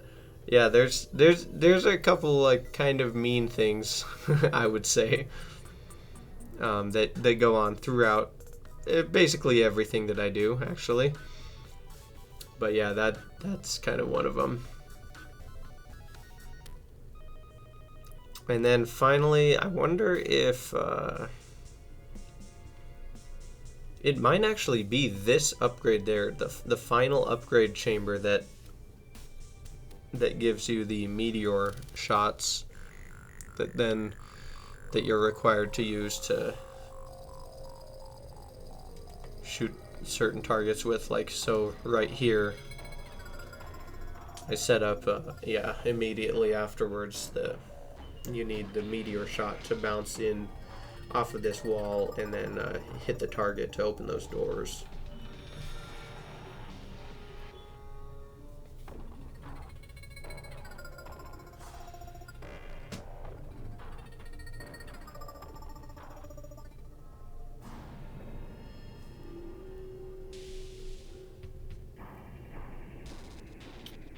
Same idea here.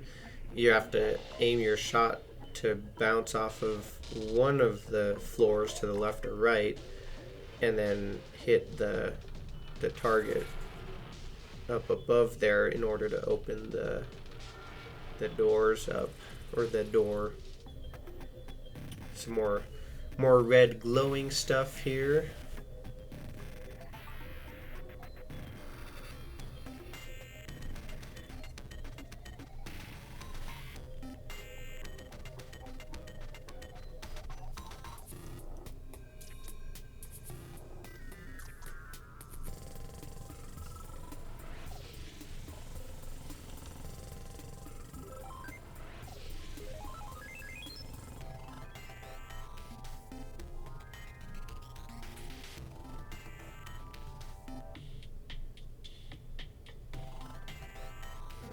I'm trying to remember.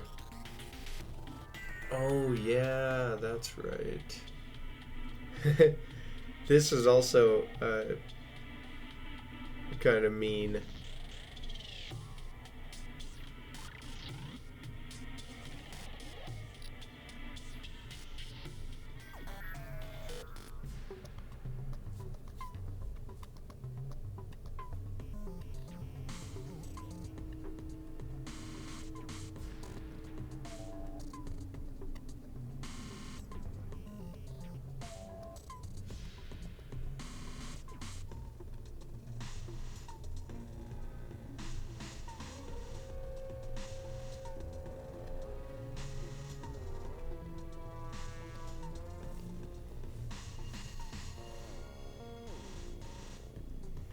So basically, I have I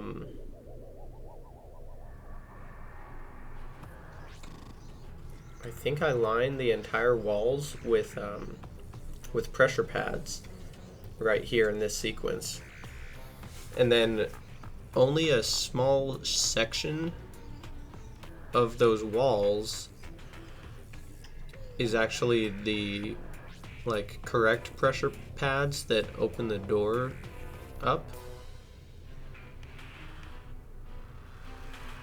Yeah, that's what it is.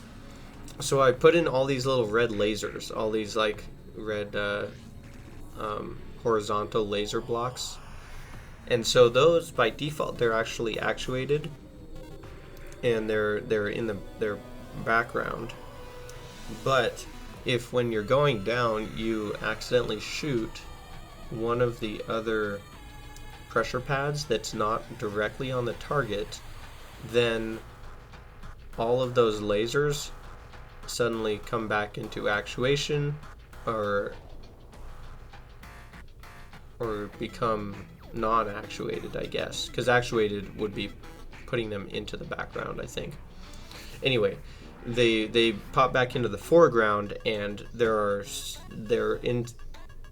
almost impossible to dodge, I think, especially at the end sequence. They're almost impossible to dodge. So you have to hit the target in order to open the main door, but if you miss the target, then it activates all of these other lasers. The trick is, by this point you have to be using in order to get here, you have to use the meteor shots. So if you don't shoot the target directly horizontal, like straight on, then your bullet will bounce and hit one of the other parts of the wall and activate all the lasers. So the idea was to have to fall and shoot the target while you're perfectly horizontal with it, and that way your bullet won't bounce off and hit one of the other parts of the wall. However, what I'm thinking about now is, or actually, and at the time, one of my thoughts was, you could make that easier if you switched back off of your meteor shot and just shot using your endless bullet pouch with your regular musket balls. So you could do that, and as an option, if you're fast enough, you can switch your ammo type as you shoot the last obstacle. But it would be a little bit tricky, but if you can pull it off, then it makes the execution of that section a whole lot safer, less risky. So that was kind of one fun mechanical discrepancy that I foresee people potentially doing.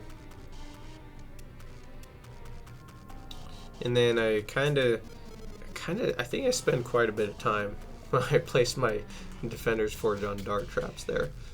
Spend quite a bit of time going back through balancing, retouching up the thematically, lighting, and like everything overall, I guess.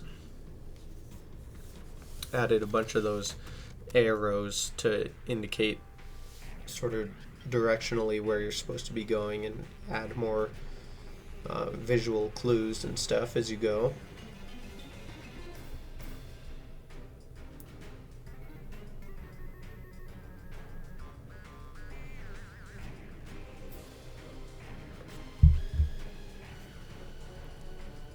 Make sure everything's working like I'm intending it to. Taking a good look at everything overall, and yeah, still making tweaks here and there. I must have had another a few test runs or something, and decided on tweaking the balance a little bit more here and there.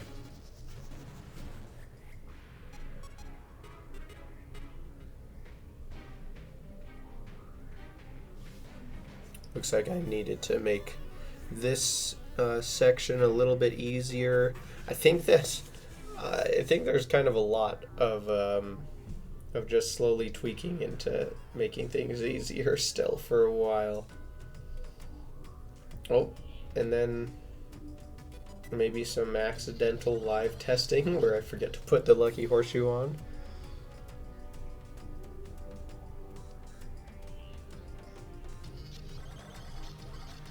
Add in some subtle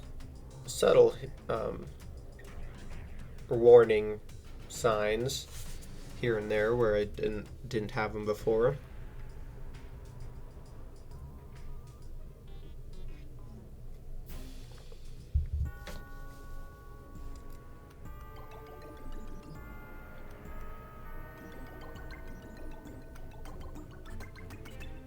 Oh, and here I go.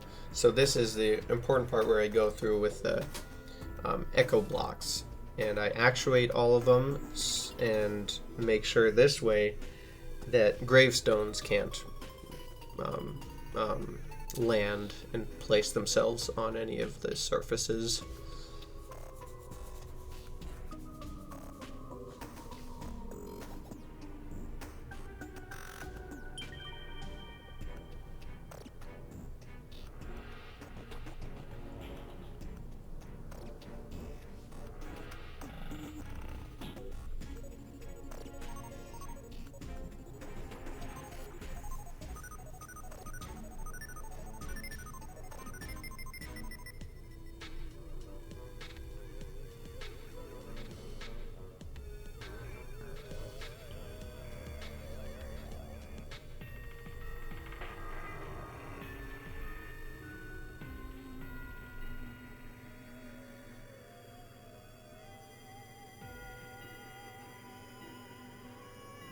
Man, this was actually a bit of a process going through all 4 levels and totally gravestone proofing, because I had to place all of these and then I had to go and actuate all of them, which I think I do after I get them placed.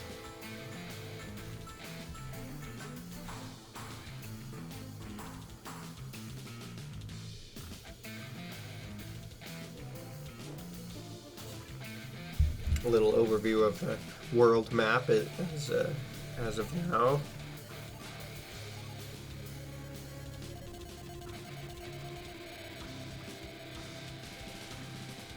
Still some tweaking and rebalancing as I go.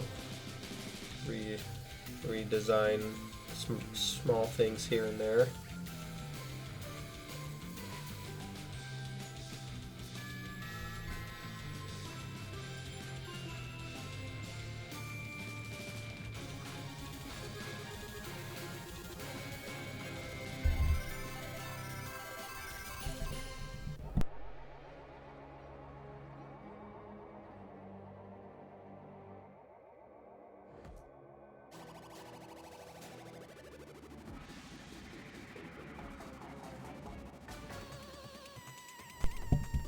Yep, and now finally the actuation of all those echo blocks.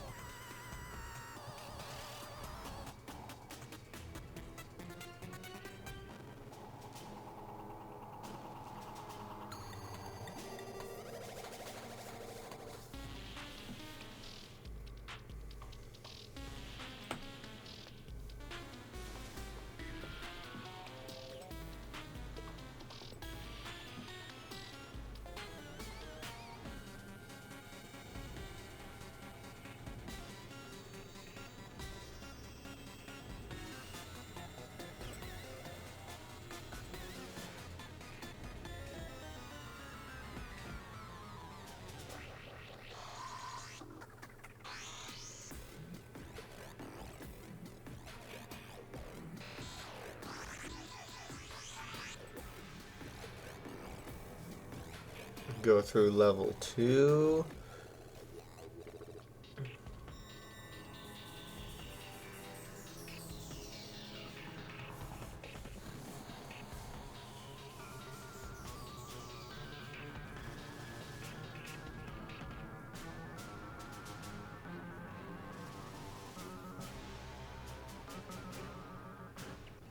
I guess it looks like I forgot to equip the Pressurator, which I think I did for like the latter couple of levels, level 3 and 4, but looks like I manually went back and placed actuators before actuating all of the echo blocks on that I originally placed without it.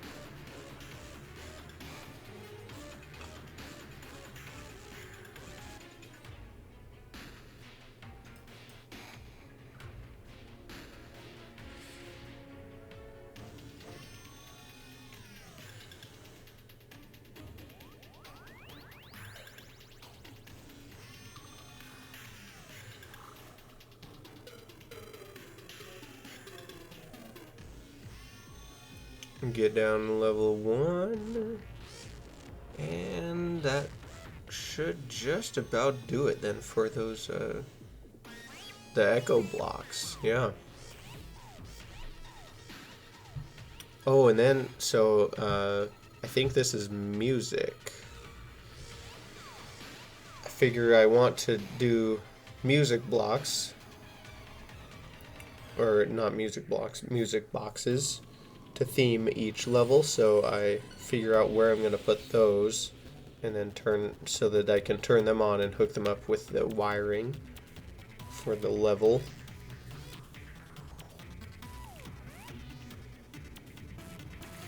And then onto the underworld, get going on filling this in.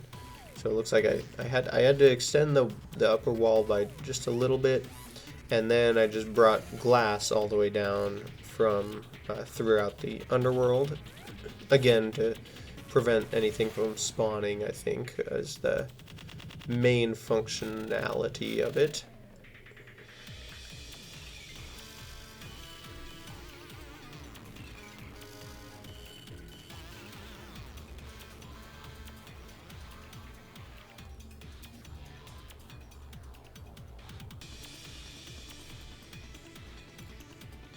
I think I went through close to like a small desert's worth of sand to create enough glass walls for both this as well as like the upper the beginning part, the surface where I fill that entire thing in with glass.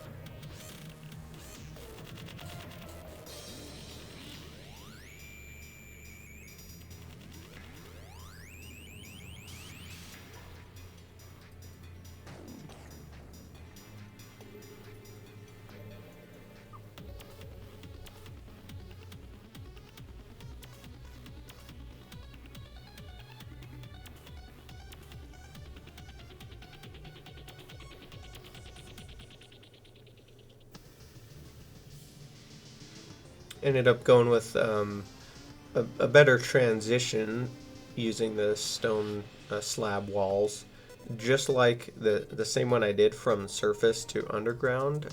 Added it in for the final bottom of the underground into the underworld.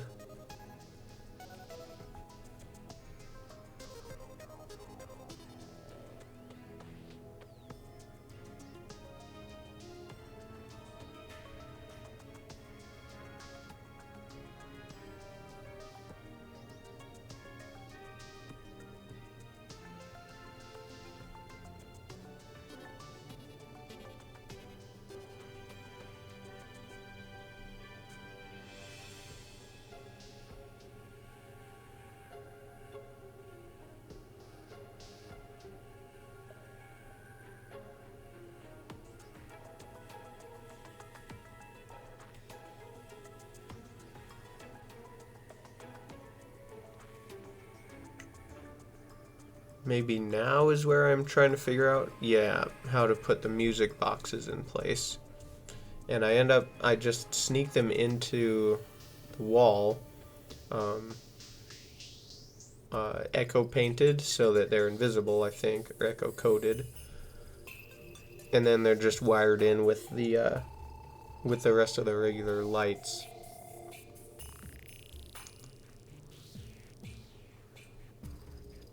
So that way, this way I could sort of fit them in for each level as well.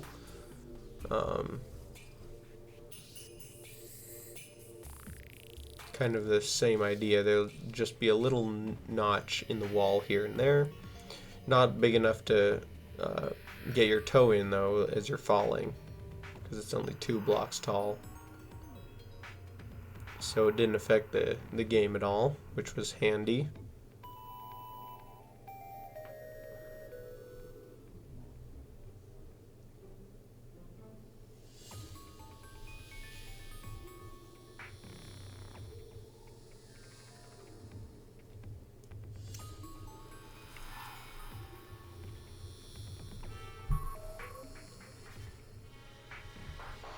And then it's time to load up on wiring and try to get all the levels lights wired up is the next task.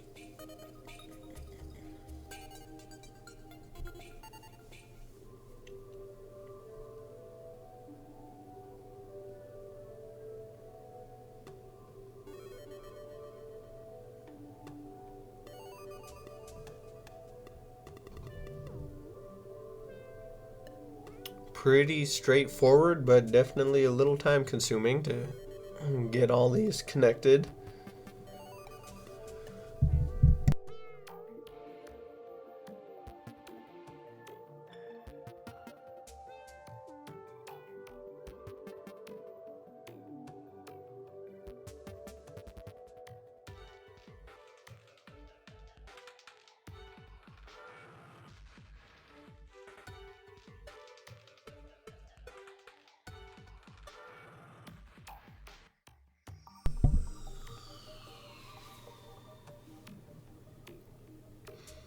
There are still like there's a lot of glowing effects and glowing stuff in each level, really, but just wiring up the lights that can be toggled off with wire um, definitely adds a lot in terms of isolating and hiding each of the continuing levels.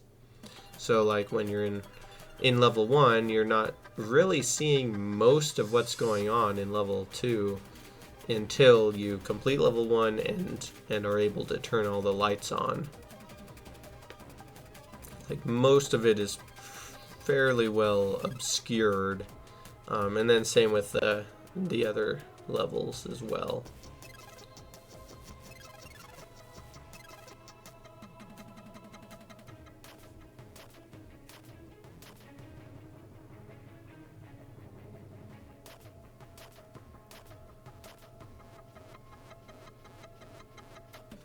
Get all of these jungle torches.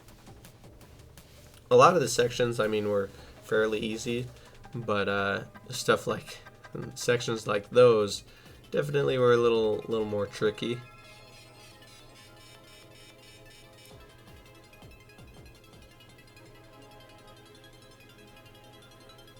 Going through trying to get the lights, but not cross wires with any of my other mechanisms and stuff, it could get a little bit tricky.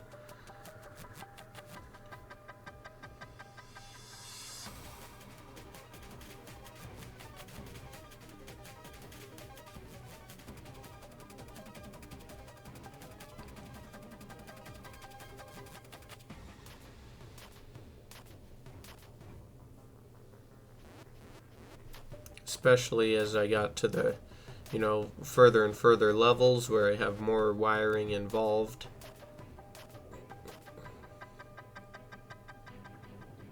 And I wanted to get every light hit if I could.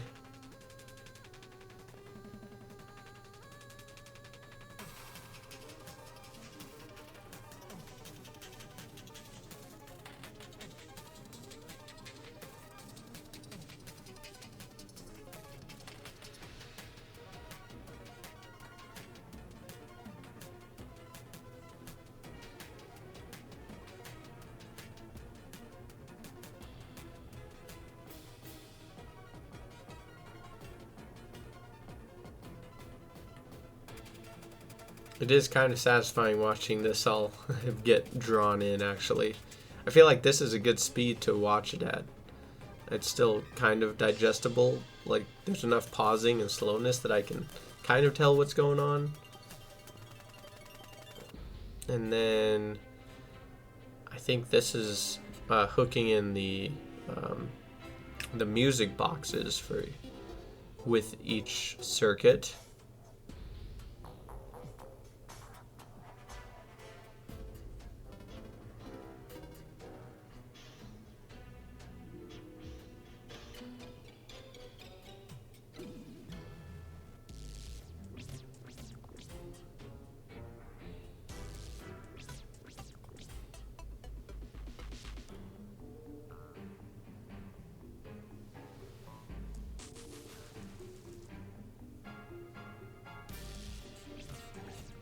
And finally now, we're getting all the way down into the completion, the finish zones.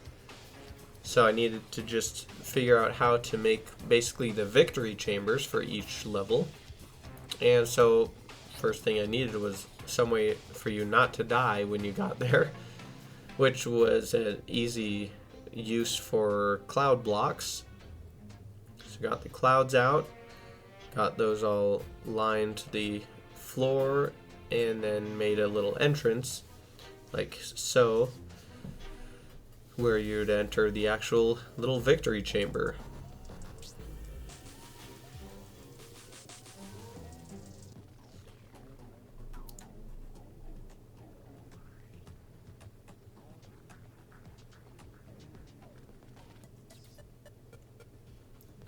Pretty much nothing to it.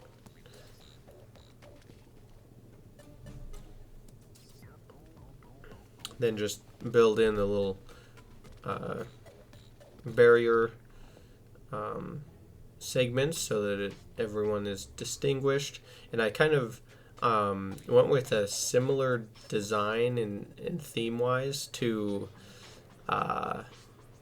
copied it roughly from Are You Smarter Than the Guide from the trivia game, where I used like stone bricks and made a sort of what do you call it, like a lattice pattern or something, where using then glowing moss it would fill in the whole thing and just provide a cool effect. Really, it looked cool.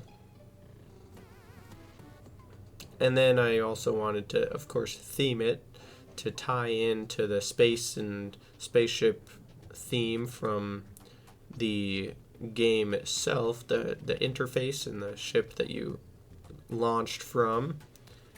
And so I think I just kind of designed every chamber with that kind of in mind. And then the idea definitely evolves and shifts as I go along.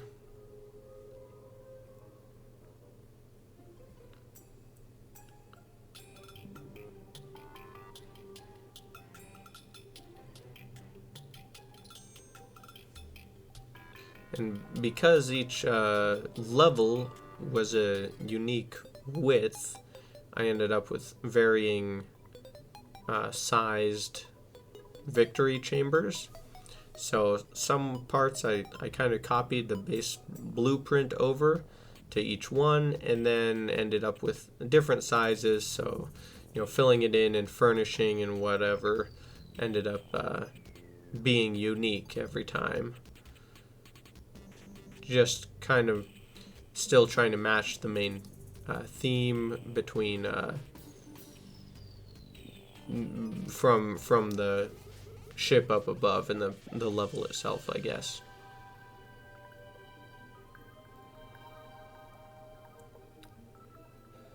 And yeah, the goal is just to make a little fun congratulations area where you can celebrate your completion of each level as you progress. And then, of course, you'll be able to be awarded a new upgrade as well as the key to unlock the next level.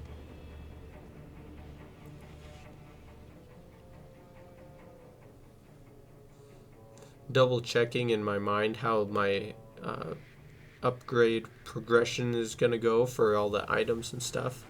The upgrade items. Make sure that the Shield of Cthulhu makes sense here, there's certain bullets here, and the blow pipe and whatever. And then I wanted to make a little announcement, basically. So what I ended up doing was a line of player detectors. And then as you complete each level, right before you hit the bottom, it detects you and announces congratulations on whatever this level is. And then I made some fireworks to be set off and got a bunch of statues to write, like level 1, 2, 3, and 4 and all of that goodness. So it worked out pretty good. As far as the little happy victory at the end of each level.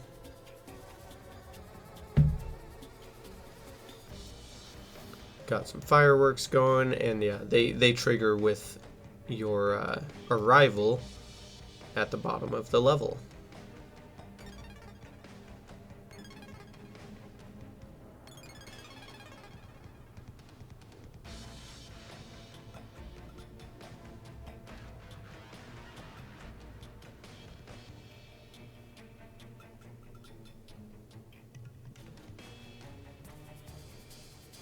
Importantly, and kind of weirdly, I learned actually before this part, but when I was doing the underground section in level 3, that if you put like the firework box on top of a block that you then actuate so it goes into the background, most furniture items will pop off and get displaced when you actuate their block that they're on.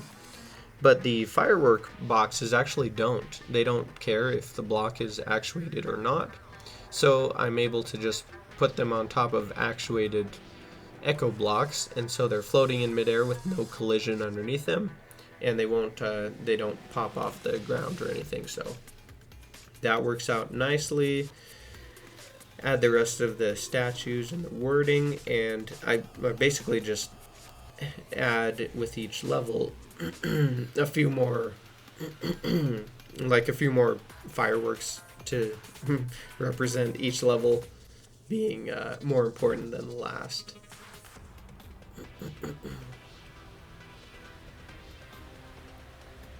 Got to give out the proper reward incentive, you know. At least I think that's what I do. I don't know. Maybe I just lay them all out the same. Maybe it's just within the victory room at the bottom that you get more fanciness each time.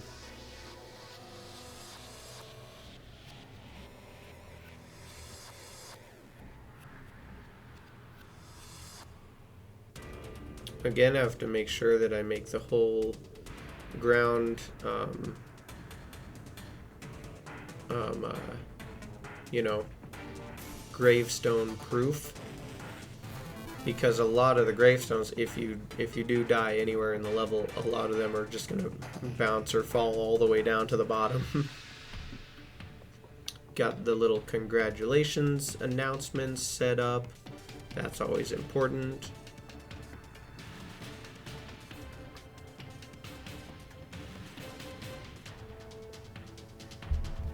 I probably could have made that text green. I don't think I did.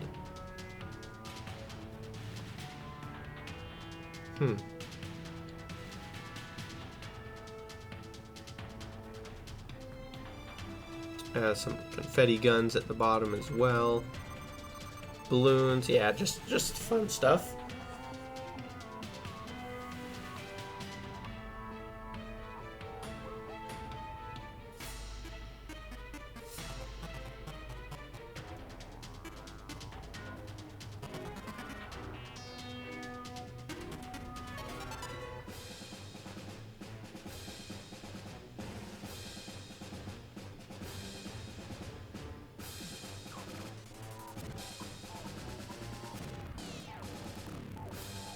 And then I was able to get going on the interior design, which it's always weird building near one of the edges of the world.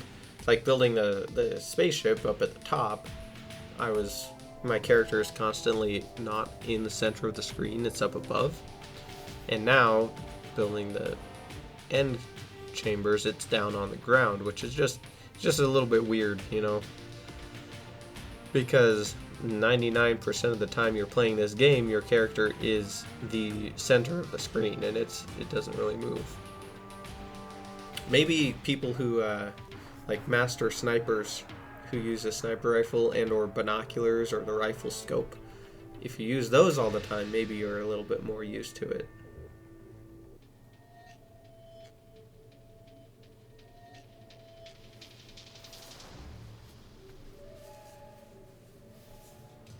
Just the simple furnishing, get the announcement of their instructions to take your upgrade, as well as the special trinket for putting in the minigame monument. I wonder if I need to readjust some of these signs now that I'm thinking about it, because at this time I was far off from having a minigame monument complete, but I think I had the idea, so I hopefully wrote it in that, or hinted at it, or maybe it works just how it is anyway. But now we have the minigame monument in place, so that as you complete each level, you'll have a little token to fill the monument in with, which is cool.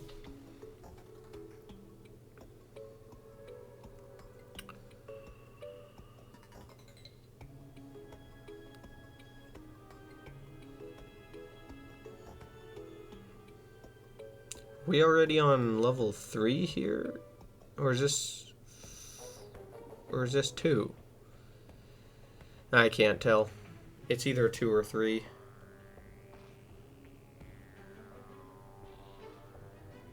I want to say it's 3 because it's so wide, but I don't remember for sure. I guess as far as theme-wise goes, yeah, it was 3, because here's the last one. I built them all very similarly in terms of furnishing. Like just kind of random, generally themed furniture. Nothing specific to each one. But there is, each one does have the crystal chest, which holds the trinket for completing the level, the monument trinket, and then there's also the water chest, which importantly gives you your upgrade for completing the level, and I think that also has the key for unlocking the next level. It has the large gem, whichever one it is, and then the upgrade item. I could also, it's also possible that there's no upgrade item, it's just the gem. But I want to say that there is an upgrade item down there, I don't know. Add the final furnishings with the books and the food. Plates and stuff, so that's always good.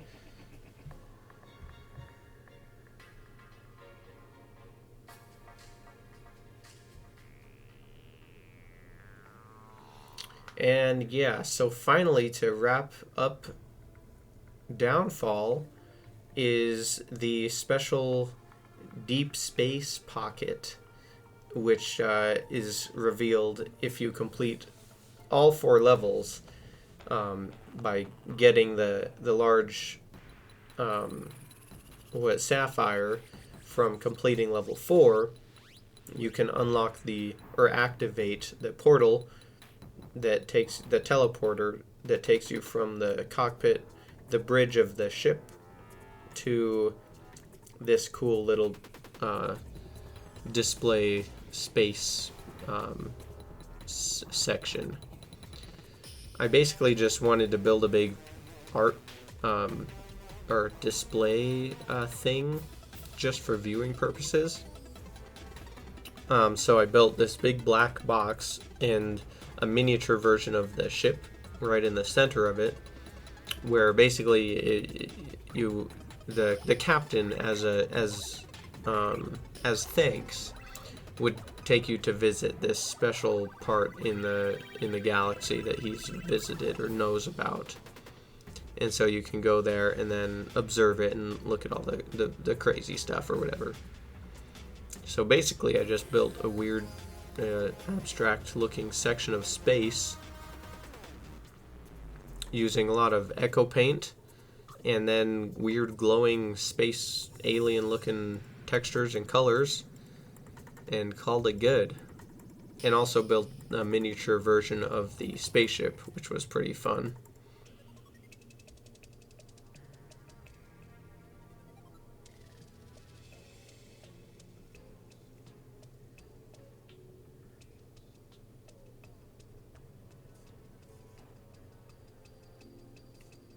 Oh yeah, it took me a while to get the dang gem trees to grow, I think is what I was waiting on. Because, again, before fertilizer, which now that I'm thinking about it, I don't think I've ever grown gem trees with fertilizer yet. I think you can. Maybe I have done it once or twice. Finally got one gem tree to grow. And in the meantime, I've just been spamming different blocks or walls so that I can come up with add little sparklies and stars bits in the background and everything. Then I started working on the unique space alien looking planetoid or whatever this was, I guess. Big, like, I think I just ended up making purple donuts and then calling it good.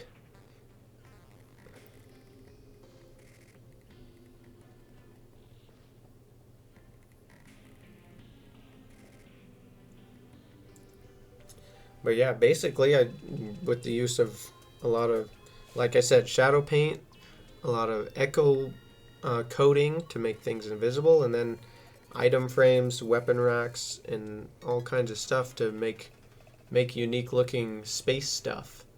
Um, it was pretty fun, and it's cool to check out um, after to visit after completing Downfall. But got just a few more minutes of the finish of Deep Space over here, and then that's gonna do it for this section of Tigaria. So that'll basically conclude for now. I'm trying to think of what was next. I guess after this, I continued by going back to the main core of Tigaria and actually starting on the display sections. So I can't remember how big of a section I lumped together in the next segment, but we will be checking that out next. But for now, I think I will let you guys go. Feel free to enjoy the rest of the deep space painting here. And I really appreciate your time. Hope you enjoyed hanging out and watching this portion of Tigaria. Hope you have an outstanding rest of your day. And like I said, thanks again for watching. Hope you enjoyed. So have a good day.